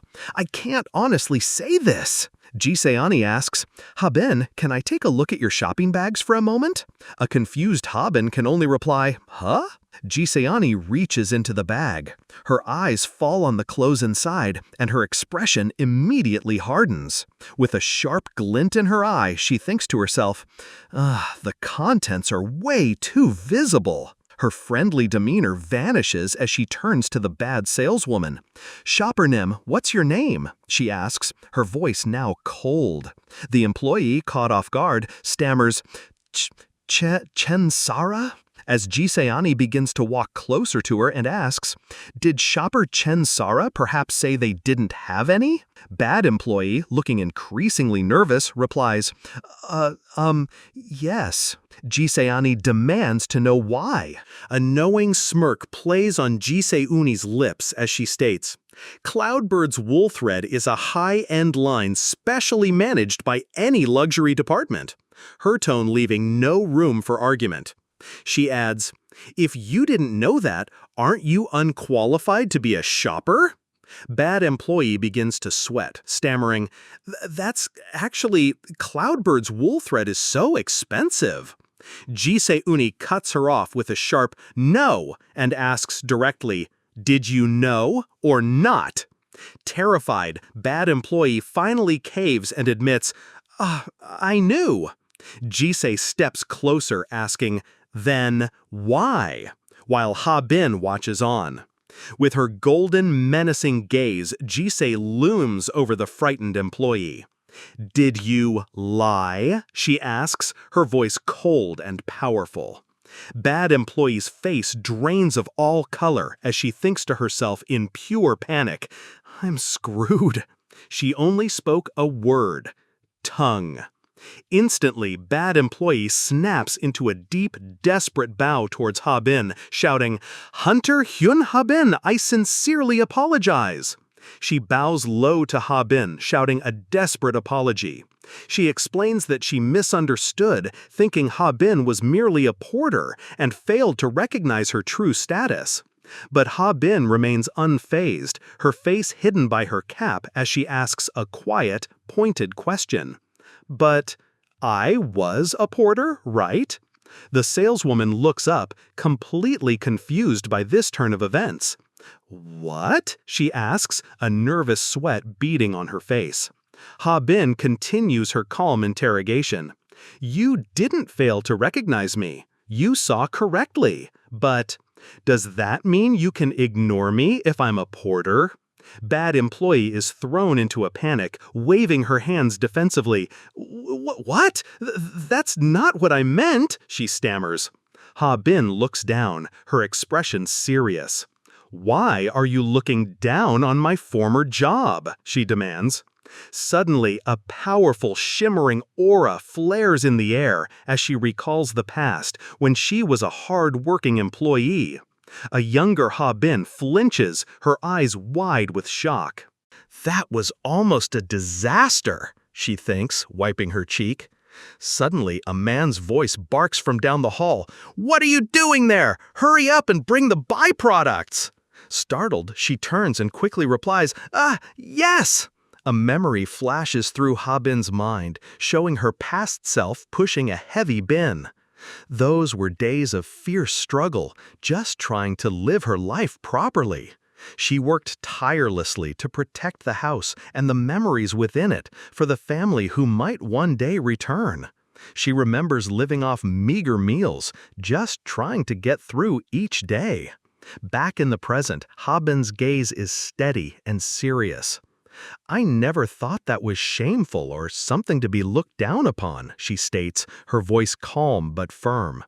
Habin's intense purple aura flares as her voiceover continues. She questions why her past struggles would have seemed worthless to shopper Chen Sara. An employee trembles, sweating profusely under the immense pressure of her presence. The scene shifts in a brightly lit room. Cha Ji-sik sips a canned drink and asks, "So, what happened?" Across the table, Ji-sen-uni calmly eats her ice cream.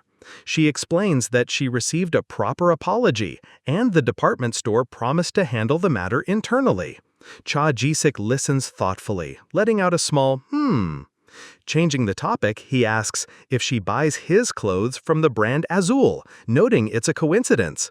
He adds that it's the same brand her own sister has been interested in. Ji-sen-uni simply confirms, right.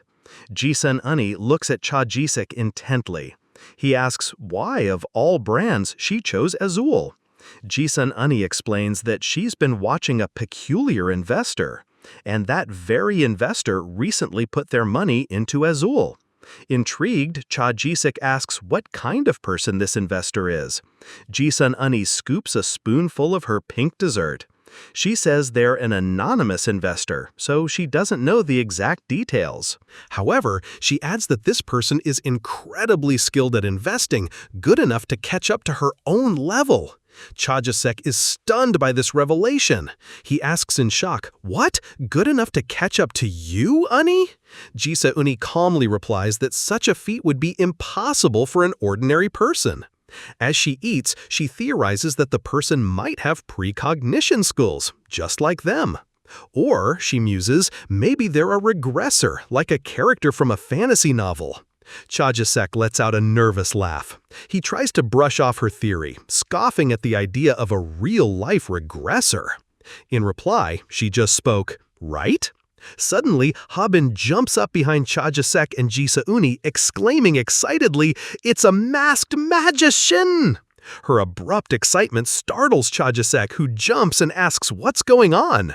Cha-Sek, seeing Masked Man, spoke, "Oh, it's Petisnim." Habin, an annoyed face, points at the TV and complains, "That masked magician is wearing the exact same clothes as me." Ji-Uni observes the screen and agrees, "Oh, you're right." She then wonders aloud, does Petisnim like Oswald too? A thoughtful expression crosses Ji-Uni's face as she hums to herself.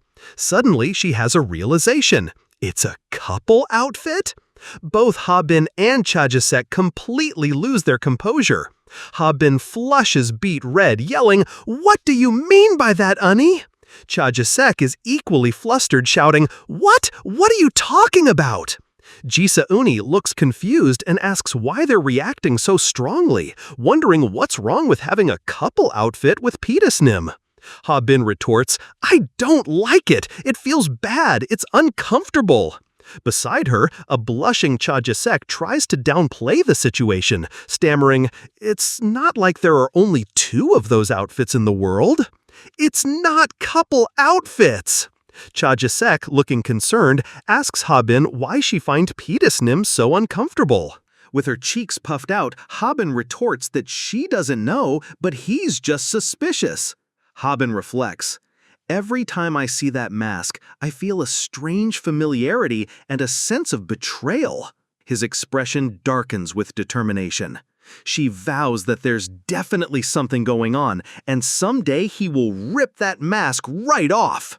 Scene shifts. An announcement suddenly appears declaring that Petisnim, Caligo, and Solaris have succeeded in conquering the 26th floor.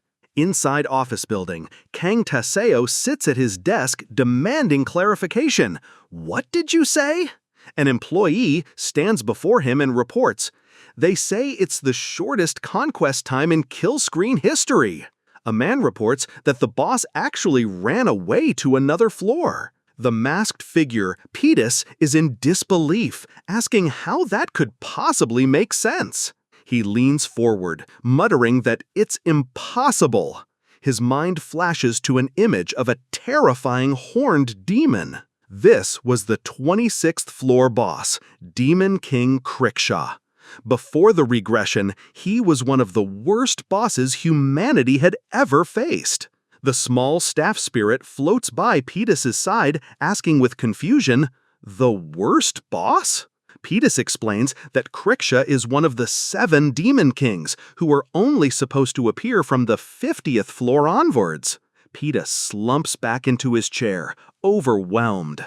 He thinks back to his past life, remembering that they couldn't defeat Crickshaw until they put Hyun Habin on the front lines. Now he questions everything. How was a boss that formidable conquered so easily, and in the shortest time ever recorded? Clutching his head in shock, he realizes with dawning horror, the future I knew has changed. But the most maddening part is that he has no idea why. Back in his office, his subordinate continues his report. "And about the target you told me to monitor before," Petis, sitting behind his desk, cuts in, "Ah, Hyun Habin." The subordinate confirms the devastating news. That target happened to be at kill screen at that time. The words land with crushing weight, and Pades flinches.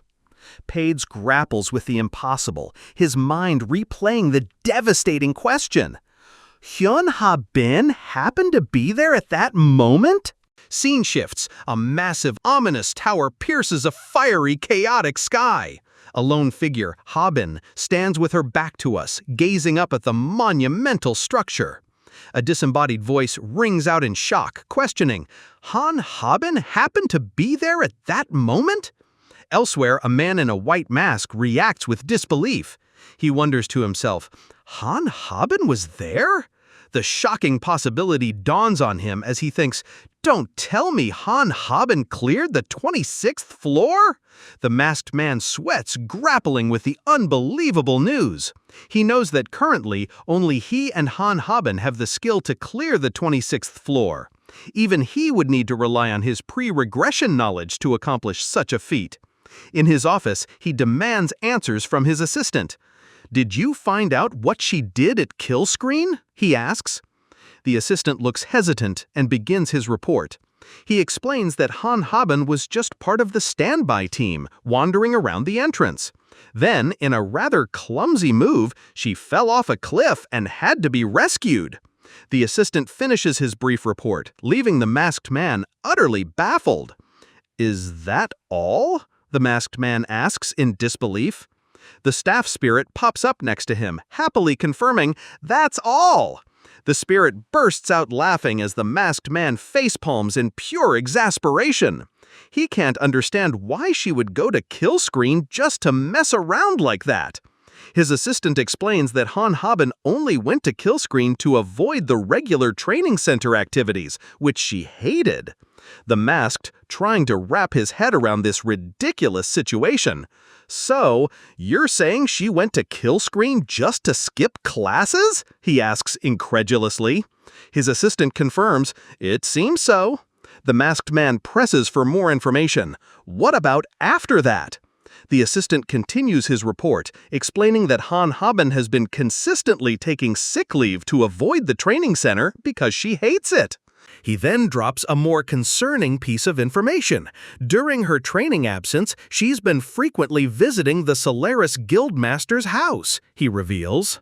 Hearing this, the masked man's rage boils over. An audible crack echoes in the room as his mask fractures under the pressure. Meanwhile, the staff spirit pops up next to him, giggling uncontrollably at his master's frustration. The masked man, barely holding it together, demands to know more. "Did you find out what she does when she goes there?" His assistant looks down nervously. "Well..." He tries to explain his failure. "As you know, Solaris has incredible security." The masked man glares, clearly unimpressed with the excuse. The assistant quickly adds that despite her visits, Hyun Habin still hasn't joined the Solaris Guild, and there's nothing particularly noteworthy to report about her activities. The assistant continues his report, showing Kang Taeseo an image of Hyun Habin shopping with another woman. He explains that Habin was seen with Ch.1, Cha Ji-sak's sister, at a department store. Based on their interactions, the assistant concludes that Habin and Ch.1 seem to have a very intimate relationship. The masked man listens intently, taking in the new information. He dismisses his subordinate, saying, "I understand. Good work." The door clicks shut, leaving masked man alone with his thoughts. He leans back in his chair, finally taking off his mask and tossing it onto his desk. Hyun Siyu lets out a weary sigh, wondering, what on earth is she thinking? Suddenly, an idea strikes him like a bolt of lightning. He starts to speculate wildly. What if all this playing around is just an excuse? He gasps, a shocking possibility dawning on him. He leans forward with wide eyes, hit by a sudden revelation. What if she's actually planning to shoulder everything alone and doing behind-the-scenes work? But just as his hope soars, the small staff spirit appears. It immediately dashes his hopes, asking bluntly, "Isn't that too much wishful thinking?" Hyun Siyu clutches his head in anguish as the spirit floats above him like a tiny mocking angel. The spirit continues to tease him. "She's just playing around. Why do you keep trying to have expectations?" Hyun Siyu sinks onto the couch, still wrestling with his thoughts. Is it really nothing at all? He wonders, feeling a flicker of doubt. But he quickly shakes it off, thinking, I'm usually pretty good at sensing things. He gets up and starts pacing around his office, unable to sit still. The little staff spirit floats by, offering a simple solution. Then ask Hyun Habin directly. Hyun Siyu immediately slumps back onto the sofa, rejecting the idea. He thinks to himself, that won't work. He knows that if Habin asks how he knew she went to a place called Kill Screen, he'd have no excuse. The worry deepens on his face as he realizes, I might even look like I'm monitoring her. But the staff spirit has a counter-argument ready. You could just say you heard it through the grapevine, right? It suggests. There are plenty of excuses. Hyun Siyu leans his head back, unable to argue with the spirit's logic. I suppose, he concedes with a sigh. Lying on the couch, his mind drifts to a warm memory. He reflects, by the way, people really don't change easily. A small, fond smile plays on his lips as he thinks she still likes casual brands just the same. The staff spirit looks at him in utter shock. Did the previous life Habin also like casual brands? Didn't you even invest in that? It asks, completely caught off guard. Kang Taiso's thoughts. Before regression, Hyun Habin loved casual brands so much that I directly invested and developed them. His mind flashes back to a specific memory. A past version of Hyun Soo looks at Habin utterly aghast as she holds an armful of shopping bags. You bought more? He exclaims. Habin, determined, bites down on the handle of her main bag from the store Azur and declares, it was too pretty to just pass by. Back in the present, Kang Taiseo's logic is clear in his mind. For the future to continue as it was, I need to invest. He leans back on the couch. He sets his priorities, deciding, well, let's pursue Hyun Habin after finishing preparations for the SPES meeting. The little staff spirit floats beside him and asks, but why are you lying down? Hyun-soo, looking completely drained, pleads, let me sleep for just 30 minutes. I'm really too busy. The scene transitions, moving to a movie theater. Cha Ji-suk sits beside his sister, Ji-Uni, and lifts his 3D glasses in surprise. Lord P-Days called a spes meeting? He asks. Ji-Uni calmly eats her snacks and confirms, yeah, the meeting topic is even 50th floor conquest. Cha Ji-suk is stunned. Suddenly the 50th floor. Ji-Uni reminds him, the most recent cleared floor is the 26th, right? As they talk, Sword Spirit's gaze wanders to the cinema lobby. Conversation continues. Ji-Uni leans in and shares a critical piece of intel. She reveals, according to P-Days, there's a way to skip all the other floors. Over in the lobby, Habin overhears this as Cha Ji-suk thinks, huh? Is that possible? Trying to act like minding her own business, she looks at the movie posters and wonders, what movie should I watch? Suddenly, the fiery sword spirit, Jaljala, pops into existence next to her with a dramatic flourish. It begins to shout, nothing to be surprised about. Hyun Habin is the 50th floor! Before it can finish the sentence, Habin's hand shoots out and clamps over its face. She grits her teeth, whispering, Jajal, shut up. She silently adds, fix your lack of tact, too. The strange outburst catches the attention of Ji-Uni and Cha Ji-suk. Ji-Uni stares at Habin, completely bewildered. What did you say? She asks. Habin, still muffling the struggling Jaljala, tries to play it off. She stammers, No, having a movie theater at home, really, Then a look of panic realization dawns on her face. She explains with wide, frantic eyes, I was so startled that my frozen shoulder was completely cured. The fiery spirit, Jaljala, complains with teary eyes, suddenly treating me like an old man is too much. Habin, trying to extricate herself from the situation, points out, but shouldn't civilians not hear SPES meeting content? Cha Ji-suk is taken aback by her comment, stuttering, oh? Seeing her chance, Habin cheerfully announces, then I'll go to another room for a bit, and makes a quick exit. Cha Ji-suk calls out after her, no, hey, Hyun Habin! But it's too late. The door slams shut. Once she's outside, she thinks, the masked mage found a way to get to the 50th floor.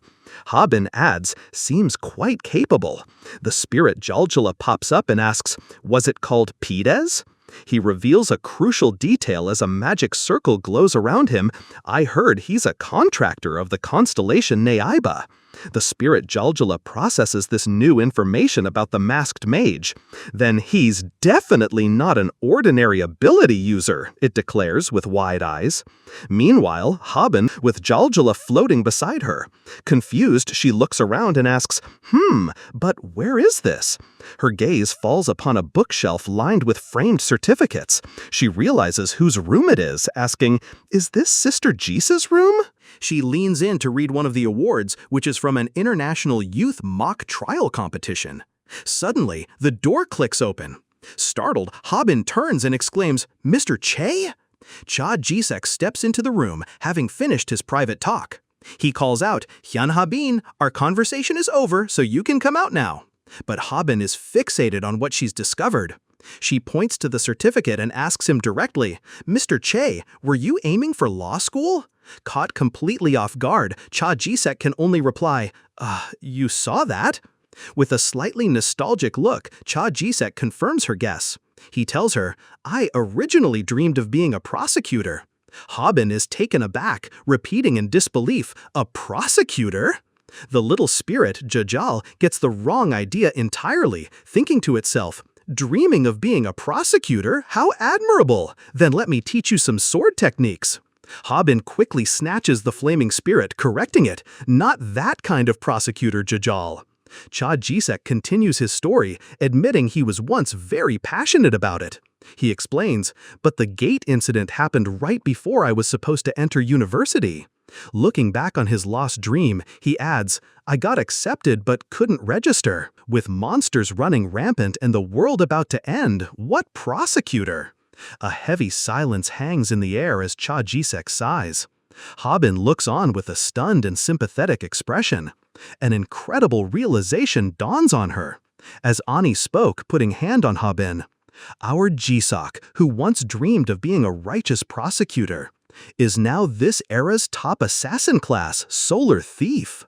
Looking at the flaming spirit in her hands, she thinks, "Quite ironic." A memory plays in her mind of Ji-Uni teasing her brother, Cha Jisek. She playfully suggests he should try dressing up stylishly like a famous Phantom Thief character. A completely flustered Cha Jisok begs her to stop teasing him. Back in the present, Habin's thoughts turn analytical. She realizes something is a bit strange. Looking over at the siblings, she starts to wonder about the specifics of his job. Why is Mr. Che's job Solar Thief, she thinks? Mr. Che is an assassin class. She realizes that among all assassins, only Cha Jisok has a job title that includes the word thief. She considers his special features, remembering the precognition skill he hides from everyone. But then she reasons that his sister, Jise-Enni, is much better at precognition skills. That's because Jise-Enni is specialized, having a priest job. This makes Habin theorize that Cha Jisok must have other merits related to the name Thief. She concludes that he wouldn't have that name for no reason. Habin's mind continues to race as she connects the dots about Cha Jisok's job title. A new theory pops into her head. Maybe he has skills that steal something? Her expression turns pensive as she considers the implications of her deduction. Suddenly, the scene shifts to Cha Jisok, who is in a much more dire situation. He's surrounded by a swirling, dark purple energy, and a bead of sweat rolls down his cheek. "What should I do about this?" he thinks, a nervous smile on his face. His anxiety mounts as he realizes the gravity of his predicament. If this gets discovered too, it could be dangerous. Cha Jisok looks away with a bead of sweat, thinking to himself that Habin has a real talent for making people flustered. Habin watches him, her own thoughts running wild. She observes that while he usually seems like a playful young hawk, at times like this, he's dangerously charming. As Cha Jisok thinks to himself, "This agenda." Suddenly, the mood shifts as a frantic message appears in his mind from his constellation, Closest Light. The constellation panics, screaming that if his secret gets exposed, it's all over, and nagging him to do something about it. Annoyed, Cha Ji-sok snaps back internally, "I get it." Completely unaware of his internal crisis, Ha-bin calmly looks on. As he replies, "Merits, of course there are." With a knowing smile, Cha Ji-sok points to his head. He boasts to Ha-bin, "I'm still specialized in acquiring information, you know." His words hang in the air as he names his skill, piercing eyes. Ha-bin lets out a small, surprised gasp. A golden light begins to swirl around Cha Ji-sok's eye as he activates his power. He clarifies, "Not foresight, but specialized in acquiring current information," he finishes. Watching this display of power, a slightly stunned Ha-bin can only reply, "Is that so?" Ji-se-uni offers her opinion to Cha Ji-sok and Ha-bin. She says, "Right, and the word thief sounds better than assassin, doesn't it?" Ha-bin looks at her, completely puzzled, and asks, "How is it better?" After a short pause, Ji-se-uni's face lights up as if she's had a revelation. She beams, giving a confident thumbs up as she shouts, "The sentence is lighter!" She then explains her bizarre reasoning to a stunned Cha Ji-sok and a curious Ha-bin. "Theft means less prison time than murder," she declares cheerfully. Ha-bin processes this strange logic, and Ji-se-uni calmly concludes, "So, a thief is a better job than an assassin." Hearing this, Cha Ji-sok breaks out in a sweat, completely flustered by his sister's reasoning. He yells at Ji-se-uni internally, "What kind of logic is that? Do you think Ha-bin would buy that?"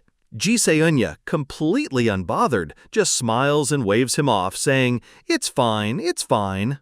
Proving Cha Ji-sok's fears correct, Ha-bin brightly chimes in with, "Right!" With Ji-se-uni's logic sinking in, Ha-bin's eyes go wide in sudden understanding.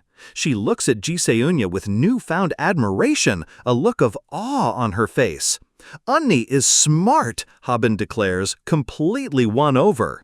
Ji-se-uni laughs, basking in the compliment. "Of course." Meanwhile, Cha Ji-sok looks on with a dark, frustrated aura, completely stunned that his sister's absurd reasoning actually worked. He grits his teeth and thinks, "It wouldn't have worked if I had said it." Sometime later, Cha Ji-sok lets out a huge sigh of relief, finally able to relax. "That was a close call," he says, running a hand through his blonde hair. "The thief of the sun," he thinks to himself. True to the name thief, one of the special skills gained was piercing eyes, but also, his thought trails off, hinting at another powerful ability, a skill called brilliant imitation. The description explains he can copy the skill of anyone he's met, but the level of imitation depends on their relationship and his own abilities. However, there's a huge catch. He can only use this skill a total of 3 times. Cha Ji-sok contemplates this power, thinking it's a skill he hasn't needed to use yet. He knows that if things get dire, he has options, thinking, "I can always copy a skill from Sister, Fidus, or Kang Taiso any time." He's relieved that this skill remains a secret, as it would be just as troublesome as foresight if it were ever discovered. Later, with the situation resolved, the group stands together. Cha Ji-sok turns to his sister, Ji-se-uni, and asks, "Okay, that's settled. Anyway, you're going to the spes meeting, right, sister?" Ji-se-uni looks at him and gives a simple, in response. She then turns her attention to a surprised Ha-bin. "Oh, Ha-bin, don't you want to go to the spes meeting too?" Ji-se-uni asks excitedly. She adds a tempting reason. "You might meet Fides directly." Ha-bin's eyes widen as she thinks of her target, the masked one. Elsewhere, Kang Taeso lets out a sigh as he lounges on a sofa. He ponders the bold idea of meeting him directly. A few days later, the long-awaited day of the spes meeting finally arrives. A grand hall is filled with attendees, all seated and waiting for the meeting to start. People are gossiping. There's a way to go to the 50th floor. An attendee praises, saying, "As expected of Lady Fighties, she's amazing." Another person agrees but adds a note of caution, mentioning that a direct way to the 50th floor is likely impossible, despite Lady Fighties' skill. A man with a smirk listens in, deciding it's best to wait and hear the full plan first. He then turns to his companion, changing the subject entirely. He asks if everyone else in the room has also received a particular quest. He specifies the one he means, the "Eliminate the Guardian of Deceit" quest. The scene pans out over a massive auditorium filled with people. In another part of the crowd, a woman with a dark braid mentions that she's been investigating the Guardian of Deceit, but has no clue who or what it is. The man with an eye patch beside her notes that the reward is quite lucrative. The question then arises among them, is this mysterious guardian a monster or a human? One of the hunters speculates that if the Guardian of Deceit is indeed a person, then the quest is nothing short of a state-sanctioned murder. Suddenly, the sound of footstep clicking on the floor draws attention. A woman in a sharp pinstripe suit walks confidently into the room and greets someone with a "hello." An older man turns, surprised by the newcomer's arrival. It's Ch.1, who is immediately recognized and congratulated for clearing the 26th floor. She smiles gracefully and replies, "Thank you." However, her expression quickly shifts to one of serious contemplation. Internally, Ch.1 is shocked, thinking, to think they'd be talking about the Guardian of Deceit as soon as we met? She feels a sense of relief, realizing it was a good decision not to bring Habin to this meeting. In a flashback, Habin dismisses an idea, complaining that it's too far and bothersome. She says there's no need to go all that way just to see some masked magician. Her friend, Ch.1, correctly guesses that being bothersome is the main reason for her refusal. The scene shifts to the present, where Ch.1 greets someone with a "hello." Across from them, Kang Taeseo replies with a curt "good evening." He falls silent, his gaze dropping to his phone, which has just lit up. A notification pops up on his screen. It's a gift from Habin, a Chupa Chups voucher. A message from her reads, "Congratulations on clearing the 26th floor. Keep fighting." Kang Taeseo stares at the screen, bewildered by her random encouragement. Kang Taeseo stares at his phone, a thoughtful expression on his face as he ponders Habin's gift. Did she know something when she sent it? He wonders. Suddenly, the black spirit peeks its head out from his jacket, curious. It excitedly thinks, "What is it? What is it?" Kang Taeseo glares down at the creature, annoyed by its sudden appearance. "I told you not to come out," he thinks, reprimanding the spirit. He quickly shoves the sword spirit back into his jacket. "Gah!" the little spirit cries as it's hidden away. A thought suddenly strikes Kang Taeseo as he thinks about the candy. Was it White Day? He asks himself. The random gift triggers a flashback to his younger days. The scene shifts to a classroom where a lollipop is placed on a desk. A young Kang Taeseo looks up from his book with a questioning gaze. His classmate looks at him as Habin says, "I don't like candy," asking to young Kang Taeseo, "Do you want to eat it?" A young girl approaches Kang Taeseo's desk, her expression intense as she looks down at him. "Who gave it to you?" he asks, his eyes fixed on the candy he received earlier. Playing it cool, the Habin lies, "Just got it from home this morning." Unsatisfied, the girl presses on, "Do you like candy?" Kang Taeseo meets her gaze and gives a simple, one-word answer, "Yeah."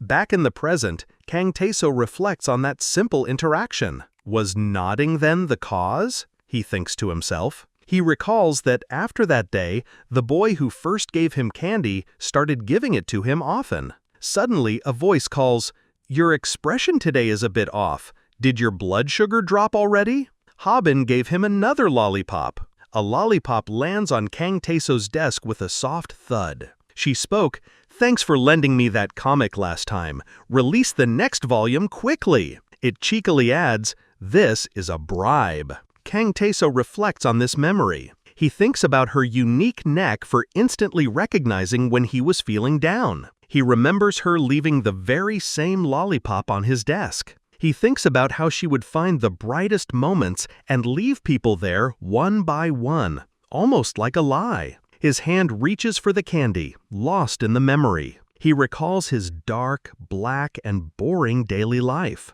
But she brought moments that elevated him from the mundane. He watches her walk away, a bright spot in his otherwise gloomy world. In the present, Kang Taeso sits in a large hall, lost in his memories. He reflects on her unique personality, thinking, and now she can even give candy as a voucher. He grips his phone tightly, a complicated, almost pained smile forming on his face. A wave of regret washes over him. He thinks to himself, back then, I shouldn't have said that. His mind flashes back to a memory in a high school classroom, when he got his wish to become Hunter, when Habin was watching him as my wish came true. Kang Taeso continues his inner monologue. He reflects that, for him, the gate incident was a golden opportunity, a chance to turn things around completely. But for Hyun Habin, it was the exact opposite. The same incident tragically took away her family and destroyed her daily life, leaving her to grieve alone in the dark. Lost in thought, Kang Taeso muses that this might be the reason Hyun Habin isn't interested in joining their guild. Just then, his phone buzzes, snapping him back to reality. He looks down and sees a notification. Habin has sent him a gift, a Chupa Chups voucher. It asks, how satisfied were you with Hyun Habin's gift? Send a thank you message. Kang Taeso stares at his phone. He thinks to himself, was there a function like this too? The screen presents him with two options, check gift and express gratitude. He immediately moves his finger to press the express gratitude button. A cutesy pink notification, bang, appears. It cheerfully announces, best gift! Kang Taeso was touched by Hyun Habin's gift, a Chupa Chups voucher. But Kang Taeso's actual reaction is one of pure bewilderment. He stares at his phone, completely speechless and breaking out in a nervous sweat. His thoughts trail off as he feels he had no intention of exploring this. He snaps as someone shouts, Fides! Others also take notice, calling out, Lady Fides! And Lady Fides, have you arrived? A mysterious figure, shrouded in a brilliant golden light and wearing a white mask, makes their grand entrance. With an air of authority, Lady Fides simply replies, Good evening. At the podium, Lady Fides begins the address, thanking everyone for attending despite their busy schedules. She acknowledges that she knows everyone must have many questions. She continues, stating that the day's topic is quite unique. Before officially starting the meeting, Lady Fides announces she has a brief announcement to make. The atmosphere shifts as she brings up a specific subject, the Guardian of Deceit Elimination Quest. She notes that quite a few people in the room seem to have received it. In the audience, Ji-se-ani's eyes widen slightly in surprise. Lady Fides then issues a stark warning. If anyone has received that quest and is planning to tackle it, she advises them to stop. A wave of confusion washes over the crowd as people starts gossiping. What is he talking about? As someone can only reply, I don't know. The speaker at the podium issues a final, chilling ultimatum. Otherwise, I will personally intervene and stop you. The audience sits in tense silence, clearly intimidated by the declaration. The speaker continues, adding a layer of menace to the warning. Of course, please be aware that force and unavoidable actions may be used in that process. As he speaks, the focus shifts to him with menacing, dark, powerful aura. He leans forward and gives his final warning. I am informing you in advance.